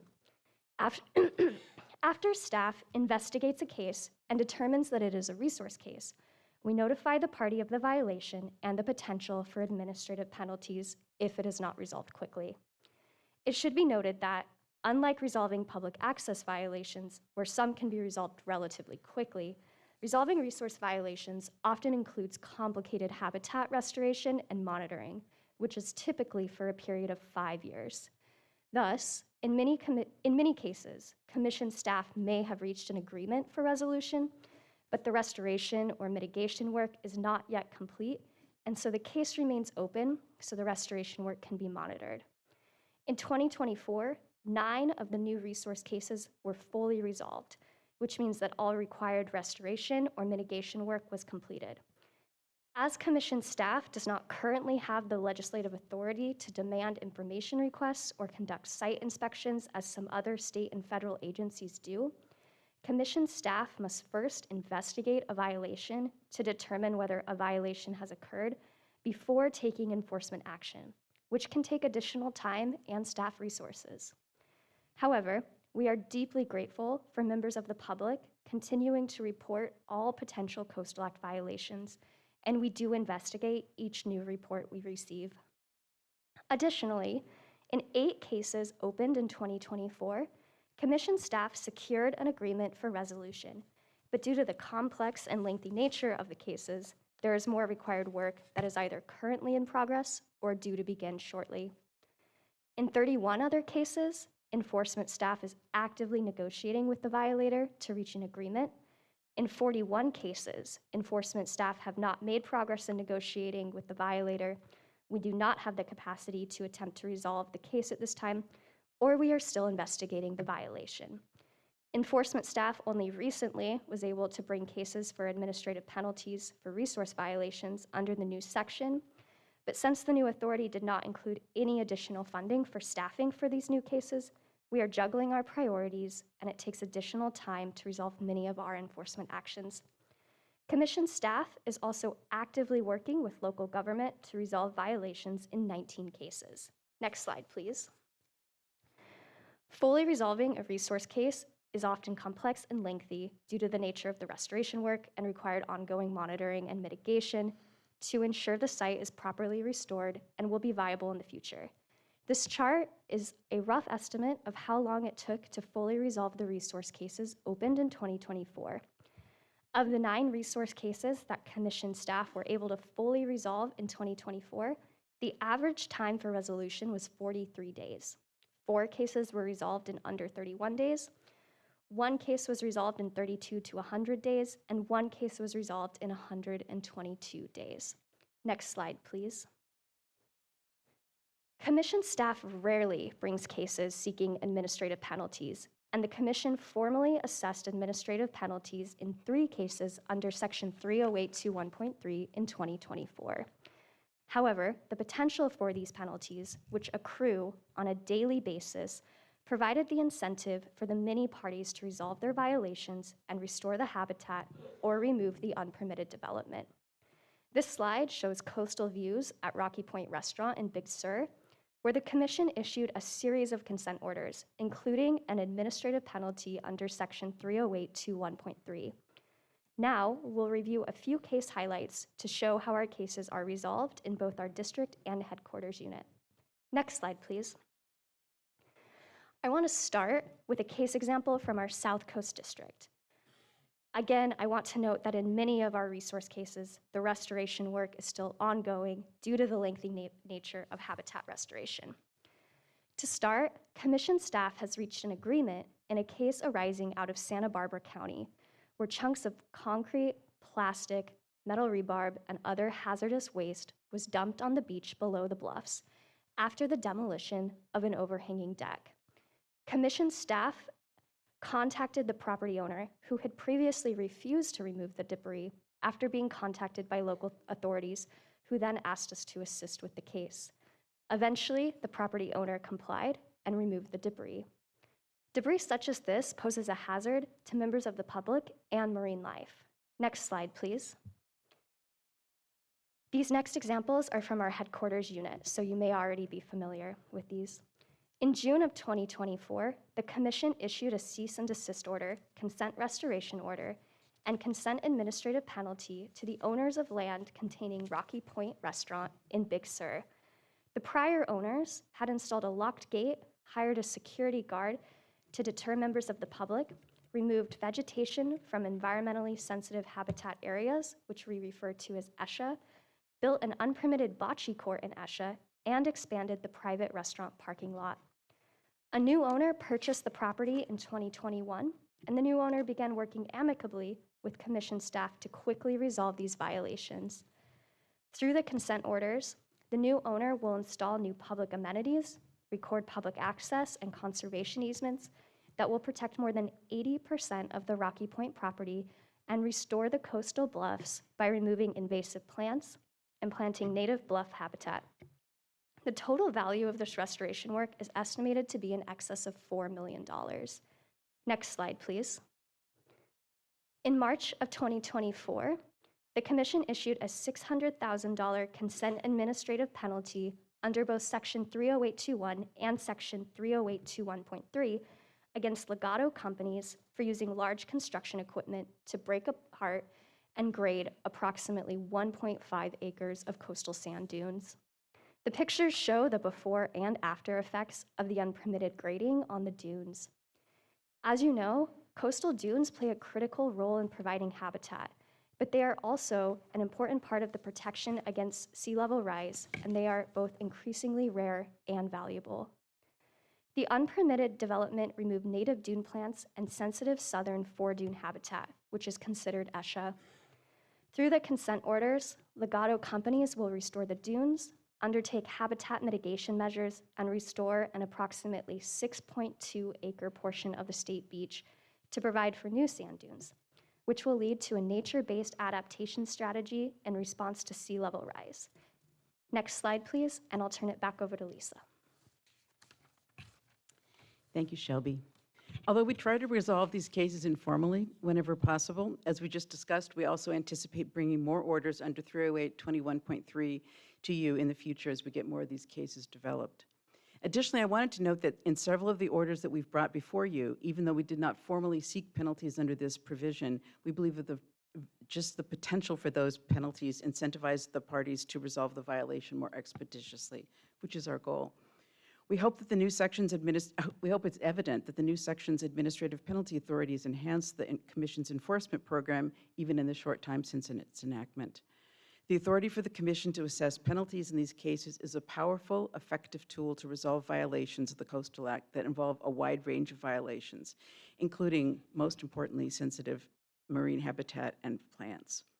More importantly, this has been an effective tool in restoring these critical resources, even in those cases where we haven't sought cash payments at all, and allows us to obtain valuable restoration. The fact that the vast majority of these cases are resolved at the district level shows how effective the deterrent is. We rarely have to apply this section and bring cases to you for formal assessment of penalties. I would note one last statistic. We resolve approximately 95% of our cases informally and cooperatively without having to bring a formal order to you at all. Therefore, there also continue to be far more cases than the current enforcement staff can handle, and will continue to seek resources to address the growing caseload and backlog of cases. However, with our expanded authority under 30821, we are working to tackle more resource cases and hope to reduce our backlog of cases each year. The successful implementation demonstrates the effectiveness of administrative penalty with respect to Coastal Act compliance and protecting Coastal Act resources. And I would just note in closing that the critical resources addressed in these cases not only are important to the ecosystem and play a vital role in our state's economy and tourism, but also play an increasingly important role in protecting both our built and natural environment from the effects of climate change and sea level rise. And this section is a valuable tool for us to do so. This concludes our presentation, and we'd be happy to answer any questions you might have. Great, thank you so much. All right, I'll look to see if there's any member of the public who has signed up to speak to us on this item. There are no speakers for this item. Okay, I'll bring it back to the commission for questions and comments. Commissioner Turnbull Sanders. Thank you, Chair Cummings, and thank you to our enforcement staff, as always, for doing such a fantastic job. We always look forward to the reports that you bring back, and I was just reflecting on, if these are the violations that we do have, how many more, are potentially out there, and I think trying to think about this in a strategic way is really important, and the graphs were very helpful. I had a question on slide number 32 on the cases that were referred to local government, and wanted to find out a little bit more about what does that process look like in terms of referrals to local government. As we're seeing, potential increases in our caseload, working with our local partners is going to be more and more important. So just curious about how you are, working creatively to kind of efficiently process these and work with our local partners. We work extremely closely with the local governments, and it varies widely by the jurisdiction. Some local governments are very interested in taking the cases, and some just simply don't have the wherewithal. It's sort of a two-way street. Many of the violations come to us, as I mentioned earlier, by referral from the local government because they notice that there's a violation and they can't handle it. But if it seems like it's the kind of violation that could be resolved at the local level, or it's exclusively in the local government's jurisdiction, we do work with them to see how many they can respond to. It is a problem, though, because local governments are suffering some of the same budgetary constraints that we are, and some of them lack staffing and the wherewithal to handle the more complicated cases. Thank you. And through the chair, I just will note on this data visualization, you have 40, let's see, what is it? Referrals to local government. Is that, what percentage is that there? I'm looking at the color. The 19%. So that's a substantial amount of cases referred to local government and demonstrating the partnership. Is that right? Or it's 17%. Okay, 17%. Okay. Thank you for that. I just wanted to point that out because I think it's important for the public to know that, we are working hand in hand with our local government partners on this to make sure that we protect the coast. Thank you. Any other questions, comments from commissioners? Commissioner Escalante. Thank you, Chair. And just along sort of that line of questioning yesterday, flying down from Del Norte County, the plane took a different route, and it's a small plane, so it flies pretty low, and went over this very important wetlands. I mean, Eshagalo there, and there were piles, just mountains of tires and mountains. It seemed like just ad hoc landfills. So in that case, I know, for example, a county like Del Norte is quite constrained resource-wise. What is the avenue for the resolution to that kind of thing where, I think it is public land. It is a wetland, so it's, people are going in there somehow and dumping all that stuff. We would be happy to look into that if you can sort of narrow down where that was. We get reports all the time, and that's what we do. We look to try to figure out what it is, see who owns the property, who might have dumped the material or created the violation, see who's responsible, see if they have an LCP, and if there's a local government who'd be interested in addressing it. We often work with them first to see if they are interested, and then if they are not, that's when we pick it up, or if they're unable, or if they ask us to. There's a whole series of ways that cases come back to us. But we'd be happy to look at that. We get reports, as you know, from commissioners and local government and everybody. So please feel free to let us know, and we'll look into it. There are obviously things that are hard to get to or see are difficult for us, and we rely on reports. We don't have a plane or drones in the enforcement program to try to overfly wetlands, but we would be happy to look into it. Well, my dogs and I will be on a mission. Excellent, thank you. Any other comments from commissioners? Commissioner Wilson. I really appreciate this program, and I appreciate this report. As mentioned here before, there's a sort of an ever-growing pollution problem called light pollution that's occurring, and especially has significant impacts in the marine environment.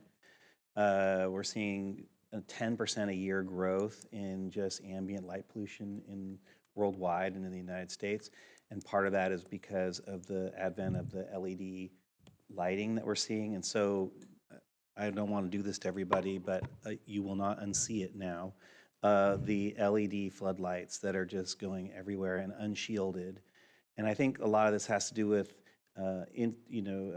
industrial areas and even residential areas and places where people are replacing what were previously permitted lighting fixtures that were meeting dark sky requirements. And so like a maintenance person will come in and they'll just replace them, or we're seeing in like hotels where they're just floodlighting everything. And there's a couple things. One is that light's going off-site and oftentimes into sensitive areas, including our marine environments. But then also the warmth of the lighting also makes a difference in that there's a big the type of lighting can be highly impactful in environments and also highly impactful to people with issues with their eyes. So I just wanted to kind of emphasize that, bring that out. I'll ask for, bring a report about that back to the commission sometime later this year. But we're just seeing that even in my community and others, just it has a lot to do with the lack of education. And it's actually very inexpensive to fix. And because that's one of the reasons why we see the proliferation of this technology of LEDs without the shading is because they're cheap. People are just buying them on Amazon en masse. And so it just has a special impact in our marine environments. And so I just wanted to emphasize that for staff and for the public. Thanks. Through the chair, I would note that we agree with that, and that it's an emerging area. And in some of the permits that have come to you, I'm sure you remember that there have been conditions suggested that would have shielding or directions about the lights. In addition, we have done a number of enforcement actions where we required removal of lights. We had some that were going directly on the beach, and one of them was at a marine facility that they absolutely did not think about it, that it was well intended, and it was they thought it was pretty or the people could see, and they hadn't thought about the effect on the marine environment, and they cooperated and removed it. So you're right, it's a growing field. There's a never-ending panoply of issues that we get to address in enforcement and before the Coastal Commission. But you're absolutely right that that's a major problem. And I just want to point out our culture around dark skies and wanting to see the stars, that is in our control, right? And so, and you will see if you go into the east side of the Sierras and those communities where the dark sky is part of their culture very viscerally, they enforce on that really well. And it across political spectrum. And I think if we want to protect what we value and what we see in the night sky, it's not that hard. And I just encourage everyone to really take a look and see what we can do. Thanks. Any other commissioners have any comments on the enforcement report? Okay, seeing none, I just want to thank you all for your tremendous work. And it's really evident in what you've shown us today, how hard you all are working to ensure that when enforcement issues arrive, we're actually trying to work to resolving them in an amicable way. I do think, and maybe I can talk to the executive director offline. I know that we're working on a variety of different reports for 2024, but if there's somewhere we can have maybe a page on the website where people can go in and see these reports, so they don't have to dive through just the different meeting days and, trying to seek it out on their own so that we can have an easy way for people to access these annual reports would be really helpful. That's a very good idea. We could just do a link on the enforcement page. Thank you for that Great. idea. Great. And with that, we will see no more comments. Thank you again, and we'll move on to item number 11, which is the North Central Coast District Deputy Director Report. And with that, I see Dan Carl online, and so I'll turn it over to you, Dan. All right, thanks, Chair Cummings. Yes, so in the North Central Coast District Director's Report, we're reporting one emergency coastal permit for riprap to protect the only driveway access to a shoreline fronting residence along Tomales Bay in the unincorporated community of Marshall in Marin County. As an emergency permit, this is simply for notification purposes, and we're not looking for commission concurrence. So unless there are questions, I can move on to the next item. Okay, are there any members of the public signed up to comment on this item? No speakers. Okay, are there any questions or comments from board members? Seeing none, we'll move on to the next item. I guess that's item number 12, Central Coast District Deputy Director's Report. Take it away. Yes, correct. In item number 12, we are reporting 2 waivers, 1 immaterial amendment, 1 extension, and 4 emergency coastal permits. We aren't aware of any objections or controversy on these items, and so the question is whether 3 or more commissioners object, and if not, then the commission will concur. Okay, are there any members of the public signed up to speak on this item? We have Nina Beatty, who signed up to speak, but we don't see Nina in the Zoom meeting. Nina, if you're there, please raise your hand. And then we also had one other, Natalie Teeter, who is available for questions. Okay. Giving Nina a second. I don't see Nina. There are no speakers. Okay, so we'll bring it back to the commission. Are there 3 or more commissioners who object to the staff recommendation on this item? Seeing 0, the commission concurs. And that will lead us to our next item, which I believe is item number 14, South Coast District, Orange County Deputy Director's Report. And I'll turn it over to Mr. Carl Schwang. Thank you, Chair. Item 14 is the Deputy Director's Report for South Coast District, Orange County. In this packet, we're reporting the City of Dana Point's adoption of the Commission's suggested modifications related to their LCP amendments, updating provisions for the Dana Point Harbor Plan. Executive directors determined the city's actions are legally adequate to complete the certification process on that item. The report also contains 7 waivers for routine projects in Seal Beach, Laguna Beach, and San Clemente, and 1 CDP extension.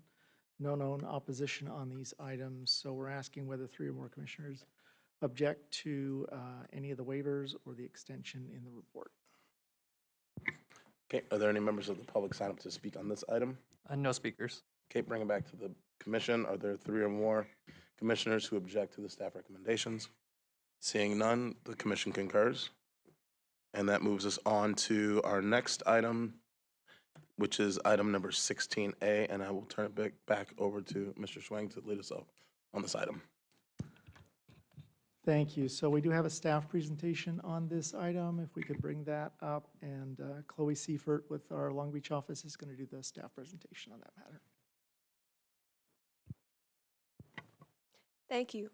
Item W16A is the de novo coastal development permit application for the remodel and expansion of an existing single-family residence located on a bluff face in Newport Beach. The applicant is Blues 1905 LLC. In December 2023, the City of Newport Beach approved a local coastal development permit for the project. However, that approval was appealed, and the Commission determined that the appeal raised a substantial issue in February 2024. This is the de novo portion of the hearing. Next slide, please. The project site is located near the Newport Harbor entrance in Corona del Mar, City of Newport Beach, Orange County. You can see the project site indicated by a white star icon on this slide. Next slide, please. The project site is located on a coastal bluff extending between Way Lane and Ocean Boulevard. On this slide, you can see the existing residence adjacent to a previously city-owned right-of-way, and immediately south of the site is an ocean-fronting bluff-top park with stairs leading to 2 public beach coves. Both the park and the entire length of Ocean Boulevard are designated as significant coastal viewpoints in the certified LUP. Next slide, please. The existing residence is located on a 4,971 square foot private lot spanning the lower half of the bluff face, as shown here in blue. The upper half of the bluff face constitutes a 5,556 square foot public right-of-way previously owned by the city, shown here in yellow. Despite the name, there is no record of any public access way having existed in this right-of-way. The right-of-way was vacated by the city in 1998 and is now owned by the applicant. Next slide, please. The project site is currently developed with an existing 5-story, 69-foot tall, 5,781 square foot single-family residence. The applicant proposes to remodel the existing residence and construct a 3-story, 2,511 square foot addition on the bluff face within the vacated right-of-way, shown here in striped pattern. The project would require 1,400 cubic yards of bluff excavation and 30 cubic yards of fill. Multiple nonconformities, such as side yard setback encroachments, would be maintained on site. This is a relatively unique site configuration in which the entire buildable lot is located on the bluff face, and the public Ocean Boulevard sidewalk is located on the bluff top, overlooking the residence. Next slide, please. The certified LCP only allows expansion of non-conforming structures if the existing structure does not adversely impact coastal resources, including public views. Here you can see a rendering of the site from the vantage point of the Ocean Boulevard public sidewalk. The existing residence has a gray roof, outlined here in yellow, and the proposed addition would have an orange tile roof, indicated here by a white arrow. The portion of the existing residence outlined in yellow here clearly projects into blue water views. However, only 2 vertical feet of that uppermost floor are inconsistent with certified LCP height limits. There are 2 relevant LCP height limits here: a maximum flat roof height limit and a requirement that no bluff face development may project above the top of curb elevation along Ocean Boulevard. Because the existing 54-foot tall residence exceeds the maximum roof height by 20 feet, Commission staff initially assumed a 20-foot tall obstruction into the public view shed. Next slide, please. However, the certified implementation plan's maximum roof height limit is not measured from the sidewalk elevation where public views are available. The diagram on this slide shows the existing residence in blue and the bluff face in brown. The roof height limit, shown here by a checked line, is measured from multiple points across the bluff face, labeled here as the established grade. As you can see here, only the lower slope portions of the development actually exceed the roof height limitation. This means that the applicant could resolve this LCP inconsistency with no visible effect on public views from Ocean Boulevard. Next slide, please. Thus, the certified land use plan's top of curb height limit is the main tool in determining whether the existing residence poses a major obstruction into the public view shed. In this rendering, the applicant shows the top of curb elevation as a purple plane extending across the project site. The proposed addition would not extend above this plane, while the existing residence extends 2 feet above the plane, as highlighted in yellow here. Next slide, please. And on this slide, the legal nonconformity would be removed and all development on site would be located below the top of curb elevation. It is not structurally feasible to shorten the uppermost floor by 2 feet without removing the entire uppermost floor. While the sliver of blue water views currently visible on site would be extended horizontally, it is not clear that this demonstrates an existing view impediment. As such, staff believe that the non-conforming residence is eligible for expansion. Next slide, please. Another issue on which Commission staff's understanding has changed is the predominant line of development. The certified land use plan allows the construction of private bluff face development along Ocean Boulevard if the new development is consistent with the predominant line of development. On this slide, Commission staff drew an outline showing the distance between the easternmost extent of private development and the Ocean Boulevard sidewalk. The proposed addition is shown toward the bottom of the slide in blue and would clearly be located inconsistent with the predominant line of development. Next slide, please. However, additional review of local archive records show that the predominant line of development is not applicable to the project site. On this slide, you can see a certified implementation plan map from the Bluff Overlay District. The Bluff Overlay District formally sets the predominant line of development across buildable bluffs in Corona del Mar. The project site and its subject block of Ocean Boulevard were not included in the Bluff Overlay District. and no official predominant line of development was certified by the Commission. To establish a predominant line of development for the project site would effectively create two parallel processes for review of bluff face development, only one of which is codified in Commission certified maps. Next slide, please. Furthermore, allowing the addition in its proposed bluff face location would not have an adverse effect on community character or public views. The setback from Ocean Boulevard's sidewalk is effectively invisible to pedestrians. During site visits, staff realized that pedestrians would have to lean over the fencing and peer down the slope face to actually recognize any predominant line of development setback from Ocean Boulevard. The slope is simply too steep to be visible from the sidewalk. Overall, the proposed remodel in addition does not pose adverse impacts to public views, community character, or other coastal resources. Next slide, please. Commission staff recommends that the Commission approve Coastal Development Permit Application A5 NPB 230052. The motion to adopt the staff recommendation is on page 5 of the staff report.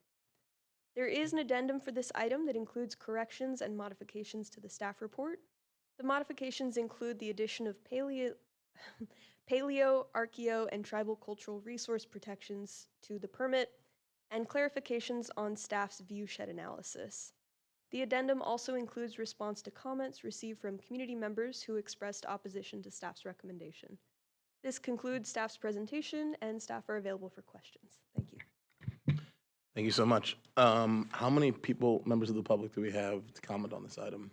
We have 6 people signed up who wish to speak, including the applicants, the former appellants, the mayor pro tem for Newport Beach, and city representative. Okay. I guess I'll start with the elected officials, then we'll want to hear, and maybe I'll ask staff for some.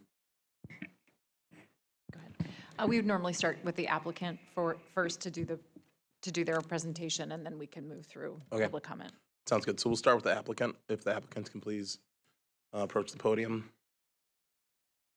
And how much time will you need, and how much time do we usually allot as well? We'd like about 10 minutes for our presentation and then any questions, but I think we would be far under that. Okay. If we can try to be under that, that'd be great. And then leave time for questions, comments, and potential rebuttal. Good afternoon. I'm Sarah Piwan from KAA Design, which is the architect and landscape architect for the project. Thank you to the Coastal Commission for the opportunity to present our project to you today. Thank you to our coastal staff, to Chloe Seifert, Amarita Spencer, and Carl Schwing for all their work in reviewing our project together. With me today is our full project team, including our land entitlement attorney and planner. Let's get started. Next slide, please. The location of our project is 2741 Ocean Boulevard, Corona Del Mar, Newport Beach, as shown here on the map. Next slide, please. Here's an aerial view of the site as well, noted with the large red tag for context and location. Next slide. The project site is a 10,360 square foot lot, which includes a private right-of-way that was vacated by the city in 1998, which you'll see on the diagram. Next slide, please.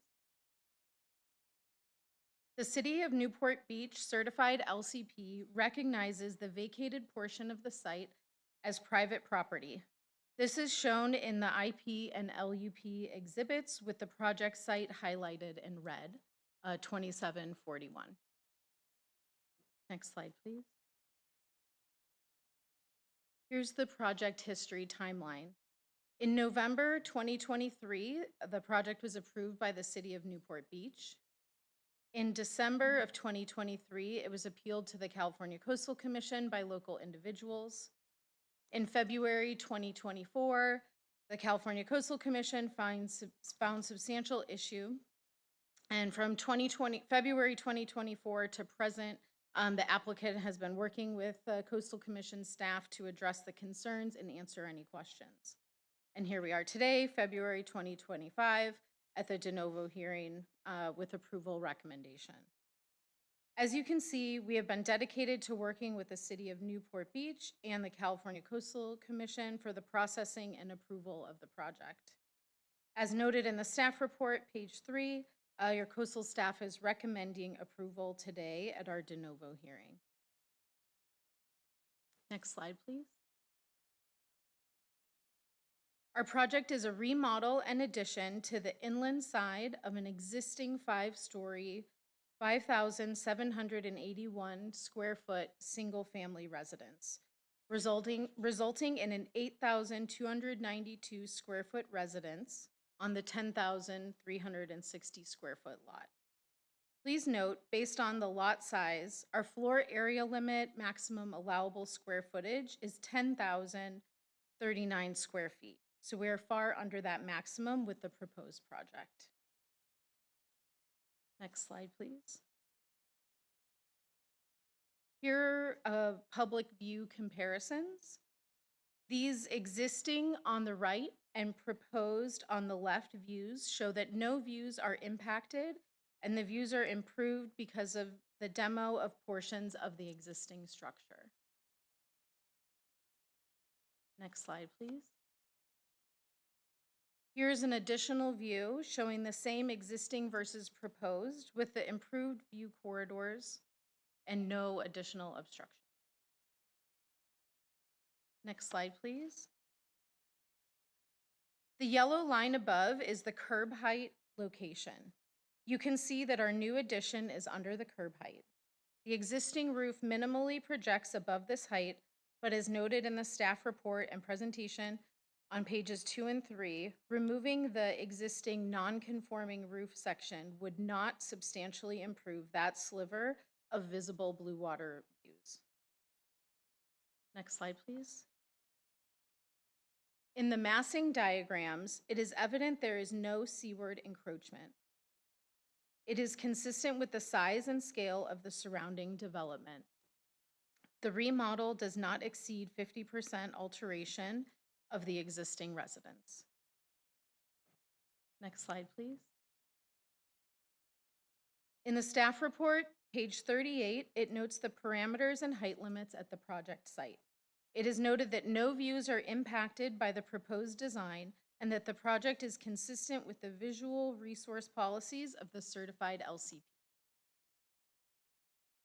Next slide, please. Staff recommends approval with 7 special conditions. Our presentation was submitted before the 7th was added in the evening yesterday, so it's not reflected on this slide.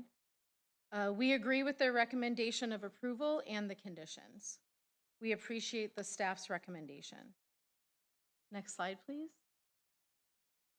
So in conclusion, we're in agreement with the staff recommendation and request approval of the project by the commission. Thank you for your time. This is our last slide. All right, thank you very much. Thank you. And then we'll reserve your time for any potential rebuttal. All right, with that, we'll open up to the members of the public, starting with the Mayor Pro Tem to comment on this item of 2 minutes. And then, Chris, if you can call out the names of the other members of the public. Okay. I seem to be having trouble promoting you as panelists. I'm allowing you to speak as an attendee now, so if you're able to unmute, Mayor Pro Tem. Wonderful. Can you hear me? Yes, we can hear you. Fantastic. Good afternoon. I'm Lauren Kleiman, Newport Beach Mayor Pro Tem and Council Representative for the district where this project is situated. I appreciate the opportunity to speak before you today. As you know, the city has previously reviewed and approved this project, and I'm just here to lend my support for the application and for staff's recommendation to approve it. Thank you. Okay, thank you. And then we had the remaining 3 speakers in the room, starting with Jim Mosher, Ron Yao, and then David Lee. And then Jim Mosher, I see that you have a presentation.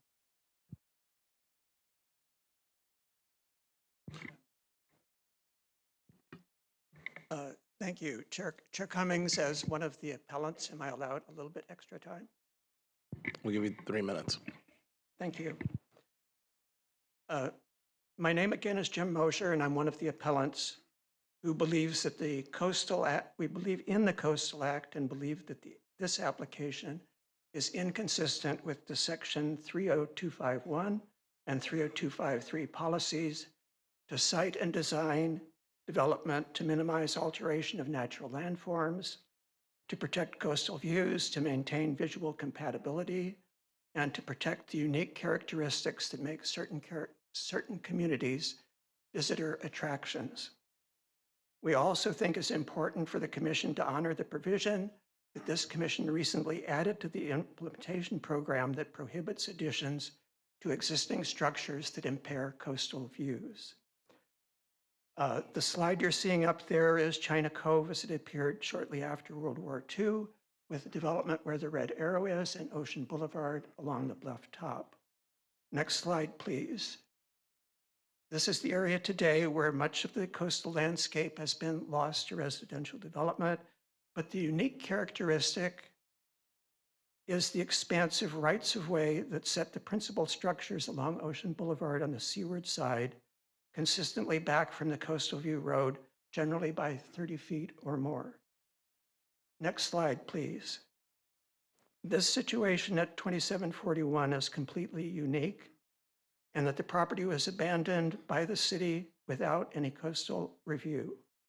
We understand it is the Commission's precedent that when unpermitted abandonments are encountered, the proposed development should be scrutinized as if it were still public land, and hence that there should be enhanced scrutiny of its consistency with the Coastal Act policies, including that provision of no additions to non-conforming structures that impair coastal views. Next slide, please. It may not have been entirely apparent from the staff presentation, but they're proposing extensive modification to the natural landform of the bluff. Next slide, please. As to coastal views, I think these should speak for themselves.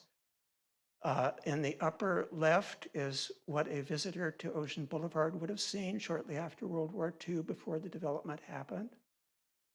To its right is what one sees today, and I think staff, perhaps unintentionally, was a little misleading, telling you only about the curb height restriction, that is not a past build to that development. That's a maximum that you can ever build to, and views are protected below that. So I think there's no question that that home is blocking the view that could formerly be seen of the China Cove Beach.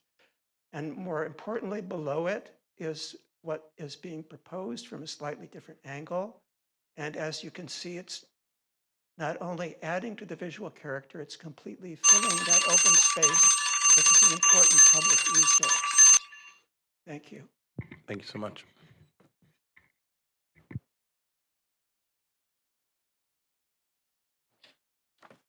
May I also have 3 minutes? How many more speakers do we have on this item? We have 2 more, including this one. Okay. Yeah, we'll give you 3 minutes. We do have a pretty big item after this, but since you all have been here waiting. Thank you very much. My name is Ron Yo. I've enjoyed living along our precious coast for 91 years, and it's really good to see it's in good hands. And I'm the chairman locally of a residence-driven vision plan for all of the bluff top areas, which includes this particular project. And we've have a huge package that's been worked on for 4 years now. Is in the Parks and Recreation Commission and is about ready to get adopted. I've given awareness walks multiple times to citizens, the mayor, Parks and Recreation Commission, and it's really been rewarding to have people actually see it. Unfortunately, you have to rely on your staff. You don't have the time to, with this great long stretch of Pacific coast, to go out and see each property. But this is a piece of property that you have to see. It sounds really good to hear the staff report talk about various things, but they're not really quite true. You have to look at the real problem of this particular path on this particular section of the ocean bluff is a continuation of a major walkway from Goldenrod Bridge all the way to Lookout Point. And it's the arrival process on a scenic route that you open up and get larger and larger instead of being crowded down. These are the only two houses along the whole bluff area that encroaches into the setbacks. And to encroach it even further, it seems just like we are losing bit by bit, inch by inch, foot by foot, more of the coastal views in that. And I think the staff did a great job of writing a staff report. It took me 3 times to get through it. When you get old, you know, by the time you read through the thing, you can't remember what is the beginning, so I had to read it over again. She did a good job of commenting back on Jim Mosier's lengthy report too, but she failed to mention, you know, our report too much. The only thing she said was that it may not pass, and it's really not realistic to move the sidewalk. Our main thing on this plan is to make the area more pleasant and safer for all the visitors and the residents. One of the key things is to widen the sidewalks. We walk this beach at Bluff Walk every day, and as you walk along, people meeting, you got to jog over or you have to walk out into the street. So this particular area, we're planning on widening the street. If we can't go into the property line, we have to move out into the street, which would cost more. So the bottom line is this project should be redesigned to widen the sidewalk and open up the visual corridor to Lookout Point. Okay, thank you. Thank you so Appreciate much. Thank you. And our last speaker, David Lee. Hi, good afternoon, Chair and Commissioners. My name is David Lee, I'm a Senior Planner from the City of Newport Beach, and I was the case planner assigned to the project. I'm just here on behalf of the city, and I would like to voice my agreement with the coastal staff's recommendation of approval for the project. Again, this project was approved by the zoning administrator and the Planning Commission in 2023. The city staff thoroughly analyzed this request and provided a lengthy staff report that analyzed LCP policies, including non-conforming structures, coastal view protection, public access, the minimization of alteration for bluffs, and preservation of outcroppings, which, by the way, this site does not have any, amongst other policies. Staff believes that this project is an improvement to an aging structure. I've stood out there many times for site visits. You can see the ocean, Balboa Peninsula, West Jetty View Park, the jetty, and the harbor. We do believe that this significantly improves the public view as it requires the removal of the chimneys. There's 3 chimneys that rise above the existing roof plane, and those are the only things that we think really would actually impair the view. That along with landscaping. So those 2 things are actually required by the Planning Commission resolution to be removed and to be maintained at that lower level for improved views. The project, although it's not in the protected bluff overlay, does maintain large portions of the bluffs on the southeastern and southwestern portions of the property. And the addition is all underneath the curb height.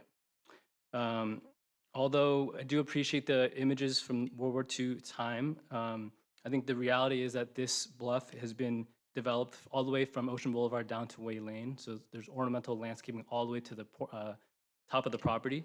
And so we do believe that this bluff is not protected the same way because it's been developed this way.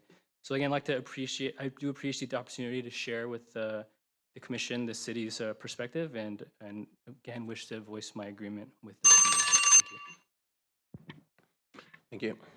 All right, I'll see if the applicants want to come up and share anything else. Otherwise, I can bring it back to staff to comment on some of the comments that were made and then open up to the commission. So. We just would like to thank the commission for listening and the staff again for all their hard work and for everyone speaking on our behalf. Thank you.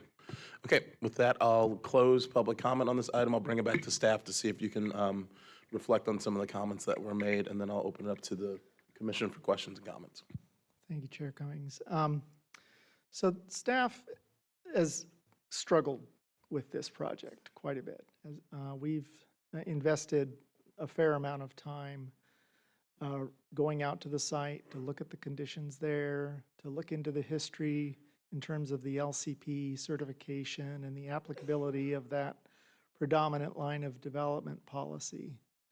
Initially, staff did believe that that predominant line policy applied here. And if that was the case, that would have a significant effect on this project. But we ultimately were convinced that the policy did not apply to this particular site. And so we were looking at just the basic setback requirements that were in the LCP. And then, of course, we were focused on the view effects of the actual proposed project, which was, largely that tile roof appearing structure in the images. And with that structure did not have a significant adverse impact on coastal view impacts. So, in the end, we came down on the side of approval, but there is certainly discretion in that decision. So we leave that to you. Thanks. Thank you. Okay, I'll open it up to the commission for questions, comments. Commissioner Ranga. I have an ex parte that I'd like to share. On January 27th at approximately 1:30 p.m., I had a meeting with Susan McCabe and Ann Blanker to talk about the project. They shared a slide deck that has been sent to the commission and executive staff. And it is a file, and they agree with the recommendation with the conditions. Thank you. Thank you. Any other questions or comments by commissioners? Commissioner Wilson. Just a couple questions. One has to do with I didn't see, usually we have, especially when we have a structure or especially a single family residence that's, more than 8,000 square feet, we do some sort of analysis around what is that comparable within the neighborhood, because oftentimes that can drive, the neighbor, and then just kind of it drives a sort of development pattern. So I was just wondering, I just didn't see it in there. Maybe I just missed it. Can you, make that available? Sure. So on this block of ocean, home floor area sizes range from about 4,000 to about 7,000, so it would be a bit bigger. But if you cross the street, home sizes are significantly larger, with some going up to 12,000 square feet. And when you say across the street, can you describe to me what you mean by that? I'm just looking on Google Earth here just to... Sure. When you round the bend on Ocean Boulevard, Right. going, I suppose, further south, you will see homes that are larger and comparable in size. Right, there's 4 or 5 of them, I guess. But then there's a whole neighborhood of much more smaller houses. I mean, that's not the average, right, over a quarter-mile radius or even within... Did we do any kind of analysis, or are we just kind of like picking and choosing? We received a floor area ratio diagram from the applicants that was helpful. Unfortunately, it's not in the exhibits or presentation, so I can't share it. But I think the average would be closer to about 7,000 square feet, since the homes, as you start to walk further south, range from about 4,000 to 11,000 square feet. Okay. And then my next question has to do with the... I can't remember what you guys called it, but there's that development, that curve of undeveloped area that's sort of between all those houses that are on that street and the street. And have those also been vacated in terms of right-of-ways? Is this going to encourage the development of all that undeveloped area there? Is this going to be sort of the cascading effect? Is it possible to show slide 10 of staff's presentation? I can answer it while you bring that up if possible. The opponents raised a valid point, which is that there have been 2 vacated right-of-ways along this stretch, this one and the one next to it. But If you take a look at the slide once it's up, you'll see the right-of-way gets wider, so it's not quite an apples-to-apples comparison. Is the other vacated right-of-way to the west of that, or to the east? The other vacated right-of-way, I believe it's to the north. North, okay. And is that owned by, who owns that vacated right-of-way? Is it the adjacent house, or is it some other? I'm just kind of wondering what's happening there. It's the adjacent property owner. So the two vacations that they've done, they have sold it, or I suppose it's more accurate to say they have offered a covenant to the abutting property owner. Okay, so then what the analysis that we're doing right now would likely apply to that property as well? I mean, would that property owner likely avail of this analysis? I think it could in some ways, but I think the circumstances in that particular lot are probably quite different from this one in terms of views across the site. And I did want to point out the rest of that right-of-way, and if you're looking for an image that's on, I think it's Exhibit 4 in the staff report. Okay. Oh, sorry, that's Exhibit 3. The remainder of that right-of-way has not been vacated as far as we're aware. It remains public to the north of that second lot. Okay. Yeah. So what you're saying is those have not been vacated north of the lot that's just adjacent to this one. That these are the only two locations that you know that were vacated. To our knowledge, we may want to bring the city staff back up if they're able to confirm that. And then there was an assertion made by the appellant about a policy that they say that we've had about these vacations that have occurred, but without concurrence with this agency, as has happened in 1989. And does that do we honor that, or do we, can you refer to that question that they had? Sure. So in this particular case, the way we're dealing with that is with the lot combination requirement that's in, or a lot tie requirement that is in the conditions of approval for the project. So we did look at whether or not there would be significant coastal resource concerns with that vacation as part of this, and we didn't identify a significant issue with that. Okay, and so their issues that they brought up were in relation to section 20251 and 20253. The photo that's up on the screen there. So you're saying that the other lot that's vacated is associated with, I'm just going to use very descriptive because I'm just looking at this, with the property that has the structure that has this sort of circular roof to it. Is that what do you see what I'm saying? Does that make sense? And maybe we can invite the city staff member up to help with some of these questions as well. But if coastal staff has the answer to that.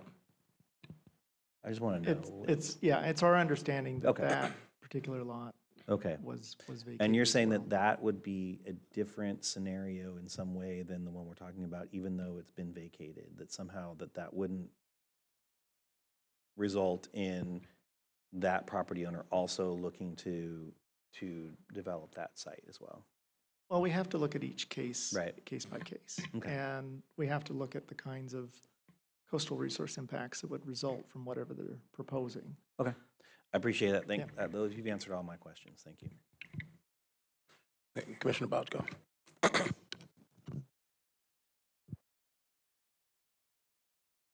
Yeah, this is going to be very brief because this is not my specialty. Is this considered a non-conforming structure, the the original house that we're looking at with the flat roof? Correct. Okay. And are there limitations on adding on to or redeveloping non-conforming structures if they remain non-conforming? That's where I don't know anything about. Correct. There are no restrictions. You can just build onto it without curing the non-conformity? There are restrictions. There are restrictions. Could you elucidate those restrictions for me? Sure. If you wish to expand a legally non-conforming structure, you have to show that it has no coastal resource impacts. There are several listed. The ones relevant to this site are that it does not impede public views, public access. I believe those are the Got relevant it. ones. And and you'd established that it didn't impact public views above that enough. Is that what I'm hearing? It does a little bit. They're going to take down the chimneys, so that helps a little bit. But there is still probably that much that is above the one they're going to build now. Correct. So in a way, we're kind of waiving that nonconformity, or we're just saying that it wasn't so nonconforming that it's blocking enough view. Well, again, that is the discretion we're talking about in terms of whether or But I'm not talking there's about a you guys, significant that was your discretion. You thought, okay, didn't for see a us, it significant doesn't look that impact significant. from that, yeah. Okay. And this is just, is there a reason that the new addition looks like a totally different house than the old one? Like you got a flat, kind of modern looking thing, and now you've got a red tile peaked roof? Just curious. You may want to bring the applicant up to No, talk I don't want to about waste our time, the but. design of the home, but I think they are making changes to But it it to is, there's no make it question that this is part of the same house. This is not two houses. There's no That's way to correct. separate these two. No. One final question. Do they pay for this lot, or does the city actually just give it to whoever's in front of it? That's a good question. I don't know. Does the anyone have, answer I'd to love that. an answer to that. Because I've never actually heard of a city giving away land before. If Do you the know- oh, you- city planning representatives can maybe come to the podium and try to field that question. Yeah, I'm just Or the curious applicant, about that either or. process, how you get this nice big chunk of land. The owners of the property purchased the property in 2014, so they did not own the property when it was vacated originally in 1998, but the current owner paid for the whole lot when they purchased it in 2014. Okay, so it was a prior owner that somehow worked this out with the city? Right, with that north neighbor that Mhm. Chloe pointed out on that. All right, well, thank you. Yeah. Okay, Commissioner Hart. Thanks so much, Chair. I just have a couple questions for Carl, I believe. I just am focused on the construction on the bluff. And I know that in the report, it's clear that there's been a lot of studies, but I just want to hear from you, in your mind, given what we're seeing in terms of these, whether you call it a Pineapple Express or a, atmospheric river, just hitting the side of bluffs that previously didn't have a lot of, they may not have been concerned. We just had a house fall into the river up here in Sonoma County from the latest atmospheric river. Could you just talk a little bit about, now they're having a swimming pool, an additional house, all built into the bluff. Could you just reassure me about your thinking on that? Well, if you're asking whether we looked at, geologic stability issues and whether that's an issue, yes, we did look at that, and we haven't identified any stability issues with this project. I do want to point out that this circumstance here is relatively unusual to have existing. This pattern of development on the bluffs. It's something that you see largely in the Corona Del Mar area of Newport Beach.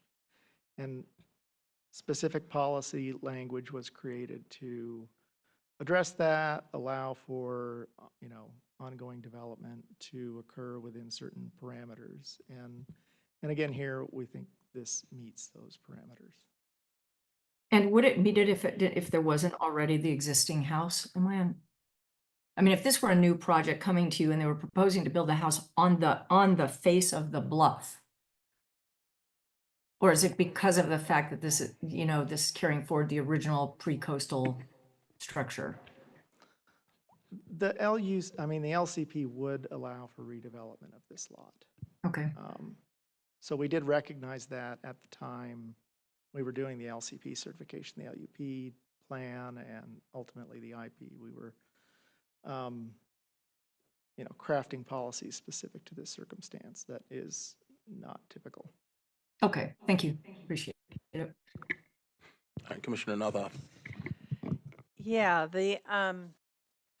so am I reading this right that, the bulk of this, the floor area ratio, it's an expansion of almost 50% of the existing building. And did I hear the applicant, so the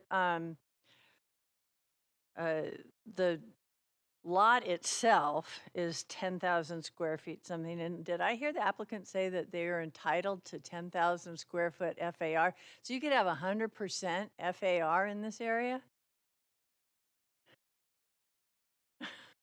Because they're proposing 80%, which is the, huge. I don't And usually please state your name come too, for across the that. record. Yeah, again, David Lee from City of Newport Beach. And just to be clear, it's 1.5 times the buildable area. And the buildable area is the lot area subtracting the setbacks out. So that's the formula we use to get to that number. So it's not exactly like a FAR in this zone. And that is in the local coastal plan that's been certified. So that is what you're referring to, Mr. Swing, is it's specific to this area that, the city has Correct. Yes. adopted very large parameters for building in this specific area. Yeah, it's 1.5 times buildable area for this entire Corona del Mar zoning area. So it's standard throughout. It looks different with different size lots and different size setbacks, but for this lot, that's the number that the formula comes out to. So it may be big, but it's consistent with that's what the recommendations are based on. That's correct.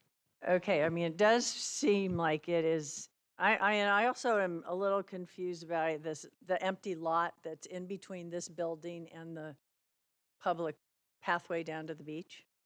Is that gonna be encroached on this? What, is this setting a precedent that's gonna make that easier to build out? If you're referring to the area that's to essentially the south of this site, Yes, that I believe is part of the city park. that's part of the city park. That is, okay, good. So this is just filling up that lot that's next to the public land. That's And correct. would this project preclude widening the sidewalk like the applicants would like to see? Not the applicants, the appellants, excuse me. The widening of the sidewalk that Go on up. study that the appellants are talking about, would this project preclude that, or is that something that could still happen down the line? That could still happen down the line, but this plan would never take the private property and convert it to public use. If the sidewalk was to be extended, later on it'd be going into the street, into the public, not towards the private. So this project would not preclude that. And that's something that the city would consider, is to widen the sidewalks there? That's in discussion with a vision plan for Ocean Boulevard, but that's still in draft format right now. So that's not concrete yet. I think it's going through drafts and discussion. Okay, thank you. Okay, I understand better how you got to where you did with your recommendation. All right, are there any other comments or questions from commissioners at this time? I don't have any further questions. I guess a couple comments. I share some of the concerns that were raised by commissioners, but I think what became evident through the presentation today is that the owners of the property did legally purchase that property. It's consistent with the local coastal program in terms of what they want to develop and the amount of area that they want to develop. And I think it was good that the appellants brought this forward for our attention because of the potential blocks to coastal views. And I think that through the rigorous staff analysis, I'm pretty convinced that that it's met the criteria of being able to move forward. And I do want to thank you all for imposing some additional conditions. And while it's challenging for us to, approve these kinds of projects, given everything that's been going on as it relates to climate change, when people are moving forward with trying to develop under the guidelines that they're given, it really constrains our ability to then deny projects if they are consistent with, the terms that were set out by the local coastal plans. So I'm reluctantly supportive of this. I mean, I think that there's, I hope that the building's able to hold up in future storms, but I think that they've gone and done what they were supposed to in terms of meeting the guidelines as they were laid out in the local coastal program. And so with that, I'll end my comments and we'll look for a motion on this item. Commissioner Uranga. If you don't mind, I'd like to make the motion, but before I do that, I just want to say that this is an awfully huge property. I mean, there's no question about it. But I didn't hear anything compelling to oppose it. So that I will be supported as well. Here's the motion. I move that the commission approve coastal development permit number A-5-MPB-23-0052 pursuant to the staff recommendation. Recommend a yes vote. All right, so we have a motion by Commissioner Uranga, seconded by Commissioner Bosco, asking for a yes vote on the proposed motion. And so with that, I'll turn it over to Ms. Miller for a roll call vote. Commissioner Escalante? Yes. Escalante, yes. Commissioner Hart? Yes. Hart, yes. Commissioner Lowenberg? Lowenberg, yes. Commissioner Notoff? Aye. Notoff, yes. Commissioner Turnbull Sanders? Yes. Turnbull Sanders, yes. Commissioner Uranga? Aye. Uranga, yes. Commissioner Wilson? No. Wilson, no. Commissioner Aguirre? Abstain. Aguirre abstains. Commissioner Bochco? Bochco, yes. The vote is, Chair Cummings? Yes. Cummings, yes. The vote is 8 yes, 1 no with 1 abstention. Okay, so that motion passes. So thank you all again for your time. Thanks for coming today. And with that, we will move on to our next item, which is It is item 16B, which is the City of Newport Beach's application regarding the mooring field. And give us just a minute to swap out staff here. Yeah, and, maybe if we can take actually just a quick 5-minute bio break, and then we'll come back after we've had to swap out staff and allow people to leave the room. And Sounds great, thanks. okay, so we will we'll reconvene at like 3:16:17.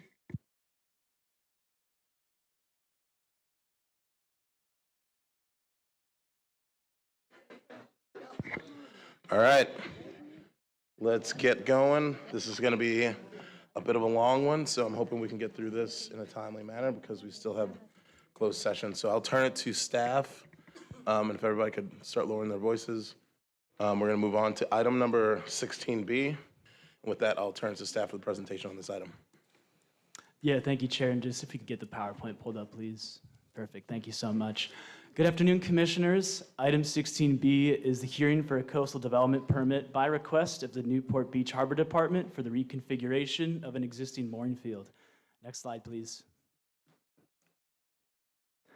The subject site, Mooring Field C, is located north of Balboa Peninsula and east of Bay Island within the coastal waters of Newport Harbor in the city of Newport Beach. Next slide, please. Currently, several vessels are moored outside of the defined mooring field boundary, and the existing mooring field configuration does not organize vessels based on length, which poorly utilizes open water space. Additionally, some moorings have been displaced in between mooring rows, highlighted in yellow on this slide, which has resulted in reduced navigability within the mooring field. As a result, the city established a subcommittee of the Newport Beach Harbor Commission in 2018 with an objective to reconfigure the existing mooring fields in Newport Harbor. The subject project is proposed as a pilot program by the city intended to be replicated within the other mooring fields of Newport Harbor, which would additionally require CDPs. Next slide, please. The city has managed over 1,200 moorings within Newport Harbor since 2017, with approximately 800 distributed as offshore moorings throughout 10 mooring fields, outlined in red on this slide. The city offers mooring permit and license options to interested members of the public. Mooring permittees purchase the initial mooring permit or obtain the permit through a transfer, own and maintain the tackle associated with their mooring, pay monthly permit fees, and receive usage of their respective mooring. In contrast, under the mooring license program, the city owns and is responsible for the maintenance of mooring tackle and inspections, and licensees do not purchase a permit, but rather pay a monthly fee to the city for the usage of the mooring. There are currently 55 moorings within Mooring Field C. Of those, 52 are privately held permits, and 3 are owned and operated by the city. Several mooring permittees have expressed concerns to commission staff regarding the city's proposed reconfiguration since application was received. The primary concerns raised regarding the proposed project relate to the safe navigability of the mooring field, which will be discussed later in this presentation. Mooring permittees have also expressed concerns with numerous issues related to the permit rates and fee structure, particularly the discrepancy compared to rates associated with private slips. Since these issues were identified, commission staff in coordination with the State Lands Commission have worked closely with the city to address these issues. It is important to note that these fee structure issues are not addressed in the CDP application, as the subject project does not propose any changes to the rates or fee structure, but is rather solely for the physical realignment of the mooring field. Commission staff and the State Lands Commission continue to coordinate and work closely with the city to address the fee structure issues, and will keep the commission informed as we progress. Next slide, please. The city proposes to reconfigure the existing 5.5-acre mooring field based on vessel length, install 7 new city-owned moorings, install 58 conservation buoys. The city also proposes to replace 3 existing anchor weights with helical anchors, install the 7 new city-owned moorings with helical anchors, and request authorization to replace the anchor tackle of the remaining 52 privately permitted moorings with helical anchors. Reconfiguration of the mooring field is proposed to be completed through a phased approach by initially reconfiguring only 1 or 2 rows of the entire mooring field to test the new layout for 2 weeks. The remainder of the configuration would then take approximately 30 days to complete. Moorings would be raised by a crane barge, repositioned, and replaced pursuant to the project plans. Next slide, please. The proposed reconfiguration would utilize a double row layout rather than the existing single row mooring configuration as represented on this simple graphic. Mooring rows are highlighted in yellow, and the waterways between mooring rows, or fairways, are outlined with dashed blue lines. The project would also relocate any moorings located outside the defined mooring field boundary. Next slide, please. The applicant submitted an eelgrass survey which found 861 square feet of eelgrass beds existing on site, highlighted in yellow on this slide, with the majority of the eelgrass located outside a 30-foot buffer of the project area. Based on the submitted eelgrass survey, the proposed project would not result in any shading of eelgrass habitat. Additionally, the proposed reconfiguration would site the moorings further away from the majority of the eelgrass beds circled in blue on the southwestern corner of the mooring field boundary and increase the buffer between the eelgrass and the moorings. Next slide, please. The proposed project also includes the installation of 58 conservation buoys as shown on the right side of this slide, which would reduce chain drag on the seafloor and further minimize impacts to marine habitat and promote additional growth of eelgrass in the vicinity. Currently, all vessels within the mooring field utilize a weighted anchorage system, which includes a floating buoy attached to a chain and weight secured to the seafloor, as shown on the left side of this slide. Weight types commonly utilized as anchors in the mooring field include castings, car wheels, engine blocks, and other forms of reused heavy machinery parts. The city does not have requirements pertaining to the type of weights that are allowed. The average fill of an anchor weight is 9.04 square feet per mooring, In contrast, the proposed smaller helical anchors would result in 0.11 square feet of fill. By replacing 3 existing city-owned moorings weights with helical anchors and installing the new 7 city-owned moorings with helical anchors, the proposed project would result in a decrease of fill by 32.72 square feet. The project also proposes authorization to replace the remaining 52 weights within the field with helical anchors. Should all 52 permittees elect to replace their weights with helical anchors, there'd be an additional 458 square foot reduction of fill. The city has estimated that the replacement of weights with helical anchors for an individual mooring costs approximately $15,000. Therefore, requiring all permittees to replace existing weights with helical anchors could impose financial hardship, resulting in a barrier to maintaining access to the mooring permits. However, used machinery parts such as engine blocks may negatively impact water quality through contamination due to the oil, grease, and petroleum residue they may contain. Therefore, staff recommends Special Condition 2, authorizing mooring permittees to replace existing mooring weights with helical anchors or continue to use anchor weights that do not include contaminants in order to protect water quality and avoid imposing financial hardship that could result in a barrier to maintaining mooring permits. Next slide, please. Mooring permittees have expressed concerns regarding the city's proposed reconfiguration, primarily related to the safe navigability of the field due to the proposed transition from single row layout to double row, as represented on this slide. Permittees assert that this new layout will result in safety issues due to the mooring field's limited protection from offshore winds, currents, and exposure to extreme seasonal tides, ultimately increasing the difficulty of navigating the field with mooring rows configured in tandem or double rows as shown on the right, rather than the existing single rows as shown on the left. As represented here, the double row layout allows a mariner to approach their mooring from one fairway directly on one side of the mooring rather than fairways directly on either side of the mooring as possible with the single row layout. Next slide, please. The city has asserted that the proposed layout would improve safety and navigability within the field. As represented on this slide, the bows of vessels or the fronts of vessels would be located closer together. However, the width of fairways would be increased to 60 to 100 feet, and the distance between moorings in the same row would be increased to 50 to 55 feet. Additionally, moorings that are located outside defined rows would be relocated, removing existing obstacles within fairways. Based on the proposed configuration, a mariner would have the option to approach a mooring in multiple ways, as represented with dashed yellow arrows, including the fairway located adjacent to the mooring, or by navigating through adjacent rows due to the increased spacing between moorings. As previously stated, opponents of the project assert that this new layout will result in safety issues due to the conditions of the site, which they supported with a letter prepared by Innovative Structural and Specialty Engineering PLLC opposing the project. The city, however, requested the review of an independent third party and received a letter in support of the proposed project that concluded the revised layout would improve navigation and safety by Doug Powell, who is co-chair of the California State Sheriff's Association Boating and Watercraft Safety Committee, the legislative chair for the California Boating Safety Officer Association, and is under contract with the California Division of Boating and Waterways.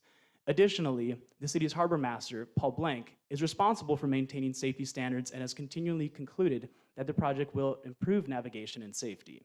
Should a mariner feel that conditions do not allow them to safely moor their vessel, the Newport Beach Harbor Department offers a mooring assist program to all permittees.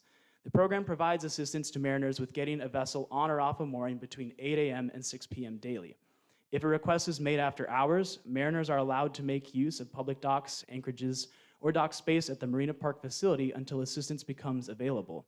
Therefore, should a mariner feel conditions do not allow for safe navigation through the field, the city provides free services to keep people and property safe. Next slide, please. As previously mentioned, the proposed reconfiguration would organize vessels based on length and utilize a double row layout, which would result in an increase of new open water space surrounding the field by 2 acres highlighted in yellow on this slide. Moorings generally offer a lower cost opportunity for recreational boaters to store a vessel in Newport Harbor. The proposed project would protect the continued use of and access to 55 moorings and provide access to 7 new moorings circled in white, which will be available to the public through the city's license program. By installing 7 additional moorings within the sea field, there would be more opportunities for members of the public to moor their vessel in the harbor, increasing recreational boating opportunities.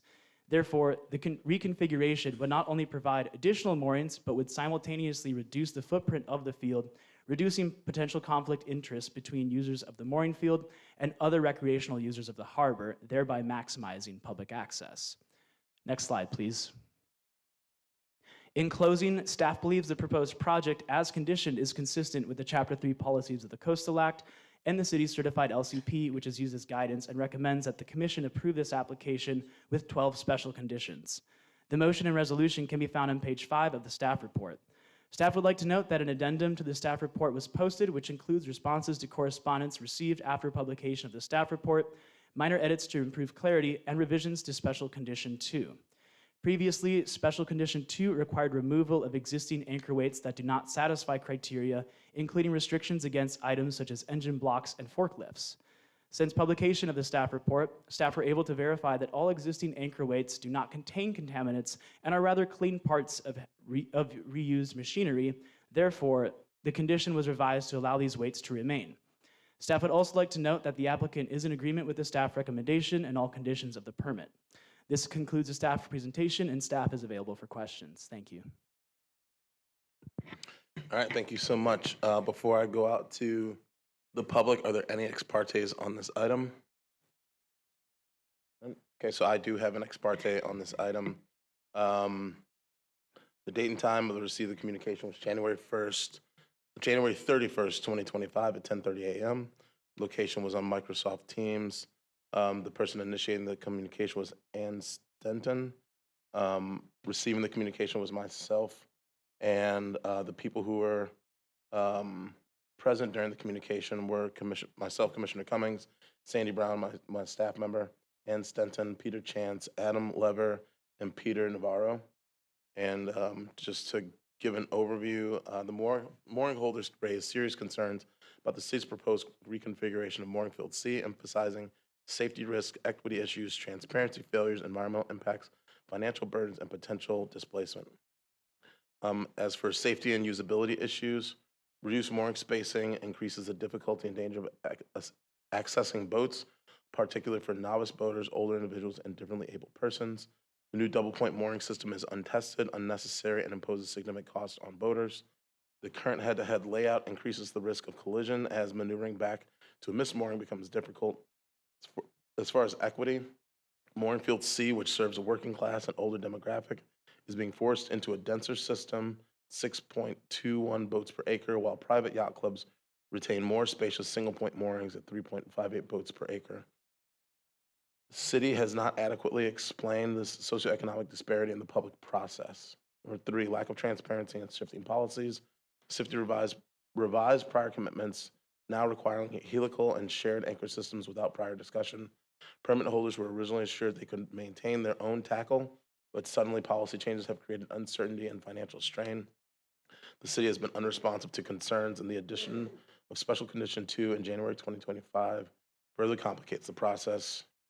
For environmental and logistical concerns, the city's justification for the changes lacks consistency as yacht club moorings use single-point anchors that cause more seabed disturbance, and those remain untouched. The proposed system does not appear to be based on environmental necessity, but rather arbitrary policy shifts. 5, financial burdens and the potential displacement. The city's plan forces boaters to relinquish their existing tackle and bear the cost of city-owned moorings, leading to fears of displacement. A previously considered buyback program was abandoned in favor of a mandate that effectively forces out lower-cost mooring holders. Rate study and policy reversals. The city had promised to pause the rate increases, but the new policies contradict this commitment.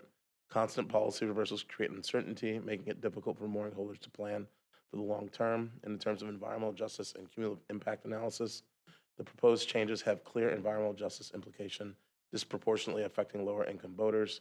A comprehensive cumulative impact study analysis is needed to assess the broader consequences rather than just implementing piecemeal changes.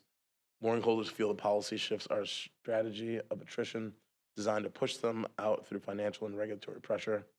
And without meaningful consultation, mooring holders fear the city is using these changes as a backdoor strategy to displace lower cost users in favor of more expensive city-controlled alternatives.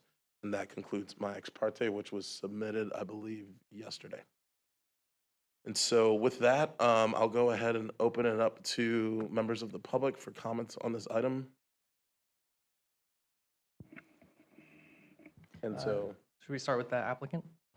Yeah, let's hear from the city on this item first. We have Paul Blank, the harbor master, and then I believe Carolyn Groves. Go ahead. Okay. Hi, I'm Carolyn Groves. I'm a coastal planner with Dudek, an environmental consulting firm. I'm an agent for the city on this matter. We also, as mentioned earlier, have Paul Blank, the harbor master, here to answer questions and provide clarity. We also have 2 members of the Harbor Commission who do not officially represent the city. They represent their own opinions, but they can also provide clarity on how this project was arrived at. So I want to reserve the majority of my time for a response at the end of the proceedings, but I just want to note very quickly, as Jeff mentioned, this project arose from the desire of the Harbor Commission to increase safety and navigability within the mooring fields of the harbor. That is the primary objective of this project. In addition to that goal of increasing safety and navigability, and by extent, access to moorings, this project also has the goal of reducing any potential environmental impact from the mooring field by lifting tackle off the seafloor and reducing the overall tackle area that occupies the seafloor. The proposed design that we have now meets those goals, and this was intentionally designed as a small-scale pilot project to test out this new configuration before it's rolled out harbor-wide. We really appreciate Jeff and the rest of staff's work on this project with us, and we agree with their analysis and recommendations, including all the special conditions that require monitoring for safety, and as well as the conditions for replacing the anchor tackle. We are available for questions, and we, again, would like to reserve that additional time for response at the end. Thank you. Thank you. Okay, we will, no, I think we should wait until after we hear from the public. All right. Let's go ahead and start with people who are here in person. I believe we have about 40 people who want to speak on this. And so we'll start with 2 minutes. We'll see how the time goes. Again, we do have some time constraints on this space. And so I'm just going to be mindful of time. I may have to reduce the amount of time for public comment. But we'll go ahead and start with 2 minutes for people who are here. Okay. First, Ann Stenton, followed by Samantha McDonald, Pedro Tibau, and then Jesse Fleming. And we have your presentation. Thank you. Can you pull up my slides, please?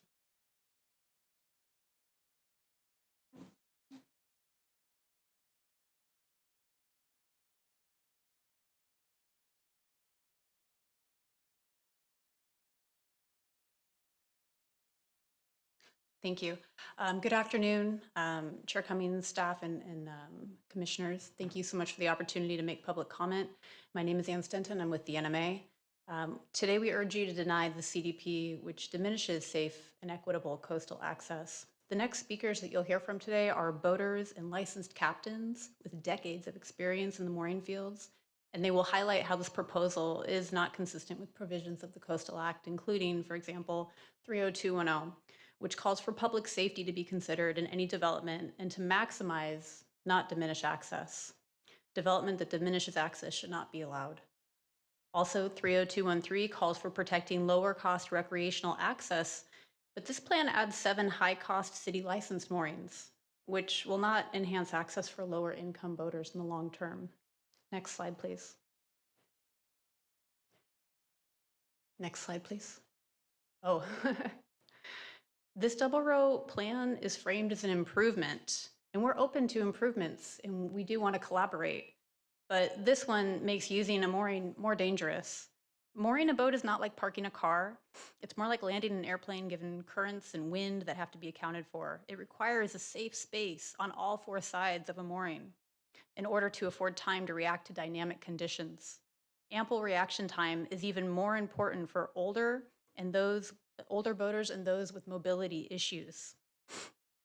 And again, I want to be clear, we are open to improvements. The NMA is eager to work with the city to address mooring concerns, and we have tried to reach out. But over the past year, in my role as president, while I've been with the NMA, the city has not engaged with us in a meaningful way on this permit or the proposed changes, including the one that was brought up on January 20th.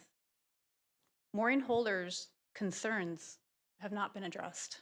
It feels like this is being done to us, not with us. This plan increases hazards, especially in high winds, strong currents, and emergencies where extra reaction time is critical. I urge the commission to carefully consider the consequences and consider alternatives that truly support equitable access for all boaters. Please deny the CDP to allow for a reset with better collaboration and outcomes. Thank you for your time. Thank you. Thank you. Samantha McDonald, Pedro Tibau, and then Jesse Fleming. Hi again, Samantha McDonald. Can you please bring up my slides?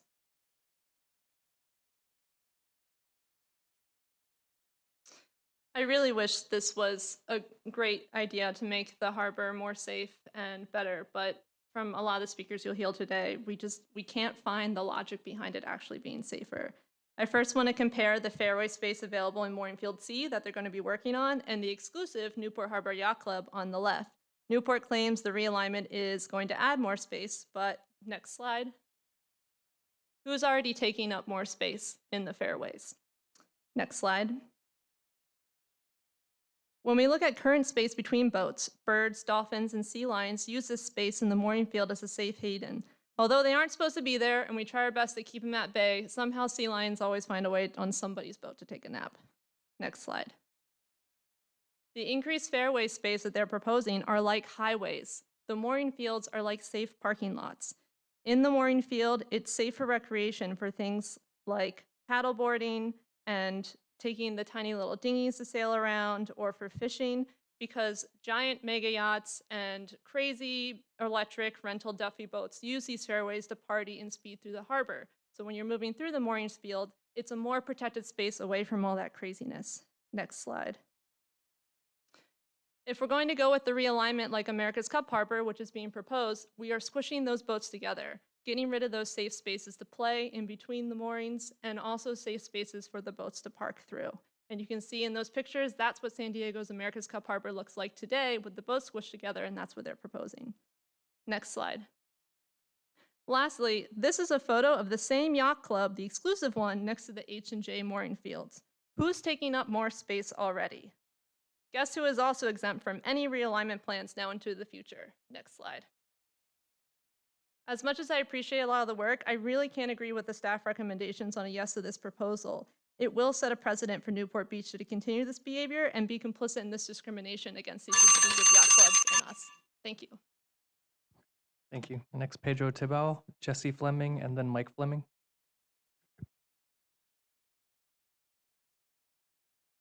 Greetings to all commissioners. My name is Pedro Tibau. I'm from Brazil. I have been here in Southern California since 1981. I have been sailing and have held a mooring permit for the last 30 years. I was here when the city of Newport Beach increased my mooring fee substantially, which caused me a lot of suffering until it got resolved through litigation.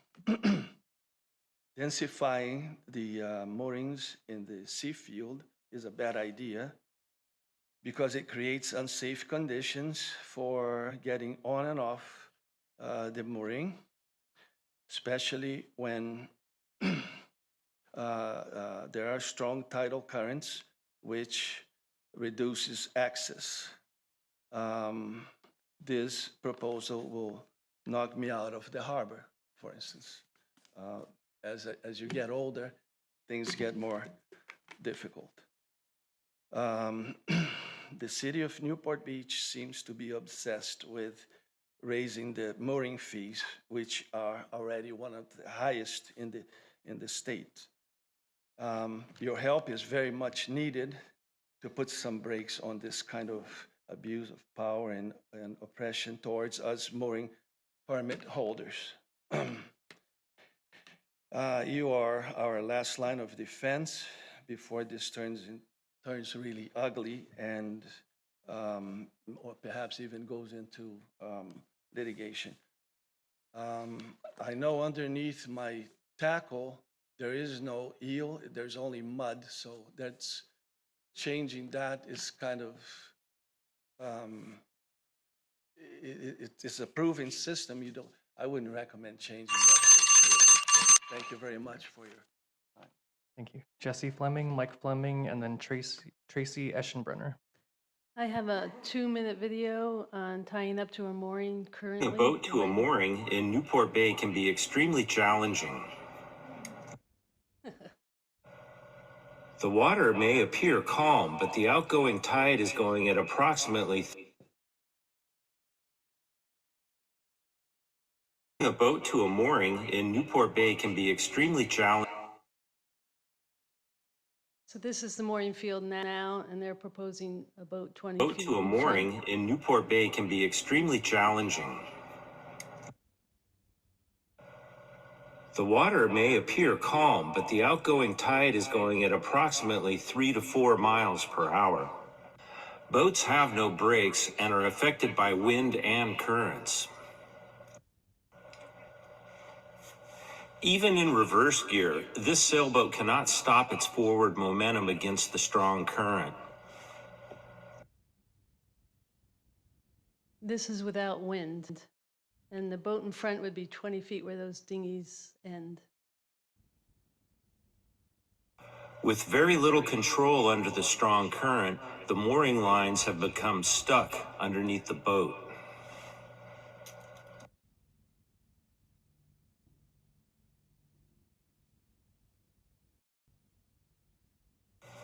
If a boat goes over its own mooring lines, the engine should not be used for fear of the prop getting fouled in the lines.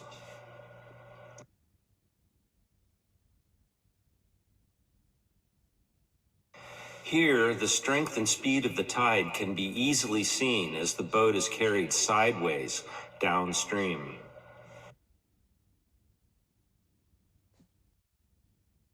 That's about where we would hit the boat in If front there of were us. other boats close by, there could have easily been a crash involving significant damages or injuries. Fortunately, because there is presently ample room in this mooring field for safe navigation, there were no accidents or injuries, and this boat made another attempt, successfully getting on the mooring the second time. In my 2 rows alone, I can name you 10 people over 70 years old. We have to move fast, we have to react fast. Many of us have new knees, new hips, new everything. So we're asking you, please, please, don't make it unsafe for us. Thank you. Thank you. Next, Mike Fleming, Tracy Eschenbrenner, and then George Hilkema. Yeah, hi, I'm Mike Fleming. I'm a licensed, credentialed Coast Guard captain. I've worked in the harbor for decades. I've had moorings since 1987, and we've never had moorings so close together. What I'm really happy to hear is that the city is going to provide free help to get on and off our moorings during regulation hours. I believe it's probably going to be free. And that would eliminate all of the problems that you're seeing. There will be these problems if we put the boats that close together. If the boats are that close together, the scope of an anchor, when you put a boat anchor down, you want to have at least 3 to 5 feet of chain for how deep the water is. In putting the boats this close together, if we have proper scope, my weight is going to be under his boat and his weight's going to be under my boat. So I can't even imagine how they're going to service our moorings. And when the boats start moving in a strong wind, our chains are going to be rubbing on each other. And that's going to cause us to have to pay to have the chains replaced more often. And the situation that we have right now is fine. But if we go with this new situation, if they would just take that 20 feet in the middle and take 5 feet from here and 5 from there and give us 30 or 40 feet in the middle, the fairways are not going to get much smaller. They've got 60-foot fairways that could maybe come down to 55 or 50 feet that would seem to be more tenable. But I can't imagine getting on the moorings. A lot of people are going to be able to handle it. It's the other guy that you have to worry about. My neighbor's got a concrete boat, and he's not a licensed captain. Usually we all help each other out depending on each other's ability, but that's not always going to happen. Sometimes you're not going to be there if you're not on your boat, and the other fellow's not really as good or helped out, he's going to hit your boat. And the city makes you sign they are not responsible for any damages at all. And we just had a windstorm, and there's a lot of damages that the boaters have to pay. Thank you. Next, Tracy Eschenbrenner, George Hilkema, and then Chaley Hilkema. Hi, my name is Tracy Eschenbrenner. This thing's called the Open Water Initiative, and one of the things I found interesting when I saw that was that the main channel, we've had a boat in there called Invicta, which is a mega yacht at 216 feet. Go right in there, no problem. So I don't know why that space is needed. And as far as the other area going around towards the inland between the homes, we've had a boat parade that goes through there with 60+ yachts. I just witnessed it, so there's a lot. They're big, no problem. I think what this really comes down to is the appearance of the moorings and the views from the shore for the homeowners and the way it looks. And I think that's really what this is about. Also, getting 7 new city moorings is obviously an advantage for them. I don't think it's going to be safer at the new way it's being done. I think it's fine the way it is. I have no problem getting in and out. Everything's spaced out really nice. So I really don't see the upside to this. I'm not going to take a lot of time. You got a lot of people, so I just wanted to keep it really. To me, this is what makes sense, and it doesn't make sense to do the new one. Thank you. George Hilkema, Chaley Hilkema, and then Bill Kenny. My name is George Hilkema. I'm a retired aerospace engineer and builder of offshore cruising boats. I have a traditional wooden sailboat and Angleman sea winch of 36 feet and 33,000 pounds that I've kept on a mooring in the Seafield in Newport Harbor for 34 years. I've been a Newport Mooring Association board member for over 30 years, and as such, have tried to convince the Newport Beach Harbor Commission that the proposed double row mooring configuration design isn't suitable for our harbor because of strong tidal currents and winds. More importantly, it would be unsafe for boaters, so I stand opposed to the reconfiguration of the Seafield. Slide, please.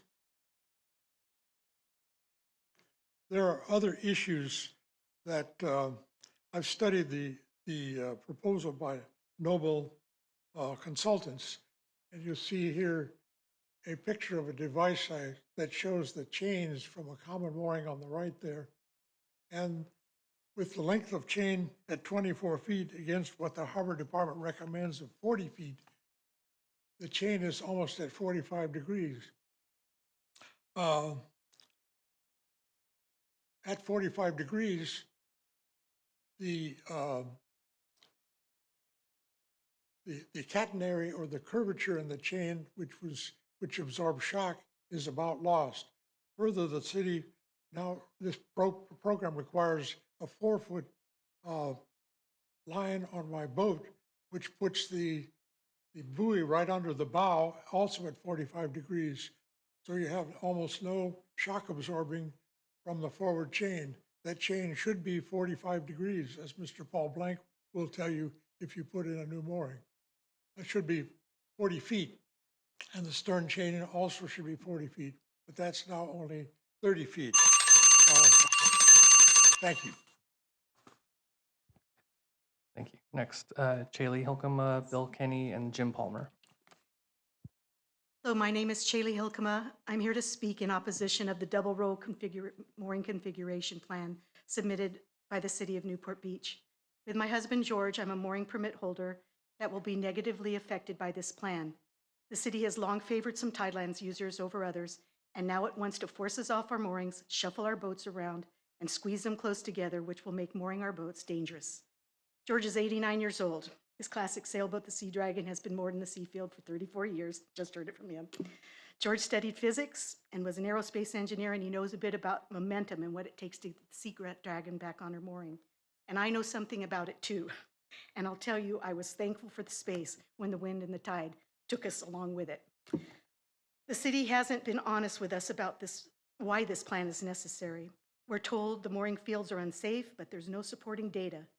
Sailors familiar with the plan know that it will make picking up and leaving a mooring unsafe. We're told there'll be better utilization of space, but there are other mooring fields in the harbor, most notably those used by yacht clubs, that occupy far more space than the Seafield. The Harbor Commission touts that the refinements to the design resulted from continued public and stakeholder feedback, but it's blatantly ignored the overwhelming opposition from those of us with Seafield mooring permits.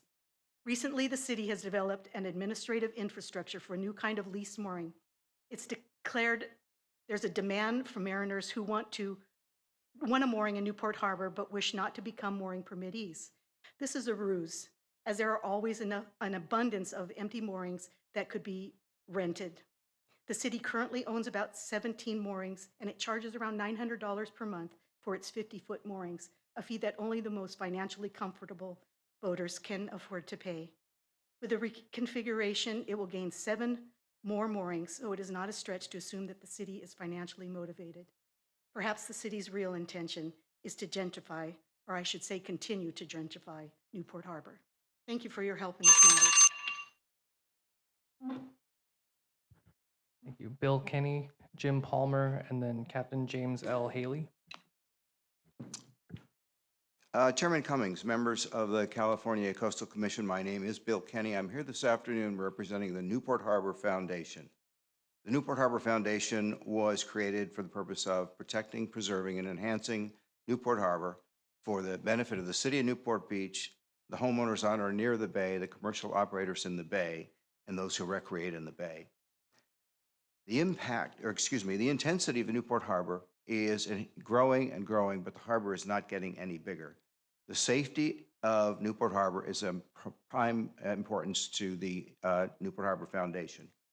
An ad hoc committee, the City of Newport Beach Harbor Commission, spent several years studying how to make the mooring fields safer and how to reduce the impact. They conducted public hearings. They took reams of testimony. They finally approved a plan which will result in the footprint of the mooring fields being reduced, opening up the waters of Newport Harbor, and making the harbor safer for all of the users. Specifically, the fairways between the mooring fields and the beaches will be widened, thus reducing risk of impact between swimmers and those using human craft and boaters.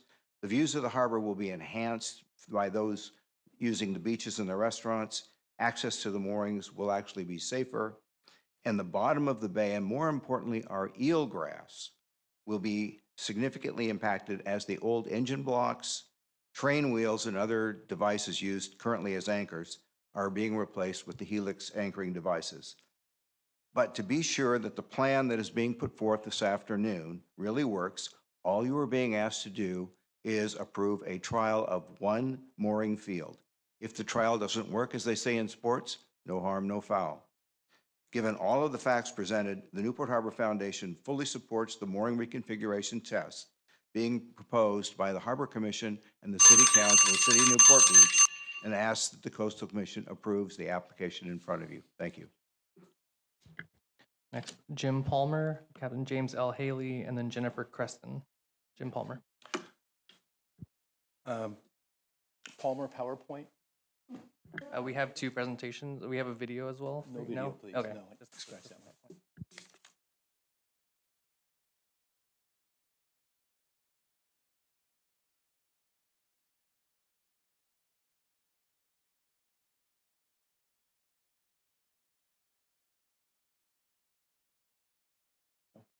Oh, I'm sorry, I didn't see the time clock. Thank you. I'm Jim Palmer. I'm a mooring permit holder in Newport Harbor. I request to deny approval or pause review until the State Lands Commission completes its title and grant review. I think we've established already that the title lands rent discrepancies, to use the State Lands word, appalling, and there's real inequity here toward mooring permittees. That's from the State Lands Commission.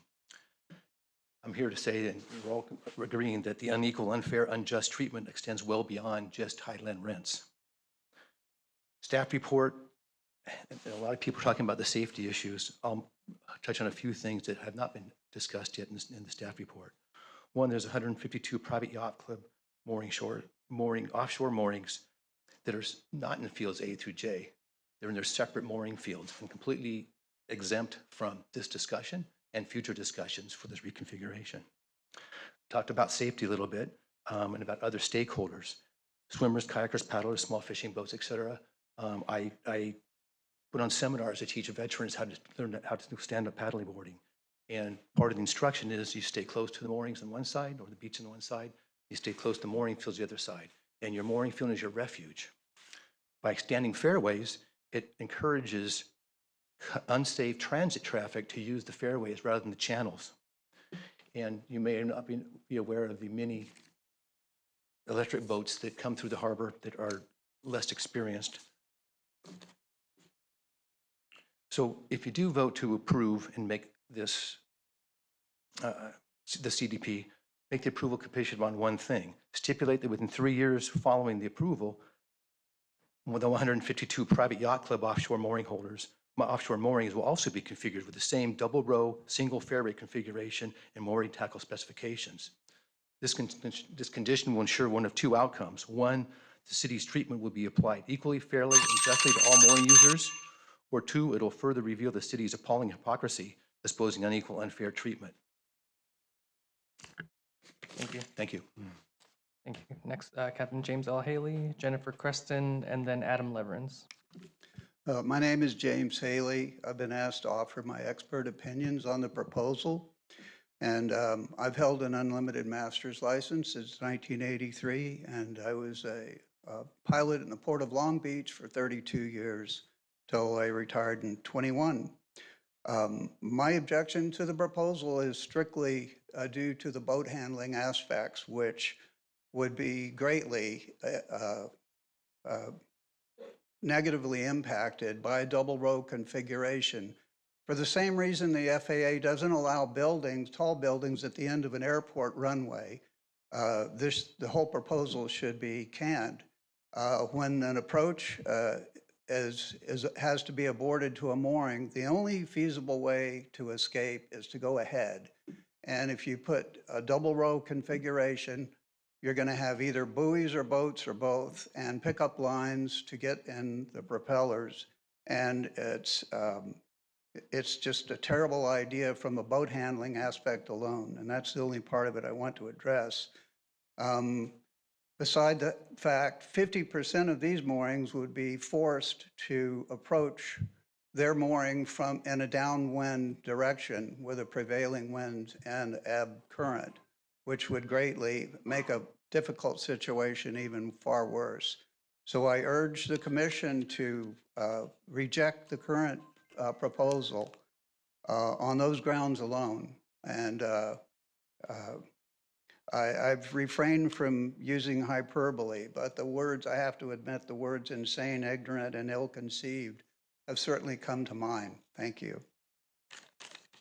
Thank you. Next, Jennifer Creston, Adam Leverins, and then Peter Kaz. Jennifer Creston.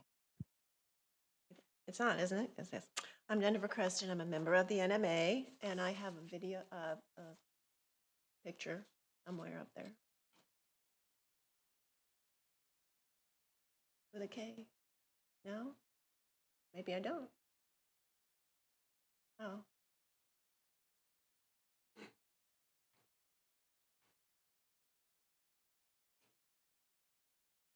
Aha.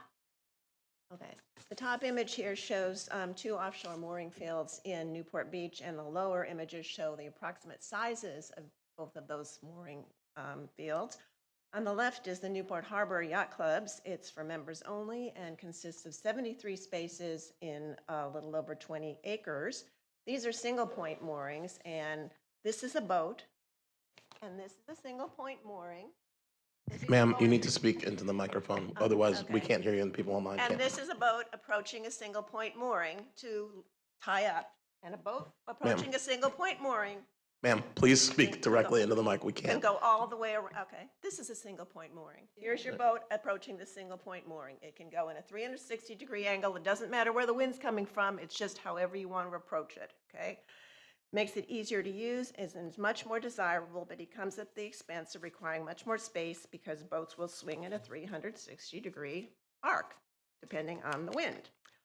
On the right side of the image is mooring field C, which is permitted to members of the public, and it's a double point mooring with 55 moorings in over 8+ acres.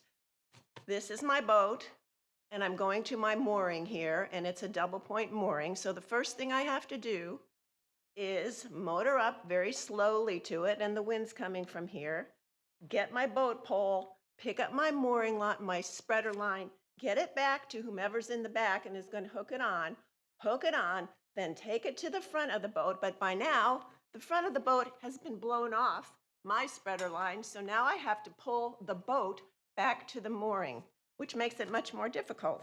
But the good thing is that the way the moorings are set up now, if I miss it, if I can't get it on, and the person in the back can get it off, we can just go off, turn around, come back, and try it again. You can't do that when you're going into a mooring that is facing another boat. You have no choice. May I have the next slide, please? This image shows the ways in which single-point moorings can affect the habitat by basically creating an underwater lawnmower for eelgrass. Thank you. Thank you. Thank you. Adam Leverins, Peter Kaz, and then Bud Cummins. If you could pull up my slide as I get started, please. Give us a second. At a Coastal Commission meeting in October down in San Diego, we heard the executive director speaking about the State Lands Commission saying, quote, "We were collectively pleased that the city opted to pause its consideration of mooring rate increases and rule changes while the State Lands Commission conducts a review of the city's management of its granted public trust lands," close quote. This CDP being approved has significant outcomes for both rates and rules. It proposes 10 new city mooring licenses, which are subject to the rates that the executive officer of state lands said had discrepancies which were really appalling. On the second part of this graphic, there's a City of Newport Beach Harbor Commission staff report for May of 2022. Harbor Master Paul Blank is giving an update. You'll note that he disclosed arrangements made to mitigate conflicts of interest for his use of an offshore mooring permit in the Balboa Yacht Club mooring field, one of the single point mooring fields that was just talked about. Way more space, exempted from any discussion about condensing the mooring fields. He's also a member of that yacht club.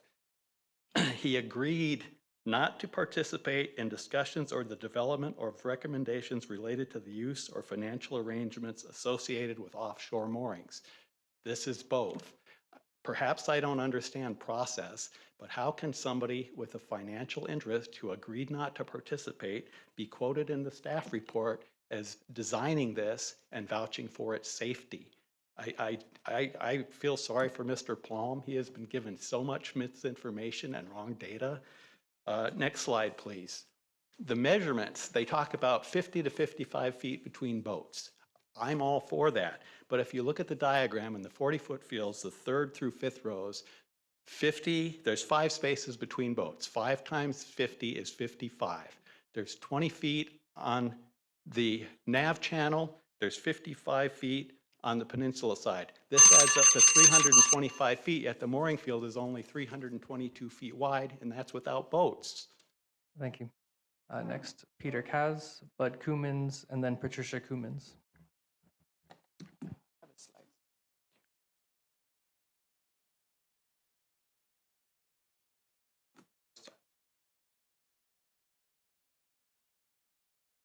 So here's another episode of what appears to me as a double standard treatment, systematic piecemeal, and inequality against mooring community. Sometimes if you want to see if the government hates you, it's just look at the other side of the train track. We have the sea mooring right there. They look like a good soldiers. They double ball mooring. And then we have on the other side of the track, we have the exclusive yacht club moorings with one mooring ball, which it's a 360. They try to, explain it. So they have 360. It is only one ball, so they can just turn around with depending on the wind. And you can see they're taking much more space. It's 3.6 boats per acre compared to 6.2 boats in Seafield in the right, which is subject to getting more shuffle and clamp, and this is inequality right here. That's what we're experiencing from the city. Next slide, please. The mooring fields for last 100 years in Newport Harbor, they've just been fine, and there haven't been any changes. They've just been working fine with no requiring any doubling or adding extra boats in there. So if you look at the Coastal Access Act, the first one, we're gonna get limited access, and limited access or no access is almost like, no, it's dangerous for us. And then we didn't have any meaningful engagement with the city for this one. There was flip-flop, keep changing. And also the climate change through this one is gonna be, I don't know, I lost it, I guess. So it's been a lot of issue that in here you can see it's not been met for the mooring holder. All right, thank you. Thank you. Next, Bud Cummins, Patricia Cummins, and Dickie Andrews. My name is Kai. I'm filling in for Pat Cummins, who's in the hospital. Please play Pat Cummins' video.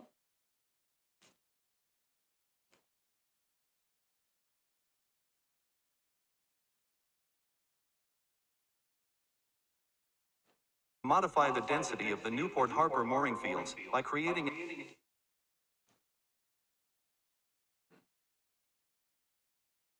Modify the density of the Newport Harbor mooring fields by creating a double-row mooring configuration. The Harbor Commission is modeling their proposal on San Diego's America's Cup Harbor, the only double-row mooring configuration on the Pacific coast. But Newport Harbor is vastly different from America's Cup Harbor in both size and conditions. So a double-row configuration for Newport is a bad idea that will result in unsafe navigation. America's Cup Harbor is a small cove located on the lee side of Point Loma. It's a fraction of the size of Newport Harbor with a much smaller volume of water. This results in mild tidal currents and a largely static environment that's safe for navigating tight moorings. Newport Harbor's much larger size results in enormous volumes of water moving in and out of the bay 4 times a day, creating strong currents with every tidal change. These tidal conditions make it very challenging to navigate moorings. The extreme difference in tidal currents between the two locations is outlined in a report prepared by Dr. Bart Chadwick of the Scripps Institution of Oceanography, which shows that Newport Harbor's tidal currents are 32 times greater than the currents in America's Cup Harbor. Wind also plays a much larger navigational role in Newport Harbor due to the low elevation of the Balboa Peninsula, which provides very little protection from prevailing winds. Point Loma provides a great deal of wind protection for America's Cup Harbor, resulting in a calm bay with almost pond-like conditions. Newport's existing single-row mooring configuration is a much better fit for the harbor's dynamic conditions. The current configuration provides enough space around mooring cans to execute safe approaches and departures in the harbor's turbulent conditions. This extra space also allows ample room to abort approaches when necessary, and enough drift time for a captain to access the helm and get underway after letting their mooring lines loose. Given the strong currents and wind conditions that exist in Newport Harbor, we believe it is very unwise to push the mooring rows closer together. A double-row mooring configuration is simply not safe for Newport and will make it much more difficult to access the moorings. Thank you. And then was Bud Cummins also here or not here? Or She's in the hospital. okay, thank you. Okay, next will be Dickie Andrews, followed by Christopher Bliss, and then Hein Austin. Hi, my name's Dick Andrews. I'm a disabled vet on a fixed income. I have a 46-foot gaff rig catch. She weighs 52,000 pounds. She doesn't stop. The double moorings is not safe. It would make it very, very difficult for me to get on and off a mooring. And I single-hand my boat by myself. Not a good idea. They'd be better off taking their money and rearranging and straightening out the existing mooring fields. That makes sense. How much are they going to spend on putting in this new mooring field? They could probably rearrange all the moorings in the harbor. You next, Christopher Bliss, Hein Austin, and then Richard Dorn. Good afternoon. My name is Christopher Bliss. I'm a mooring permit holder in Newport. I just want to say thank you so much for all you do. I have a slide to show. Yeah, I guess that's it right there.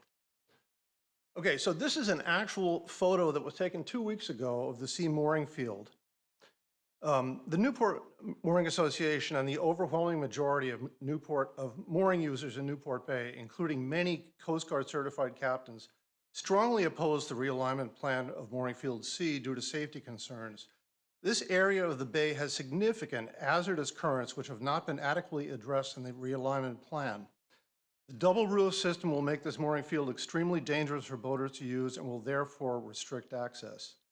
The NMA has offered an alternative plan which addresses the city's concerns, most of which are aesthetic in nature. The commissioners have complained the mooring fields look too messy and unorganized. The city plans to spend almost $500,000 for this unwanted, unneeded, and dangerous project. Second slide, please.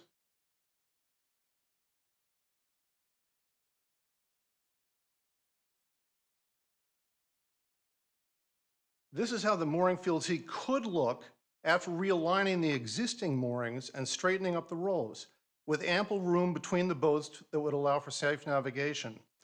The city has not offered an alternative plan, and they have not been receptive to even considering our plan. We would love to work with the city. The NMA has gotten a quote for between $25,000 and $30,000 from the local mooring contractor to align all the moorings in the C mooring field using the existing equipment to create a safe functioning mooring field in an area that is already safer and better functioning than what they are proposing. Our plan could save California taxpayers $500,000, money that could be put to far better use elsewhere, maybe helping the fire victims. The city is proposing, can I see this? All right. Thank you. And Yes. we're gonna have to pause the meeting. There's a strong smell of gas over here. And so just out of an abundance of caution, I think what we'll do is we're gonna vacate the chambers and we're gonna call the building folks to see what's going on, because the last thing we would want is for people to get hurt. Yeah, exactly. Thank you. And then we'll continue with our meeting. Glad I got the last word in, thank you. Yeah, thank you.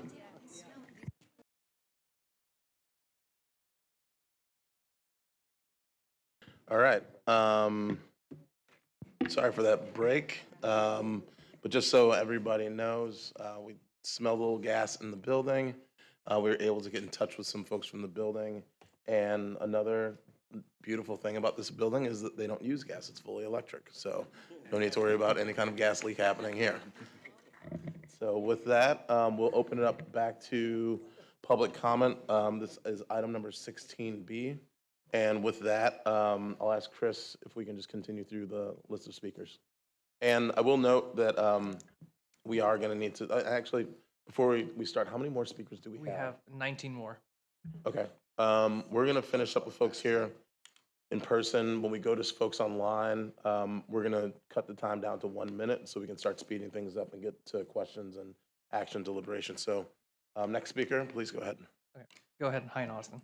Honorable Commissioners, my name is Hein Austin and I advocate for boater safety. The City of Newport Beach wants the Commission to approve this CDP while omitting two critical material facts regarding public safety concerns with helical anchors. Omission 1, according to this 2014 dredging contractor soil sample, the bottom of the harbor appears to be unsafe for helical anchors because it is covered in 4 feet of mud, soft mud. The image on the left is the city's overly simplified diagram of a helical anchor installation, and the image on the right is my handwritten illustration from this dredging soil sample showing that there's 4 feet of mud, 1 foot of fine sand, and 1 foot of coarse sand, and what is below that is unknown. Safe helical anchors need at least 10 to 15 feet of firm soil from the top to the bottom. All this to say that our existing mooring weights are safer than helical anchors. According to this Boat US article, our mooring weights are superior to helical anchors because of the suction effect of mud on weights. The longer weights rest on the mud, the deeper they sink in, thereby increasing their holding strength. Next slide, please. Omission number 2. This is a seismic hazards map. The city fails to mention the dangers associated with liquefaction. In 1990, the State of California Seismic Hazards Mapping Act was passed to address levels of risk of life loss, personal injury, and damage to property. Special permits are required to develop the yellow areas. According to the yellow area on the map, Newport Harbor is in the middle of a seismic hazards area. This means that helical anchors in soft mud and sand will likely become useless when, within seconds during a powerful earthquake, the bottom of the bay will liquefy and turn into a soup, dislodging boats on helical anchors and causing them to drift uncontrollable and worse, get dragged out to sea at night. Weighted anchors do not suffer from this critical deficiency. Thank you. Thank you. Thank you. Next, Richard Dorn, followed by Susan Bliss and Edward O'Connell.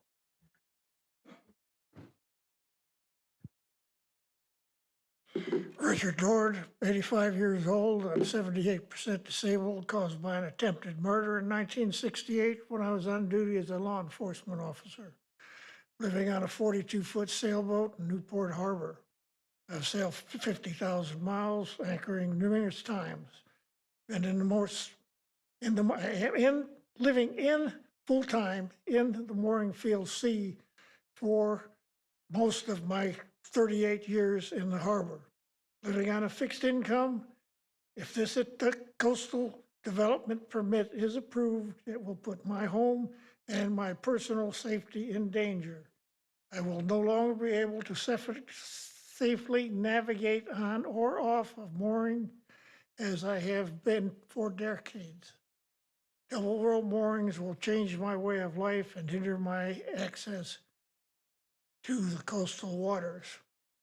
As far as mooring layouts, there should be no fairways in a mooring field because the navigations rule prohibit navigation through mooring fields. The yellow lines on the file, your original file showing the mooring inside those yellow lines, they are not moorings. They are one ball from a mooring. If the boat was on a mooring, or if they were on a spreader line, as they should be, they would not be in that area. Thank you.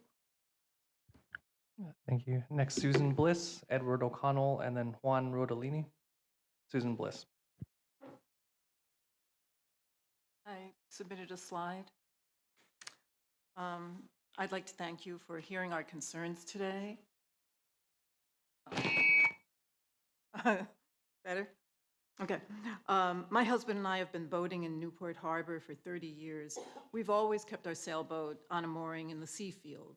The currents in this part of the harbor are often extremely strong and sometimes present a real challenge getting our 17,000-pound boat on and off the mooring. There have been times when the currents, which can run as high as 4 miles an hour, were so strong that mooring lines were ripped from our hands while attempting to tie up. When that happens, it requires another attempt by approaching the mooring from a different direction or angle. Fortunately, the present mooring setup accounts for this scenario, providing enough room to navigate. If the new configuration goes into effect, I fear it will be much too risky for us to continue to use our boat. Sprinting from the bow to the stern across the deck of a boat to avert a crash is not so easy. Even if we were in our 20s, which, surprise, we're not, it would sometimes require Olympic reactions to avoid collisions and injuries in the proposed reconfiguration, and even then, accidents are bound to occur. The published report says that if there are 6 reported collisions yearly, that's 10% of the boats that would be in Field C, for 5 years, Newport Harbor would need to go to a Plan B. So I guess that means 5 accidents are acceptable each year? And what about injuries? 5 of those also? It feels as if permit holders are being targeted, going from a safe and well-functioning mooring field to one that may be too dangerous to use, while the yacht club mooring fields in Newport, which are mostly single-point moorings, sometimes 100 feet apart, with plenty of space for safe navigation, are not required to comply with any of these new proposals. Elite members-only yacht clubs in the harbor will continue to enjoy access and safety, which should be afforded to all boaters along California's coast. Thank you. Thank you. Edward O'Connell, Juan Rodolini, and then Anna Christensen. Good afternoon, Chairman Cummings and ladies and gentlemen of the commissioners. My name is Edward O'Connell, and I'm here in opposition to the change of the sea field. I'm a mooring holder in the sea field. I wanted to express concerns regarding safety. The proposed changes would push moorings closer together, thereby reducing the space available for boaters to safely maneuver their vessels. This loss of space reduces reaction time and increases the risk of collisions and injuries particularly during challenging conditions like strong currents or winds, which occur frequently in the Newport Harbor. The loss of reaction time will reduce access for individual boaters, older boaters, and those with mobility issues. Such risks directly conflict with the California Coastal Act, Section 30210, which calls for maximizing access and considering public safety needs. Second, the financial burdens on mooring holders. The project's reliance on costly helical anchors, along with requirements for some mooring holders in Field C, which I belong to replace existing functional mooring weights at their own expense is an undue financial burden. Regarding alternatives analysis and alternative solutions, the current system in Field C is functional. The city has not performed a proper alternative analysis to its dangerous double row mooring plan.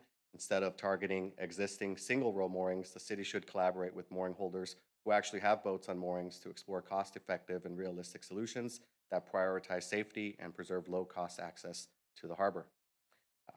And last is the inequitable treatment of this mooring user group, which you've heard a lot of people saying is we're getting unfair treatment compared to the yacht club, and I agree with that as well. I think it's unfair. And because of that, I urge you to deny CDP 5-23-0753. Thank you very much. Thank you. Juan Rodolini, Anna Christensen, and then Michael Brandon. Good afternoon, commissioners. I'm just going to go, not about money, it's just safety. They're trying to put two boats in front of each other, and we don't have a wall between it. So when you park your boat, there's no way, nothing's going to stop you. The wind is going to throw you in there, and you're going to crash the other boat. It's inevitable. So all you're going to do is cause accidents, because you see, boats don't have brakes. It's not like you step on the brake and stop. No, you got to put it in reverse when you go. And reverse, if you put reverse here, you stop by the wall. And the other way around, the same. You see, it's like a motion, slow motion. But it's not like you can paddle and stop the boat. So if you put a boat in front of another one, it's just going to crash. There's going to be so many accidents, it's not even funny. But anyway, so please, I hope you think about that and decline the application of the new city of Newport Beach. Thank you very much. Thank you. I don't see Anna Christensen. So we have Michael Brandon, Scott Carlin, and then Edward McLaughlin.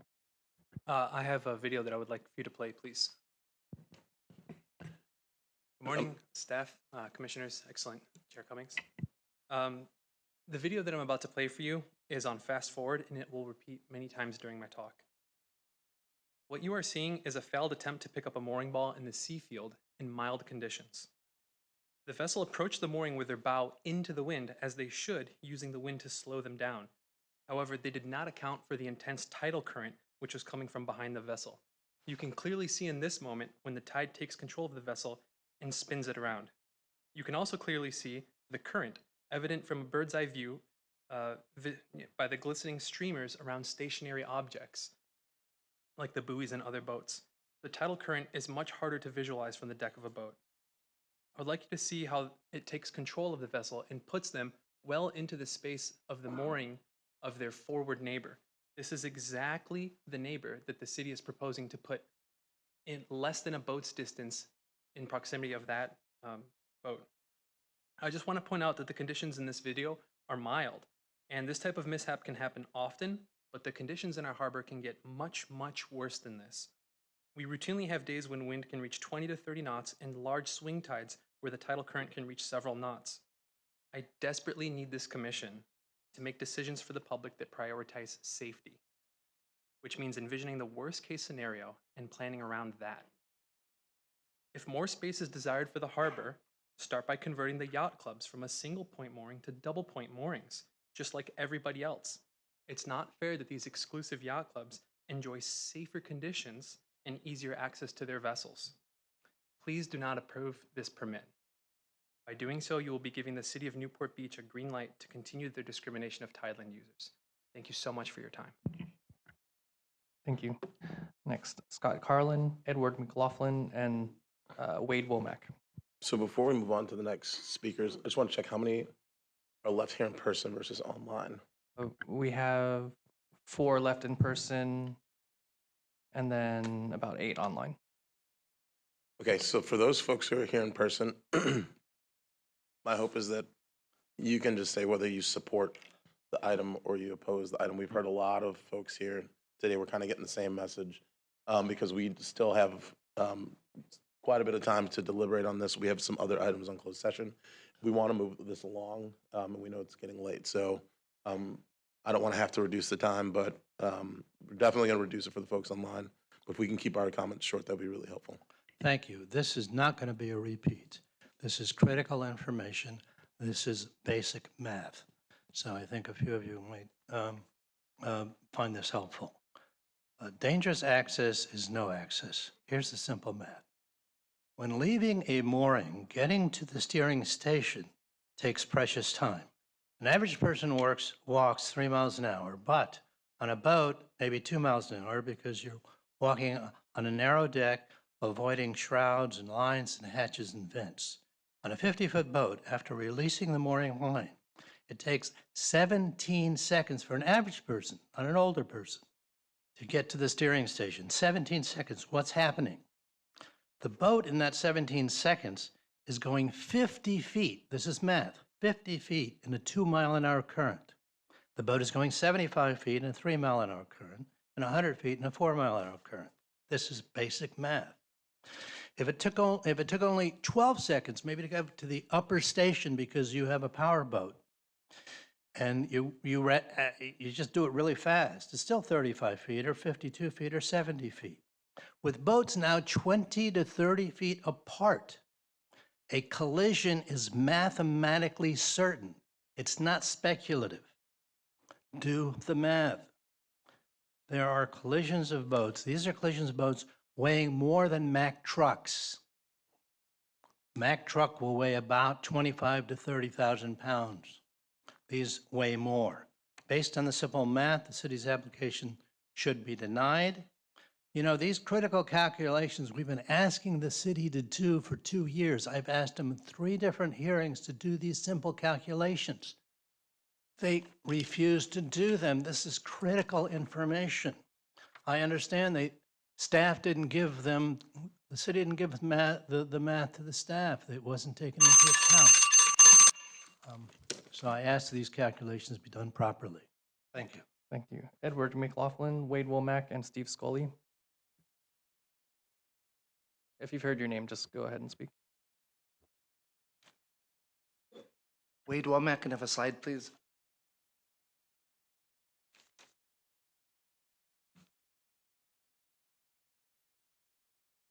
Whoa.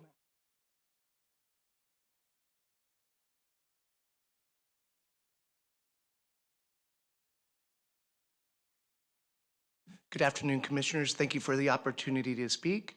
I ask you to deny this permit based on the obvious diminished access that will result for many coastal access. Earlier I passed out, you should have this on your desk, and it's basically oceanographer report. So I believe the staff addendum that came out last night is incorrect. Basically what the staff report implies is that Newport and America's Cup tide currents are the same because the tide levels rise and lower about the same. Well, tidal currents are more about bathymetry, volume of water, and the general shape of the harbor. So I'd like to point that out because this is really at the heart of the matter. We have ripping currents in Newport, and that's what makes this a dangerous plan that will knock people out of the harbor. On the second page in highlight, you'll see the oceanographer states that it's 32 times stronger current in Newport than it is in America's Cup Harbor. My first slide, you'll see upper left in highlight. The city's engineer in 2023 had a disclaimer. We are not signing off on this mooring alignment. We like the helical, that could work maybe, but we are not signing off, disclaimer. Coastal staff asked the city to get an coastal engineer, marina developer, or otherwise, someone with a PhD, a professional, to sign off on this. That did not come through. At the end of the day, they passed the Harbor Commission's resumes as in lieu of a proper professional report. Nobody wants to sign off on this. Next page, just real quick. In highlight, you'll see that they promised all the mooring holders they weren't going to do helical back in, they were going to impose that. On the right side, you'll see they added Thank you, helical. sir. We really got to speed, we got You got to it. move forward. Sorry. Thank you. Thank you for your time. I don't see Edward McLaughlin, I think. So Steve Scully will be our last in-person speaker. Thank you for providing me the time here today. I know you're on a short fuse. My name is Steve Scully. I am a current Newport Beach Harbor Commissioner, and I did serve on the subcommittee that studied the mooring optimization objective. I'm a current boat owner in Newport Harbor, and I've been boating for 30 years. Just to be clear, the objective that we worked on was to open and organize the space in the harbor. The plan before you does not change any benefits that our mooring permittees enjoy today, nor does it interfere with the ability of our permittees to use their boat. We're just looking at optimizing the water space in the sea field. The plan is focusing on opening the water space. I worked on an objective in the Harbor Commission and doing a harbor attendance study, and we have over 7 million users that come use our harbor. They come on an annual basis, and that I am not including the people that go to the beach on the ocean side, just the harbor side. These people use human-powered crafts. They use kayaks, paddle boards, electric boat rentals, charter boats, homeowners that have boats in the marina, and our mooring permittees. The water space needs to be open for everybody, 7 million people, not 1,200 mooring permittee owners. On the topic of safety, absolutely safety is critical. Unfortunately, we haven't looked at too much of what the mooring fields look like today. There isn't a lot of space. The majority of the mooring fields are going to get more space with this mooring optimization. And you get to, and based on the conversations that I've heard so far here, if the wind is blowing in a certain direction or the tide's going too fast in one direction, come in the other direction. If you look at the mooring optimization, you can come from either side. So thank you for your time, and just one last, no, thank you. Thank you. Now moving on to Zoom speakers. They'll be given 1 minute each to speak. In lieu of time, I'm not going to be promoting people in as panelists. I'm just going to allow you to speak in as attendee. This means that you won't be able to turn on your camera. And we're going to reduce time to 1 minute. Yes. Okay. So first up, we have Ira Beer, followed by Doug Karstens, and then Jody Jones. So, Ira Beer, you should be able to unmute now. Okay, can you hear me? Yes, we can hear you. Great. Thank you so much. Appreciate this, Chair Cummings and Honorable Commissioners. I had a 2-minute plan, but I'm going to cut things down. I'm the current Vice Chair of the Harbor Commission.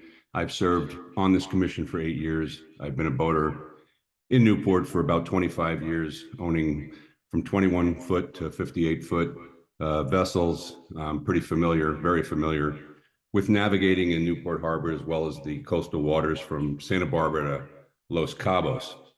One of the things I want to just kind of get right to the point is a lot of what we've heard this evening or this afternoon is this whole 20-foot concept, or the most recent diagram you saw sharing an anchor emulating America's Cup Harbor. But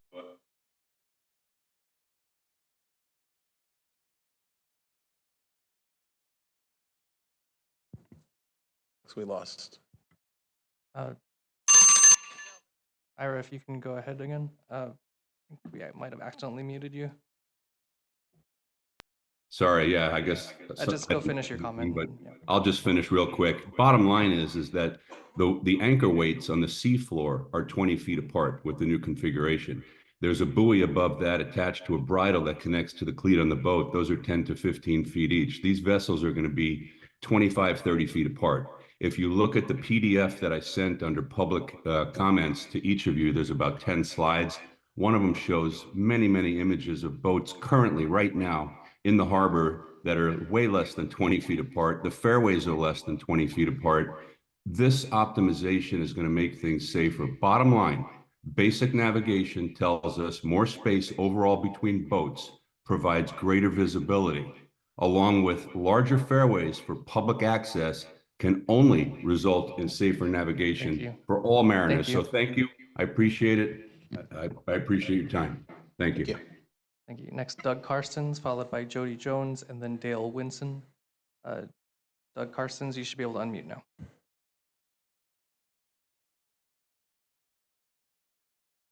Doug Karstens.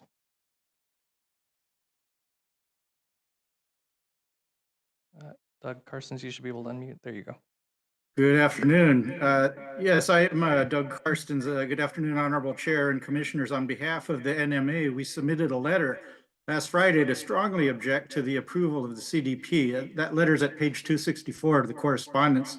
This reconfiguration is unsafe, unnecessary, unfair, and creates adverse environmental impacts, including reducing low-cost access that have not been sufficiently analyzed and mitigated.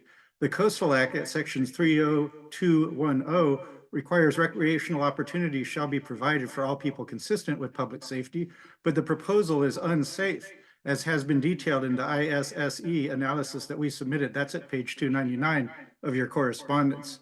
The Doug Powell report does not rebut that. He focuses on visibility. It doesn't deal with maneuverability. The analysis submitted by Captains Haley and Hempstead deals with maneuverability and shows the lack of safety. So we ask you to deny this CDP or to require analysis of safety and environment. Thank you very much. Extreme tidal currents in the entire. Thank you. Next, Jody Jones, followed by Dale Winson, and then Ruben Smulovitz. Extreme tidal currents in the Jody entire Jones, you should be able to unmute now. waters from Newport Back Bay and much of the harbor converge. I don't know where that sound is coming Tides are from. receding. Jody has a video, and then it's about to be played. Got it. With tidal currents moving this fast, this area of the harbor is often more like a river than a calm, tranquil bay.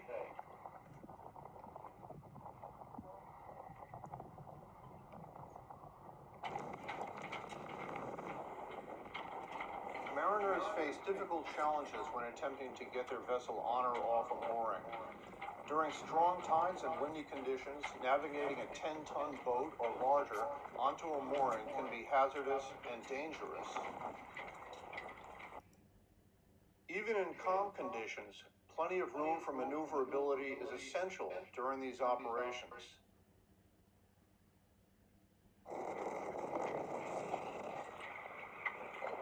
Yeah, we were all set to go sailing today, and wind came up in a big way. It's blowing probably 25 to 30 knots right now, and it's just too dangerous to All right, go thank you out. so much. Fortunately, Next, Dale Winson, followed by Ruben Smulovitz and Long Pham. Dale Winson, you should be able to unmute now. Yes, hello, I'm Dale Winson. I've been sailing for 55 years. I've sailed over 50,000 miles. I'm a Newport mooring I hold a mooring for over 15 years, and I also have lived aboard my vessel. And first, I just want to say thank you for engaging with us and for listening. That's very important. And I really appreciate having my mooring. It makes it affordable for me to live in Newport Harbor and to use the harbor.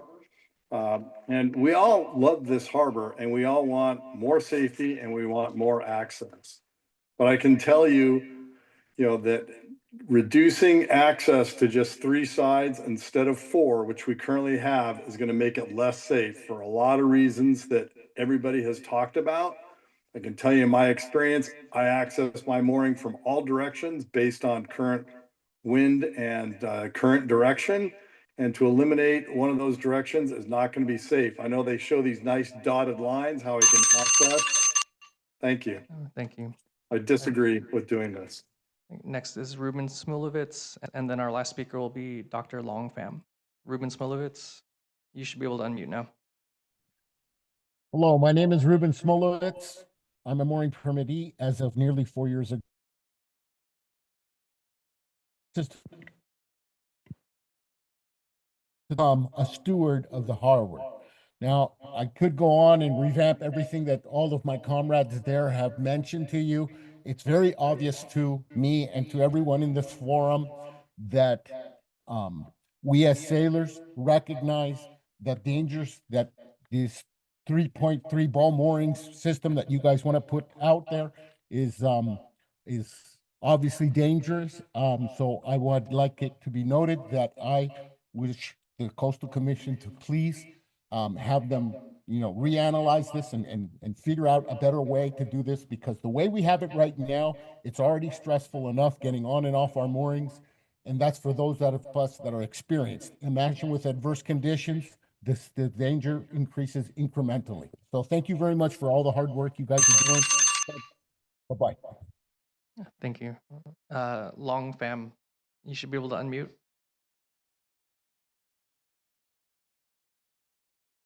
Good evening, this is Long Pham. I am the mooring permit holder, and what I would like to point out is that scientifically, when we convert the mooring from a single to a double row mooring, we are reducing the effective safety by 50%.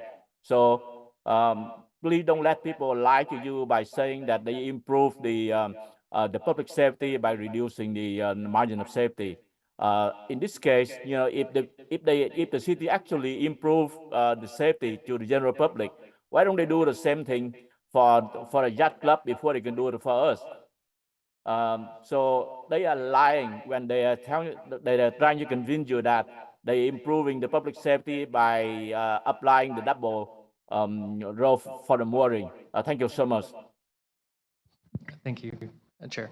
All right. Well, thank you everyone for your comments. I'm going to bring it back to the city, actually, since they deferred some time early on to see if they have any comments they would like to make.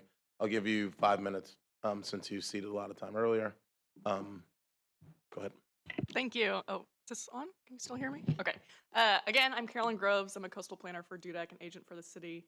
I'm also going to defer to Paul Blake, our harbor master, for some of the more technical details that we need to cover. But in general, I would like to address some of the themes we've heard over and over again in these comments.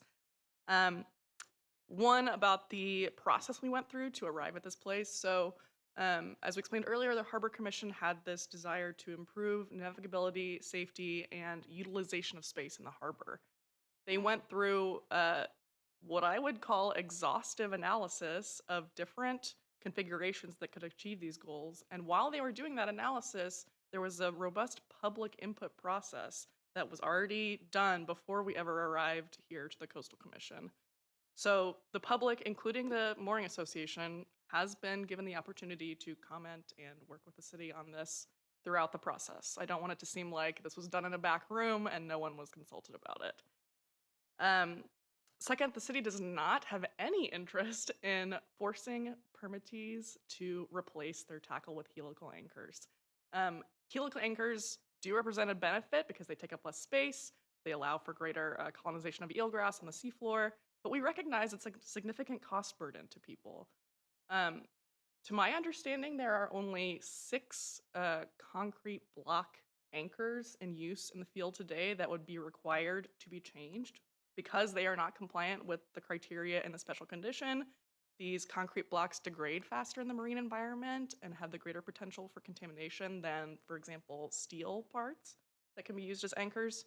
So with this permit, we are not interested in forcing people to convert to the helical anchors. We want that to be an option if they so choose, but we cannot impose those kind of regulations on this privately owned tackle. The new moorings that are proposed to be added will indeed increase access. There's been some confusion about whether or not the existing moorings are all occupied, and they are. So just because there's not a boat at the mooring 24/7, 365 days a year, that does not mean the mooring itself is not occupied. The boat just might be elsewhere. So we can confirm that every single mooring that exists in the harbor today is leased out and permitted, and there's actually a multiple years long wait list to get new mooring permits. So increasing the number of permits and moorings will actually increase access to be able to have more people have boats in the harbor. I want to reiterate, this permit does not in any way impact the fees or the mooring permit rates that are under consideration in a completely separate item. So this particular permit does not have anything to do with that, will not impact fees at all. And I also just wanted to note that this current program is focusing on the public mooring fields. The mooring fields for the private yacht clubs are under a different jurisdiction and authority than the public fields, which, again, I'll let Paul elaborate on more if you need to, but again, we're rolling out this pilot project in mooring field C to see, you know, if it's an improvement, and if it is, we'll carry it out to the other fields in the harbor, but we don't want to do that without testing it first. And I think that's all of my comments. Again, Paul is here as the harbor master to answer any other questions. And thank you for your consideration on this.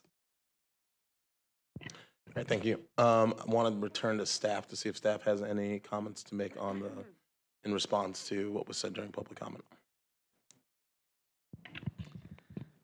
Thank you, Chair Cummings. So staff's focus here has been on the environmental benefits that we saw with this proposal.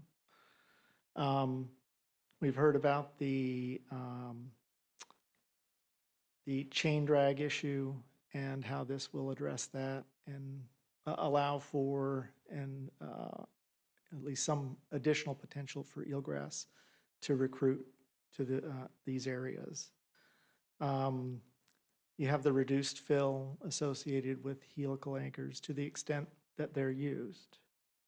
And then again, the increased number of moorings, which will increase coastal access and recreation in the harbor.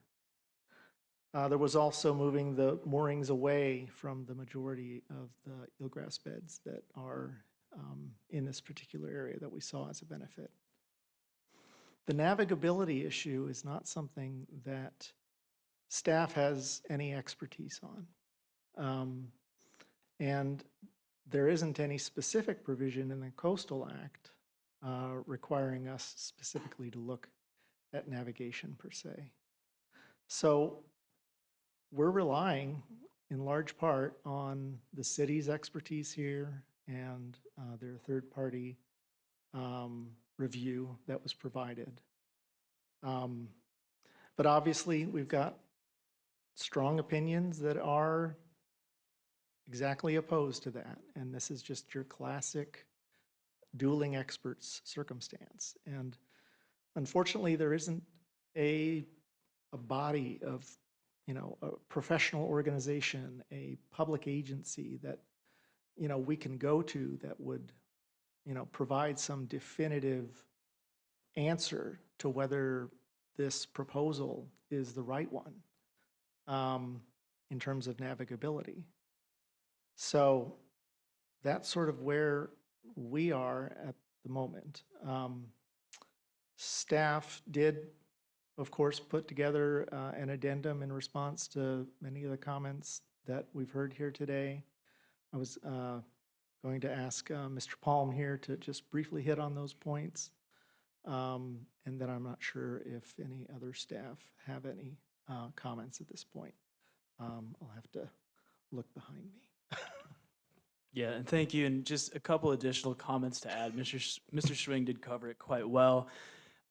As you can understand, our role with this, and you know, we did struggle with this. We can absolutely empathize with these folks. We've been working with them very closely since this application was received in October of 2023.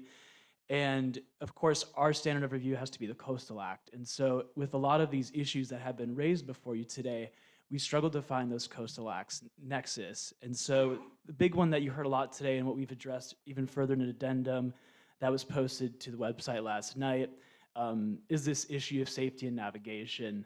This is something that we have been, you know, working with the city on since we received this application. You know, since we initially reviewed it, we've been requesting reviews to confirm the navigability and safety of this proposed configuration.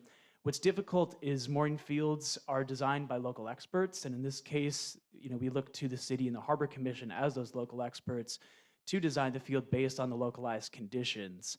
And so we've, you know, had the city reach out for independent third-party assessments, which we have had some success in. They additionally reached out to other agencies, you know, for example, U.S. Coast Guard, which they did not receive a response from. So it's been incredibly difficult to get additional review that is, in fact, an independent review that is, you know, to find some agencies that can provide this sort of safety analysis, this navigability report in consideration of the fact that this is a localized project that requires local experts. In addition, you heard a lot of comments regarding the anchor replacement plan. I do believe the city addresses comments well, but just want to clarify that we did make changes, as I mentioned in the presentation earlier. Essentially, what those changes require is that the high majority, except according to my records, I have 2 concrete blocks that are existing in the field. Everything else can stay. And what that means is essentially there are no additional costs imposed on these individuals. So there, the assertions that this would result in some additional barrier to access because of the costs associated, just not true, because the way that the condition is written does not require any replacements of those tackle. And of course, we'd also be amenable to amending the condition a bit further to even allow those concrete blocks to remain. What we were trying to do with that particular condition was marry it with the city's local requirement that all anchor weights be metal. And with that, I will defer back to you. Thank you. Thank you. Okay, I'll open up to commissioners for questions, comments. I'll actually ask Commissioner Hart, do you have any questions? I'll start with you. I do actually. Thanks so much, Chair. So I actually have a lot of experience because I have a boat and I've had it at a mooring. And so, oh, yeah, you guys can hear me. Okay, so personally, I found that the folks that were the public comment convincing. I wanted to just go back to. Can you pause real quick? We just lost our feed. Oh, now you're back.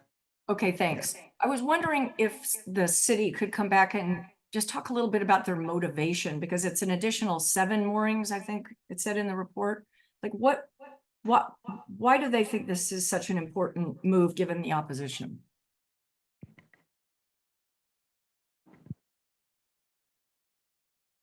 Good afternoon. I'm Paul Blank. I'm the City of Newport Beach Harbor Master, and the motivation and objective associated with this project has everything to do with opening up access and opening up the water for more harbor users.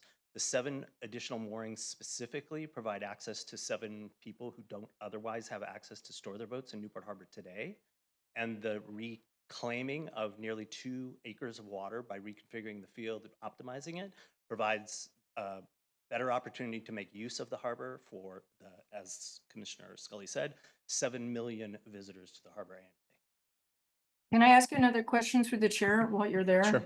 With regard to the helical anchors and the benefits of those, is there some reason that those can't be instituted with the current configuration?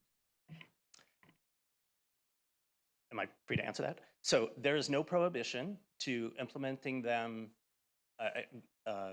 field-wide or harbor-wide. They are expensive, and the city has decided for the 3 moorings that it controls, for which it currently owns the tackle in that field, we will, at our expense, go through the process to recognize the benefits of changing out the traditional anchor tackle to the helical tackles and do sufficient testing to prove that it is a viable option. But in this scenario, if the commission were to approve the reconfiguration, would the individual, my understanding is the individual mooring holders would then pay for the helical anchors. Is that correct? Or maybe I misunderstood that. That is not what we're proposing, and there is no imposition upon the mooring permittees that own their own tackle to do any sort of conversion. They will be allowed to. Right. They would be allowed to. Yeah. I'm sorry, I didn't mean to interrupt. It's hard with Zoom. So they would be allowed to at their own expense. All right, well, that's helpful. Thanks a lot. So in terms of my comments, I think they're pretty clear. I don't think this is, I think this is a terrible plan. And I understand that there's going to be a period of, sort of this trial period, but I have to agree with all of the folks that testified. I just can't fathom in a million years how the boats are going to avoid crashing into each other in this close quarters. And I don't think the benefit of having it sounds like the helical anchors are going to happen for the 3 moorings that they own, but there's no sign that, that's going to happen in a broader way. So, that's where I'm coming from on this. Thank you, Chair. Thank you. Okay, so I've got Escalante, and followed by Lowenberg, Bochco, and then we got Nothoff and Aguirre. Thank you, Chair. I have a couple of questions, and this might be for the city or the harbor. One is, they mentioned that, the city has no liability on any damage to their boats, because of their use of, accidents or things. If this sort of space gets constricted and there might be accidents or more accidents, and perhaps I'm most worried about, injuries to people. What is the liability for the city recourse in that case? Is it sort of the same case in terms of property damage, or is there some sort of, do they sign off any kind of right to go after the city if there's some sort of tragedy there? Well, I think that is a question most appropriately answered by the city. We're certainly no experts on liability in this circumstance. Thank you for your question. The U.S. Coast Guard dictates that all mariners are responsible for their actions while boating. The city has, as part of the permitting process for the moorings in the sea field, asked for indemnity for use of the permitted moorings. That will not change. No. And my second question is that the yacht club seems to be taking up more space and have sort of more boats and more impacts. And I'm sorry if you addressed this, but what's going on with the private yacht club and reorganizing them and how they're structured and how much space they're taking up? Both of the private yacht clubs that maintain their permitted mooring fields do so at their discretion and to the benefit of their members. There is a huge amount of turnover in those mooring fields, and it would be far more than the current configuration of the Harbor Department to keep track of the turnover and change in moorings. So we allow the two yacht clubs to make use of their permitted space to the optimization of their members. Thank you. I think that answers my questions. I'll make my comments after everybody else has their questions answered. Thanks. Okay, Commissioner Lauenberger.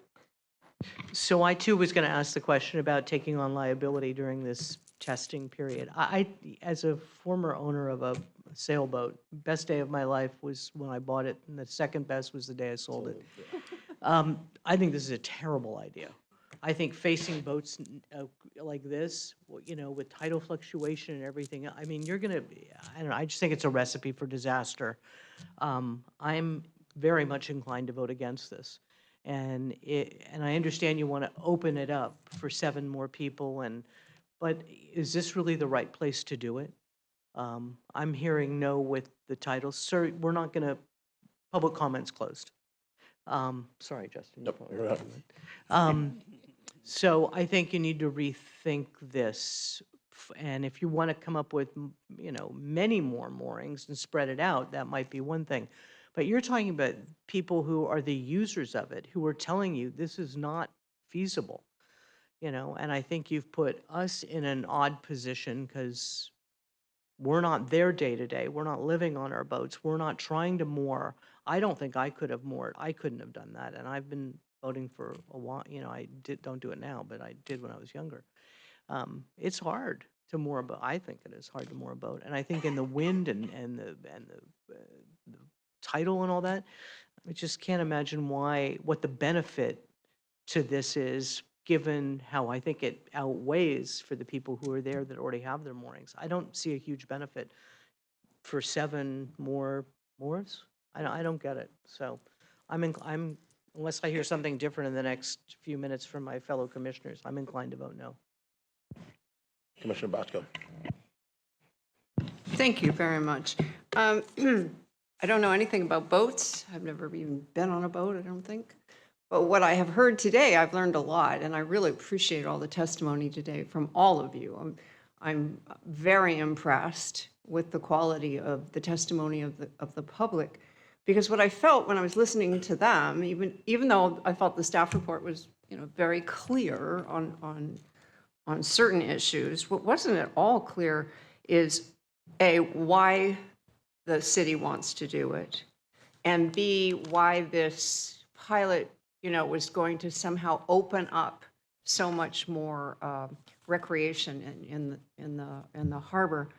But most impressive to me from the public is what we heard about the comparisons between the wind and the tides and the currents and the shape of the harbor. I mean, these are facts. And I didn't hear any facts from the city that why this is such a good idea. So I personally am not going to vote for this because I feel the weight of the evidence was very clear on the side of the public. So thank you.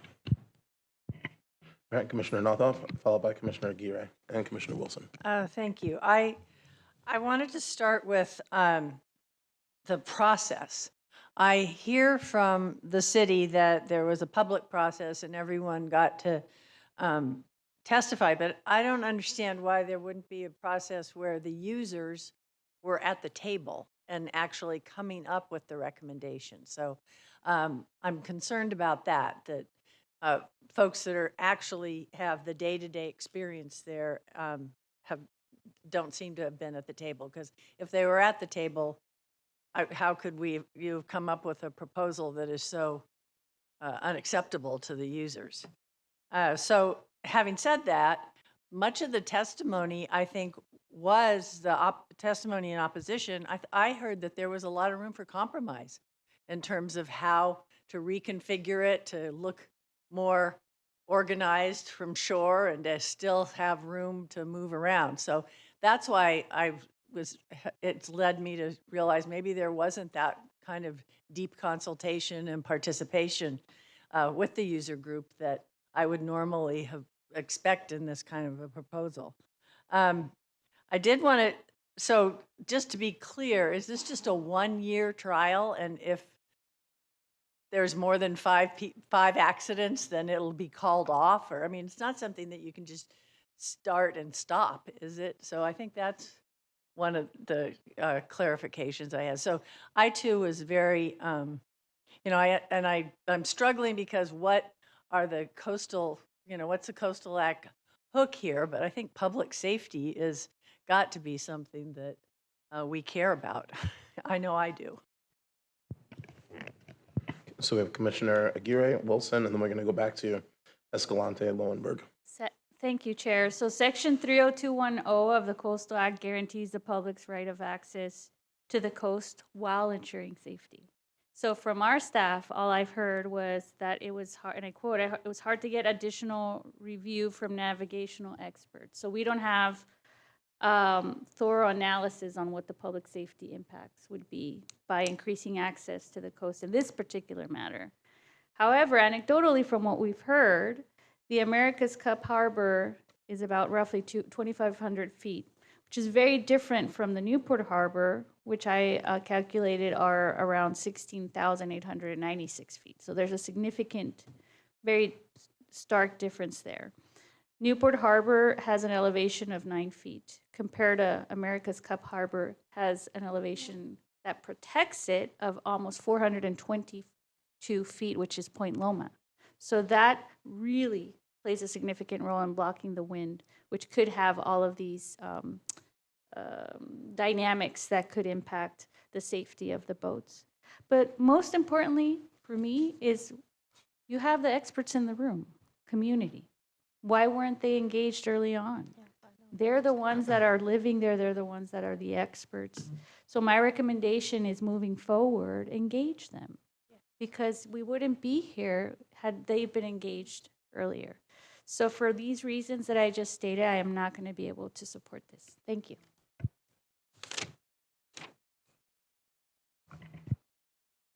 Sorry, Commissioner Wilson. Thanks. Just a couple of questions. There was a photograph or a couple of photographs of areas that some folks have said were too close and dangerous. Were those photographs within the Newport Harbor in terms of there were some photographs of some boats or some vessels that were too close? Was that in those presentations? Does anyone have any answer to that question? For most of the public comment, the photographs provided were of boats in Newport Harbor. Okay, all right. And so stay right where you are, because I had a couple questions for you. So are you finding, I mean, are there areas that you feel like you're having more or less accidents within or unacceptable rates of collision within the Newport Harbor currently? No, none of those. And do you have configurations that are similar in proximity boat to boat of what you're proposing now? There are no double rows Okay. anywhere in Newport Harbor. The arrangement of the moorings in Seafield is somewhat less dense than the moorings arranged in the H and J fields. Other fields have variety between. Okay. The double row configuration, when I was sitting here, you guys were talking about double row, so I was trying to like Google double row, mooring configuration, and I'm just wondering, are there other places that you feel like you saw or went to examples, or that of double row configurations that you feel like worked out well, or they're working out, and how might those be similar or different than what we're seeing or what you're talking about here? The primary model upon which we relied is that in America's Cup Harbor in San Diego. Okay, and so that configuration seems to be working well there. Correct, and you have testimony to that effect. Okay. I get how there's a bit not apples to apples in some regards, but okay, so I just, for whatever it's worth, I was a Harbor District Commissioner myself for 10 years, so I understand when there's a proposal for a change, and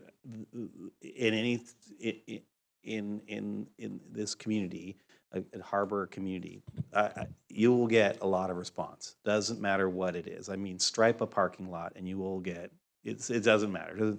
And that has a lot to do with just the visceral connectivity that folks have and the day-to-day work that they do within those spaces.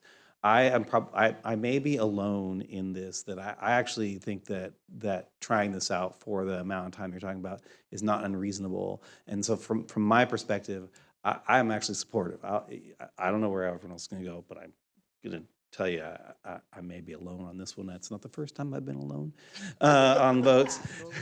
It will be the last. But I do understand that when moving these configurations forward within our ports and harbors, it is a bit of an iterative process. You got to try some things to see how they really work, to know what really is going to happen.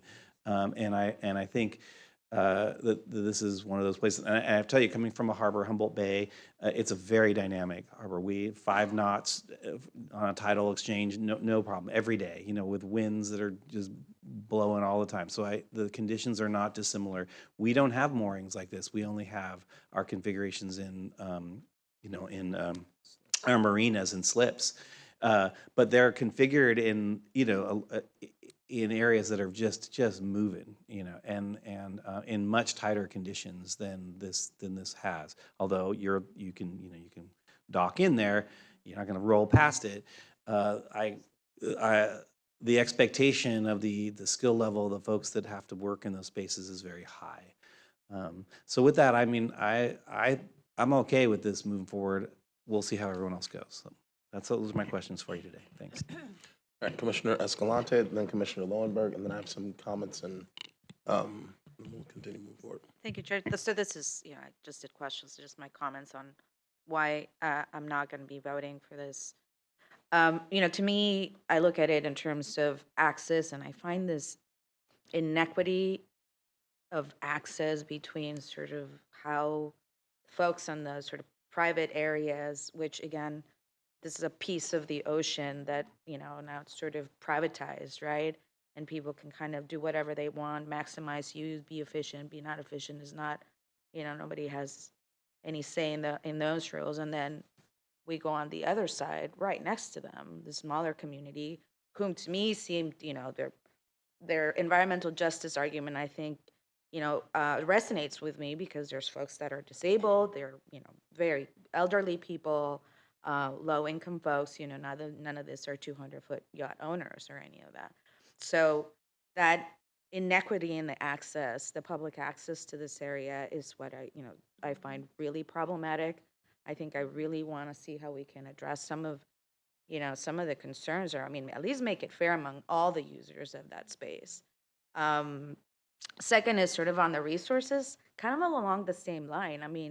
where the big yachts are, I mean, that's taking up a lot of space. I'm assuming that's taking up a lot of eelgrass, sunlight, So if it's for natural resources, I would assume that we would get more for a buck if we, try to tighten some of those areas.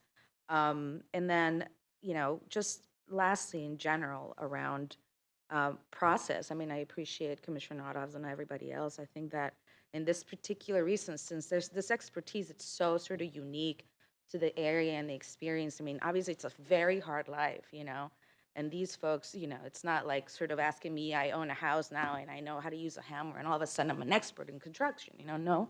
But these folks, like, literally are part of their boats or part of their homes because that's how they stay alive. So I think that, that needs to be recognized and respected.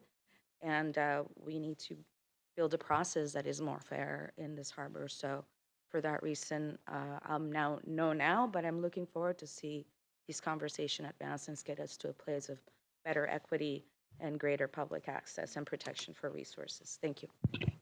Commissioner Lowenberg. So I just wanted to add on to what Commissioner Escalante said and what I had said earlier. Our task is to safely create, maintain, provide access to the coast. What I heard today is that we will actually do the opposite of that, potentially, because people who currently have access to the coast will not have access to the coast. And I think taking that chance is too big a chance. And I think that for us to set up a situation where we're trying to provide a little bit more for maybe 7 more moorings, but creating what could be real safety issues decreases access, and the safety issue is too great for me. And I just think we're mandated under the coastal code, and I think we're going to decrease access because I think that there are people who live there now that won't have access because they won't be able to use the moorings in the way they can use them today. And I think we're creating an unsafe situation, which is also against the coastal code. All right. I'm just wondering if staff could bring up the presentation. There was a picture of kind of, I think it outlined where the yacht club was versus where the kind of public mooring field was. And if we can get that slide up, staff presentation. Just briefly, because I wanted to speak to that a little bit. And while staff is bringing that up, I do just want to recognize the amount of work that's gone into this that's gotten us to where we are today. And I do want to recognize the work that coastal staff has put in and the reconciliation that we've been trying to get to on this topic. I do think that within the recommendations, there's a lot of potential areas of compromise and reconciliation. For example, you're not requiring the helical anchors, but then allowing the current moorers to use their anchors and then sub them out over time if they want to. I think that was a good a point of I wouldn't say compromise, but agreement that I think was good. Okay, so if we can go through the slides, I can probably just tell you when to stop. Not that one. Keep going. Keep going. Maybe it's not. I keep going. Keep going. Maybe it wasn't on this one. On. Okay, never mind. If you can go back, sorry. It's probably one of the first ones. There, slide 2 or 3 is a map, that one. Yeah. Of the overall. Yeah, if you could go forward. Sorry. 4. Yeah, slide 4. Next, slide 4. That's it. Okay, so I know this might be a little hard to see, but I guess let's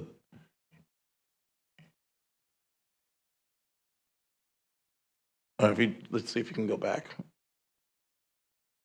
2 more. 1 more, slide 2. This one. Oh, that's actually, it's a little too small. Let's go back to the slide 4, sorry. Map.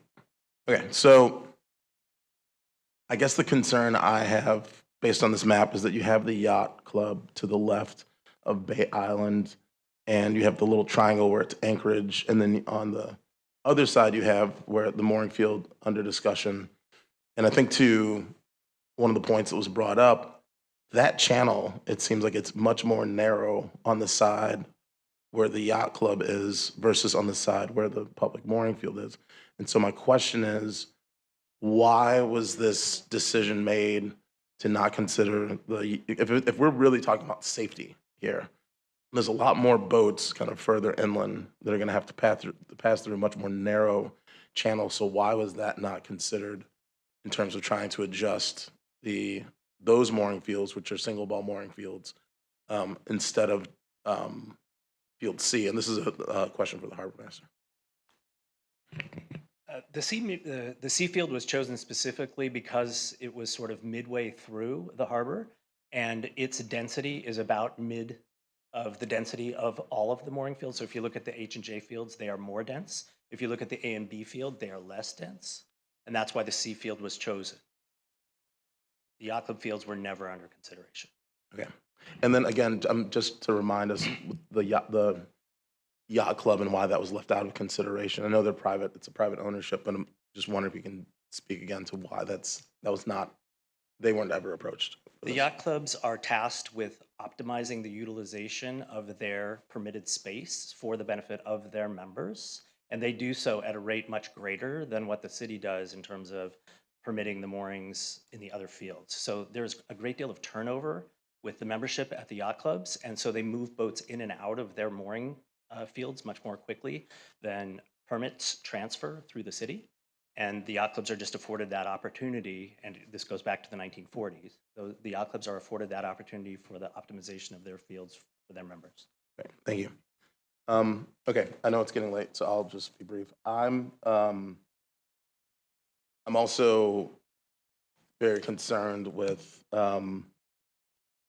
the comments that we've heard today around safety that have come up from the community and what appears to be a lack of communication between the mooring holders in that field and the harbor and the Port Commission.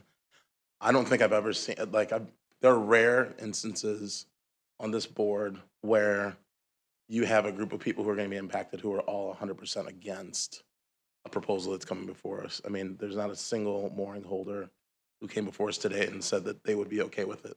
And that's rare. Sometimes we have groups that are split. Like some people are like, we're in favor, some people are opposed. But to have the entire user group come out and say that we don't support this and we're concerned for our safety really makes me want to support them in this, because it seems like there could have been more communication with them. There could have been an opportunity to work these things out with them.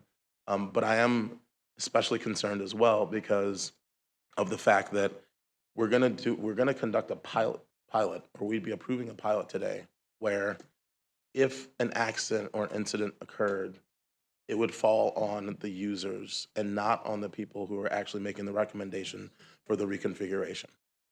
And so that for me is really concerning. If these folks are all saying that we oppose this because we're concerned about our safety, then I'm going to have to err on the side of listening to those folks. I do hope that we can find a way forward between the harbor and the Port District and the users so that we can create something that increases access and provides for a high level of safety and also environmental improvements. But today I just don't see us as a commission being there, and I don't see the community really being there as well. And so, under Chapter 30210 of the Coastal Act, as it pertains to providing access and providing that the access is safe, I don't believe that this is at a level where we will be providing adequate safety as we try to increase access. And so that's the basis upon which I'm not going to be able to support the recommendations before us today. So it looks like Commissioner Nothoff. Well, I just wanted to acknowledge that I think that the use, the demand for use of this area, I really appreciate that the harbor is trying to deal with that. 7 million users is a lot, and trying to figure out how to make it safe and for that many people to use it. There's a whole suite of tools that you can use in terms of, managing uses and speeds and things like that. So I think that I understand that reconfiguring moorings is one tool in the toolbox, but I'd like to see that come back to us with with more buy-in from the users, and maybe as a suite of tools for improving, safety and access for the 7 million people that use the harbor. Thank you. Okay, if there's no further comments, we're going to need a motion on this item. Well, I have just a process question, because I'm happy to make a motion. I know where it's going to go. But and it is what it is. But if I make a motion with a recommendation of a yes, if someone seconds that motion, they don't have, just so you know, you don't have to vote yes on this, so we can just move forward. Okay, great. Let's move. Okay, I move that the commission approve coastal development permit number 5-23-0753 pursuant to the staff recommendation. And I recommend a yes vote. Okay. So we have a motion by Commissioner Wilson, seconded by Commissioner Bochco, asking for a yes vote on the staff recommendation. I'll turn it to Ms. Miller to call a roll call vote on the item. Commissioner Hart, No. Hart, no. Commissioner Lowenberg, No. Lowenberg, no. Commissioner Notoff, No. Notoff, no. Commissioner Turnbull Sanders, No. Turnbull Sanders, no. Commissioner Uranga, Nay. Uranga, no. Commissioner Wilson, Yes. Wilson, yes. Commissioner Aguirre, No. Aguirre, no. Commissioner Bochco, Bochco, no. Commissioner Escalante, No. Escalante, no. Chair Cummings, No. Cummings, no. The vote is 1 yes, 9 no. Okay, that concludes item number 16B, and it also concludes our regular session. Except we have to go into, I'm sorry? Oh, that's right, my apologies. We still have a few more items to get through. So we have our statewide, before we move into closed session. So we'll have approval of minutes, item number 18. Are there any members of the public who have signed up to speak to us on item number 18? No. Okay. Item number 19, commissioners' reports. Do we have any reports from commissioners? Seeing none. Item number 20, commissioner subcommittee reports. I do want to take a minute to stop. Chair Cummings? Yep. I'm sorry, we actually need a vote on item 18 Oh, on the minutes. my apologies. I forgot about that. That's Sorry, okay. bring it back to the commission for approval of minutes on item number 18. We have to vote? Yeah, so we need a motion. I'll move. Oh, you move? I'll second. Okay, so we have a motion by Commissioner Bochco, seconded by Commissioner Aguirre to move approval of the minutes. And with that, I'll turn it over to Ms. Miller for a roll call vote. I'm on. Oh, Vice Chair. Commissioner Lowenberg. Lowenberg, yes. Commissioner Notoff, The minutes of what? October. October and September Abstain. and October. Notoff abstains. Commissioner Turnbull Sanders. Abstain. Turnbull Sanders abstains. Commissioner Uranga. Aye. Aye. Uranga, yes. Commissioner Wilson. Yes. Wilson, yes. Commissioner Aguirre. Yes. Aguirre, yes. Commissioner Bochco. Bochco, yes. Commissioner Escalante. Yes. Escalante, yes. Commissioner Hart.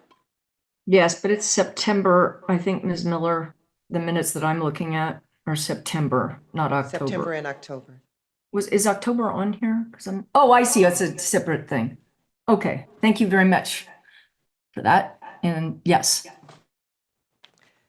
Chair Cummings. I believe I need to abstain for September, but yes for October. 'Cause I think I was sick for one of those. Yes. Yes. Okay, the vote is 8 yes with 2 abstentions. Okay. All right, with that, no commissioner reports, commission subcommittee reports. I just wanted to check in. We have a few subcommittees that have been established and some that have not been kind of in use over the years. And I want to just check in with commissioners to see if there's any interest in change of membership or establishing of new commissions. Starting with the Housing Commission, former Commissioner Rice was with Commissioner Wilson on that subcommittee. I agreed that I would step into her role on the housing subcommittee. I just wanted to see if there was any opposition to that or if someone else wanted to be on that subcommittee. How many people can be on a subcommittee? Two commissioners for subcommittees is the maximum. Okay. I mean, unless someone wants to knock me out. I'm in it. All right, so we will continue to serve on the subcommittee. And then I know that Commissioner Hart and Commissioner Nodoff were on the legislative committee and just wanted to check to see if you all wanted to continue in that role. I'm good, and I hope Yep. Carol will continue. Yep, I'm in.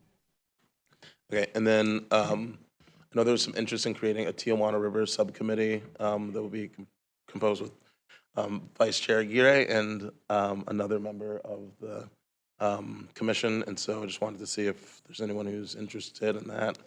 So Commissioner Escalante. So if you all are Yes, please. interested and if that's their support from the commission for that. Okay, so then we'll establish a new subcommittee with Commissioners, Commissioner Escalante and Vice Chair Crye. And I don't know if there's any other proposals for subcommittees at this time. Okay, seeing none. We did have a sea level rise subcommittee. I don't know who was previously on that. In the past, there has been a commissioner sea level rise subcommittee. I don't think we necessarily, there hasn't been a need for one, so it sort of was defunct. Wait, through the chair, we do have the working group that I and myself local and government. Harmon, Megan Harmon, sorry, Commissioner Harmon, we work on that. So I don't know if that's a subcommittee or not, but It is. okay, then Yes, we that's have a one very important established and subcommittee. we've been working with the local governments on that issue. So if you want us to continue with that, I'm happy to do so. What about a climate one? No. And we can also revisit this. If there's any interest in creating other subcommittees, we can revisit this at the next meeting as well. But I just wanted to get confirmation on the ones that have been on the books for now. And so it sounds like we'll have a new Tijuana River subcommittee. We'll have the housing committee, then we'll have the legislative committee. And if anybody wants to propose something new, just let me know and we can bring it up at the next meeting. And then with that, we'll move on to Conservancy Report.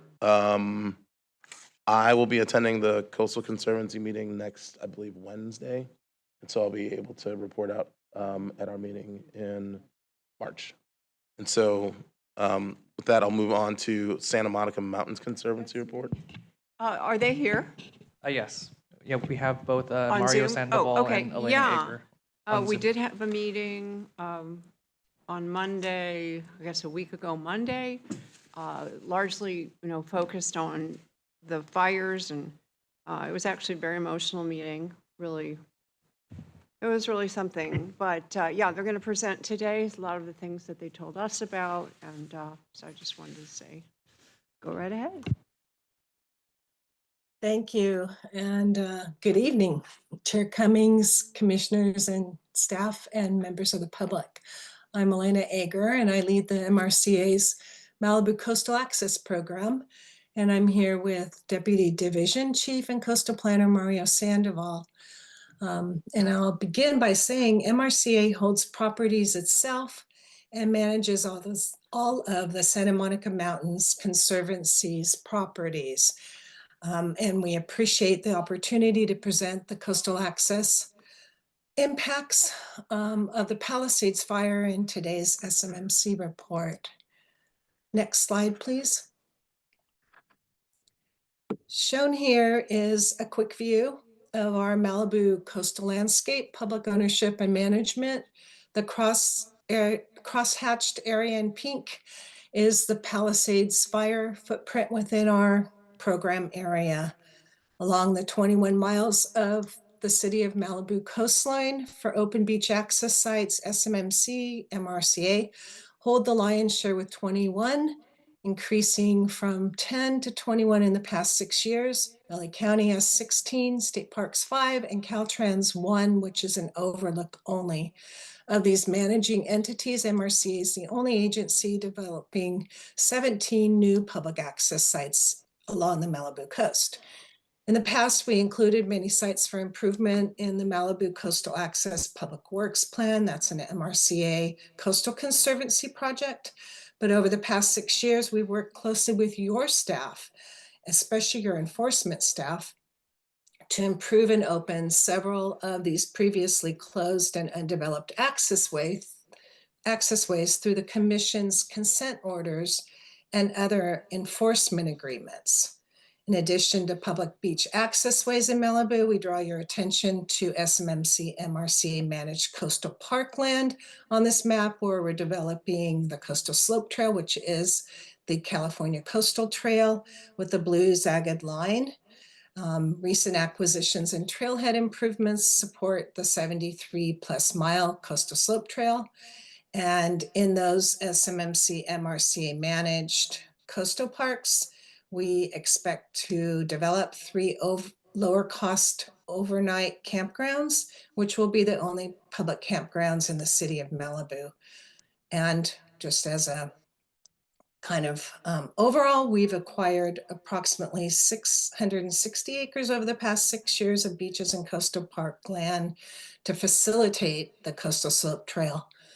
So next slide, please. The Palisades fire footprint, as I said before, is in pink, and it's a close-up here.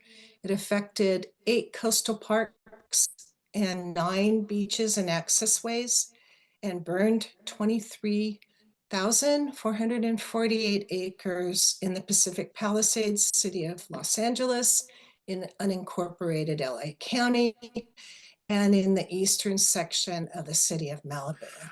Next slide, please.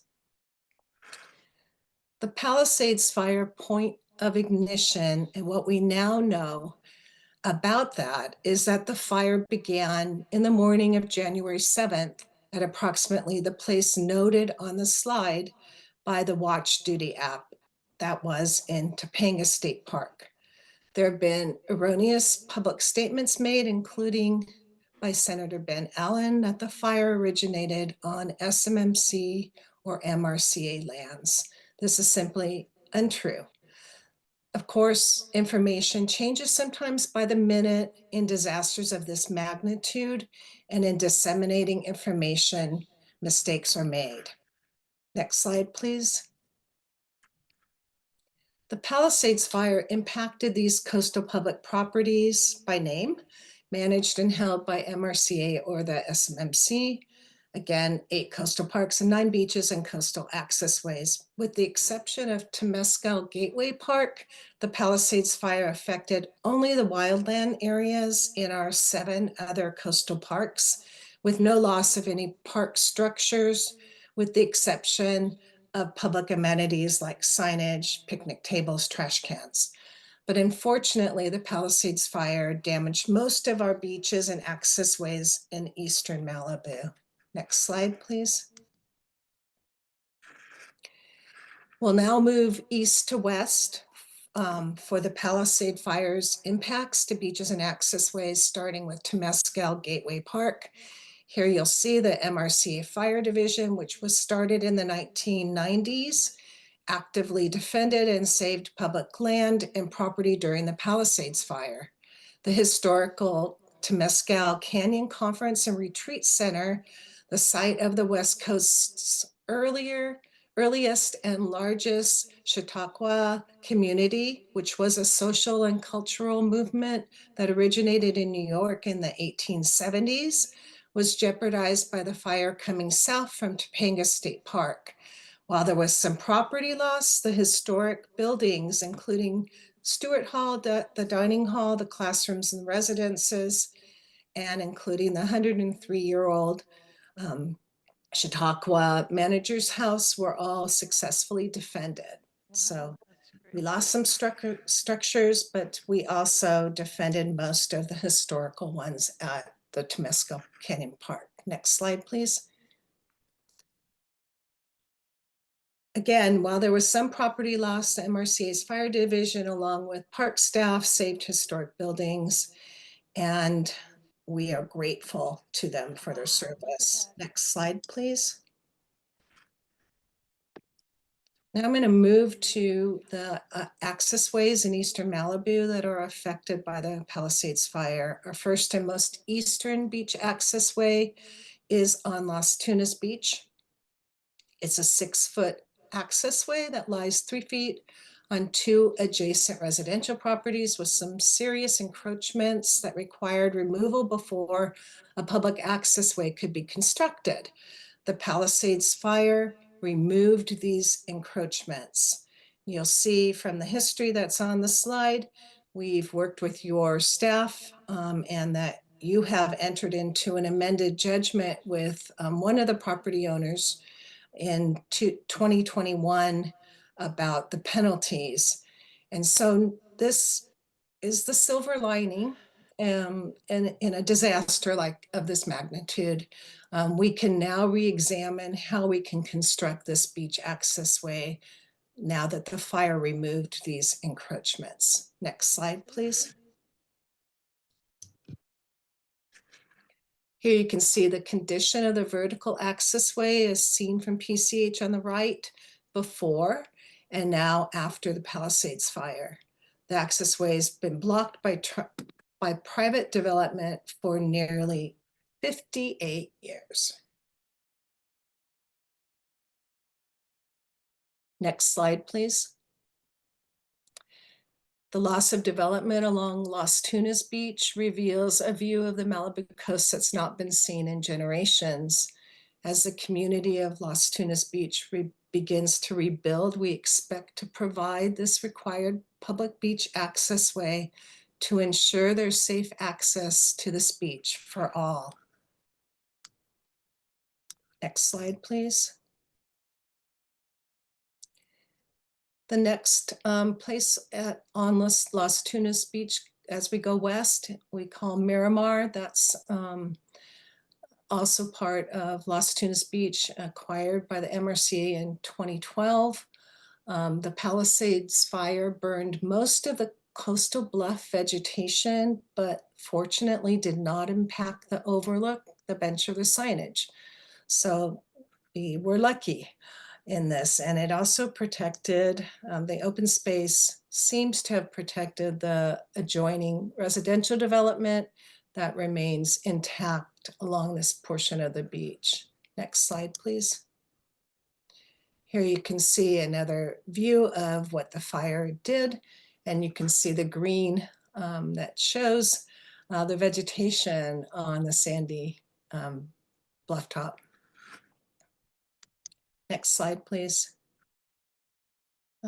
Moving again westward, this is the Moon Shadows accessway. This accessway is immediately adjacent to what was a popular restaurant, and this accessway was dedicated to LA County in 1957 for public access to Big Rock Beach.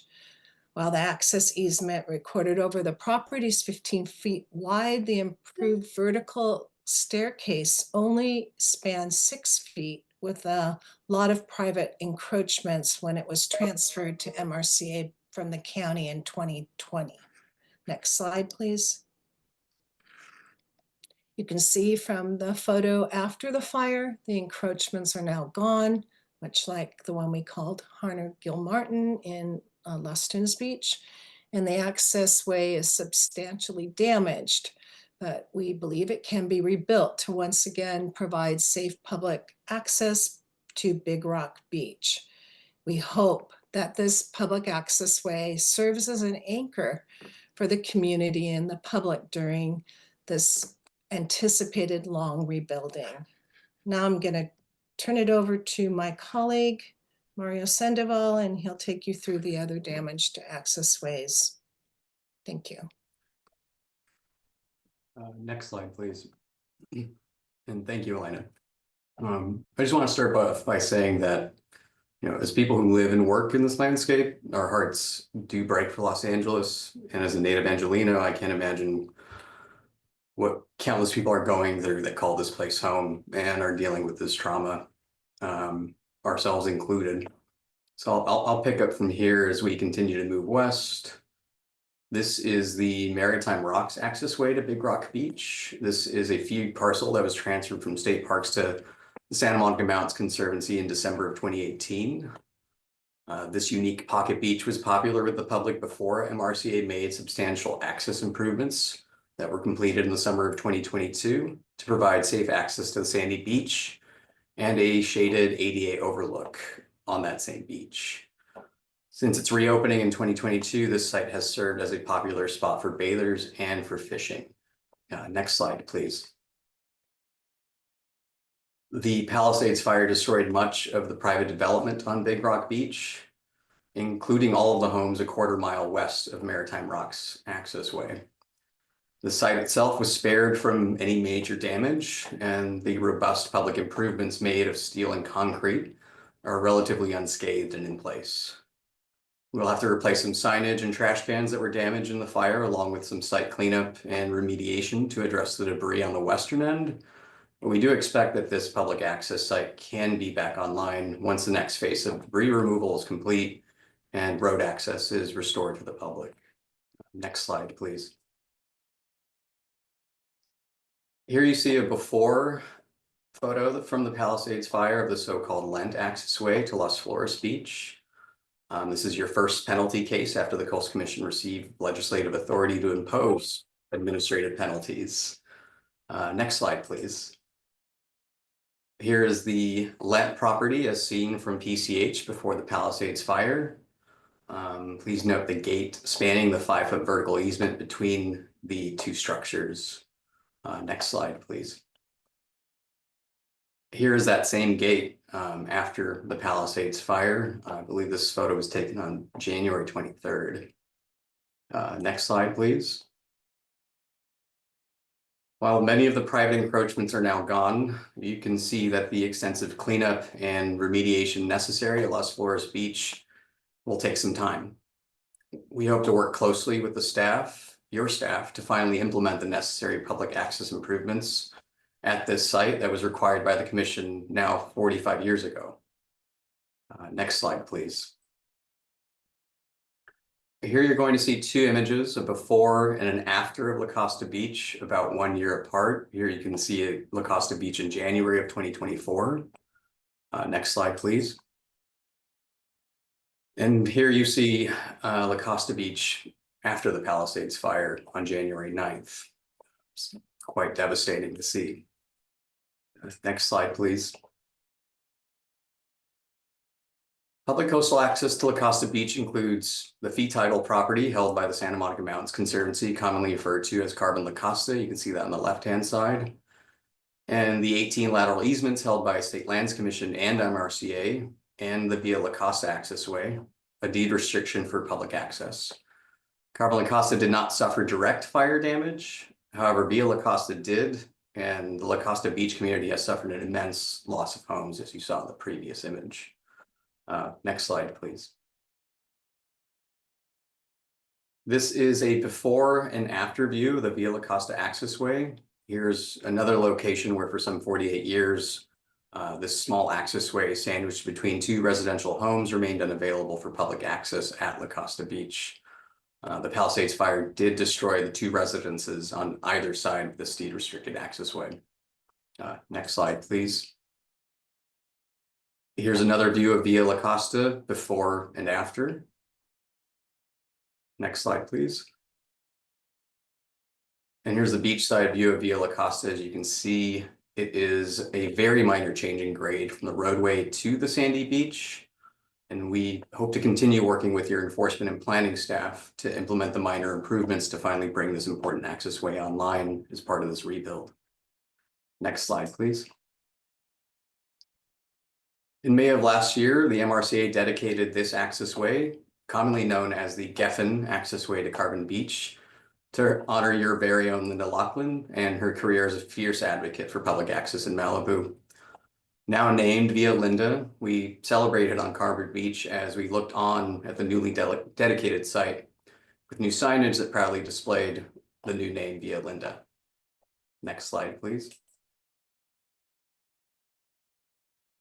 Despite the extensive damage to the private home, the majority of the access improvements and signage were completely undamaged.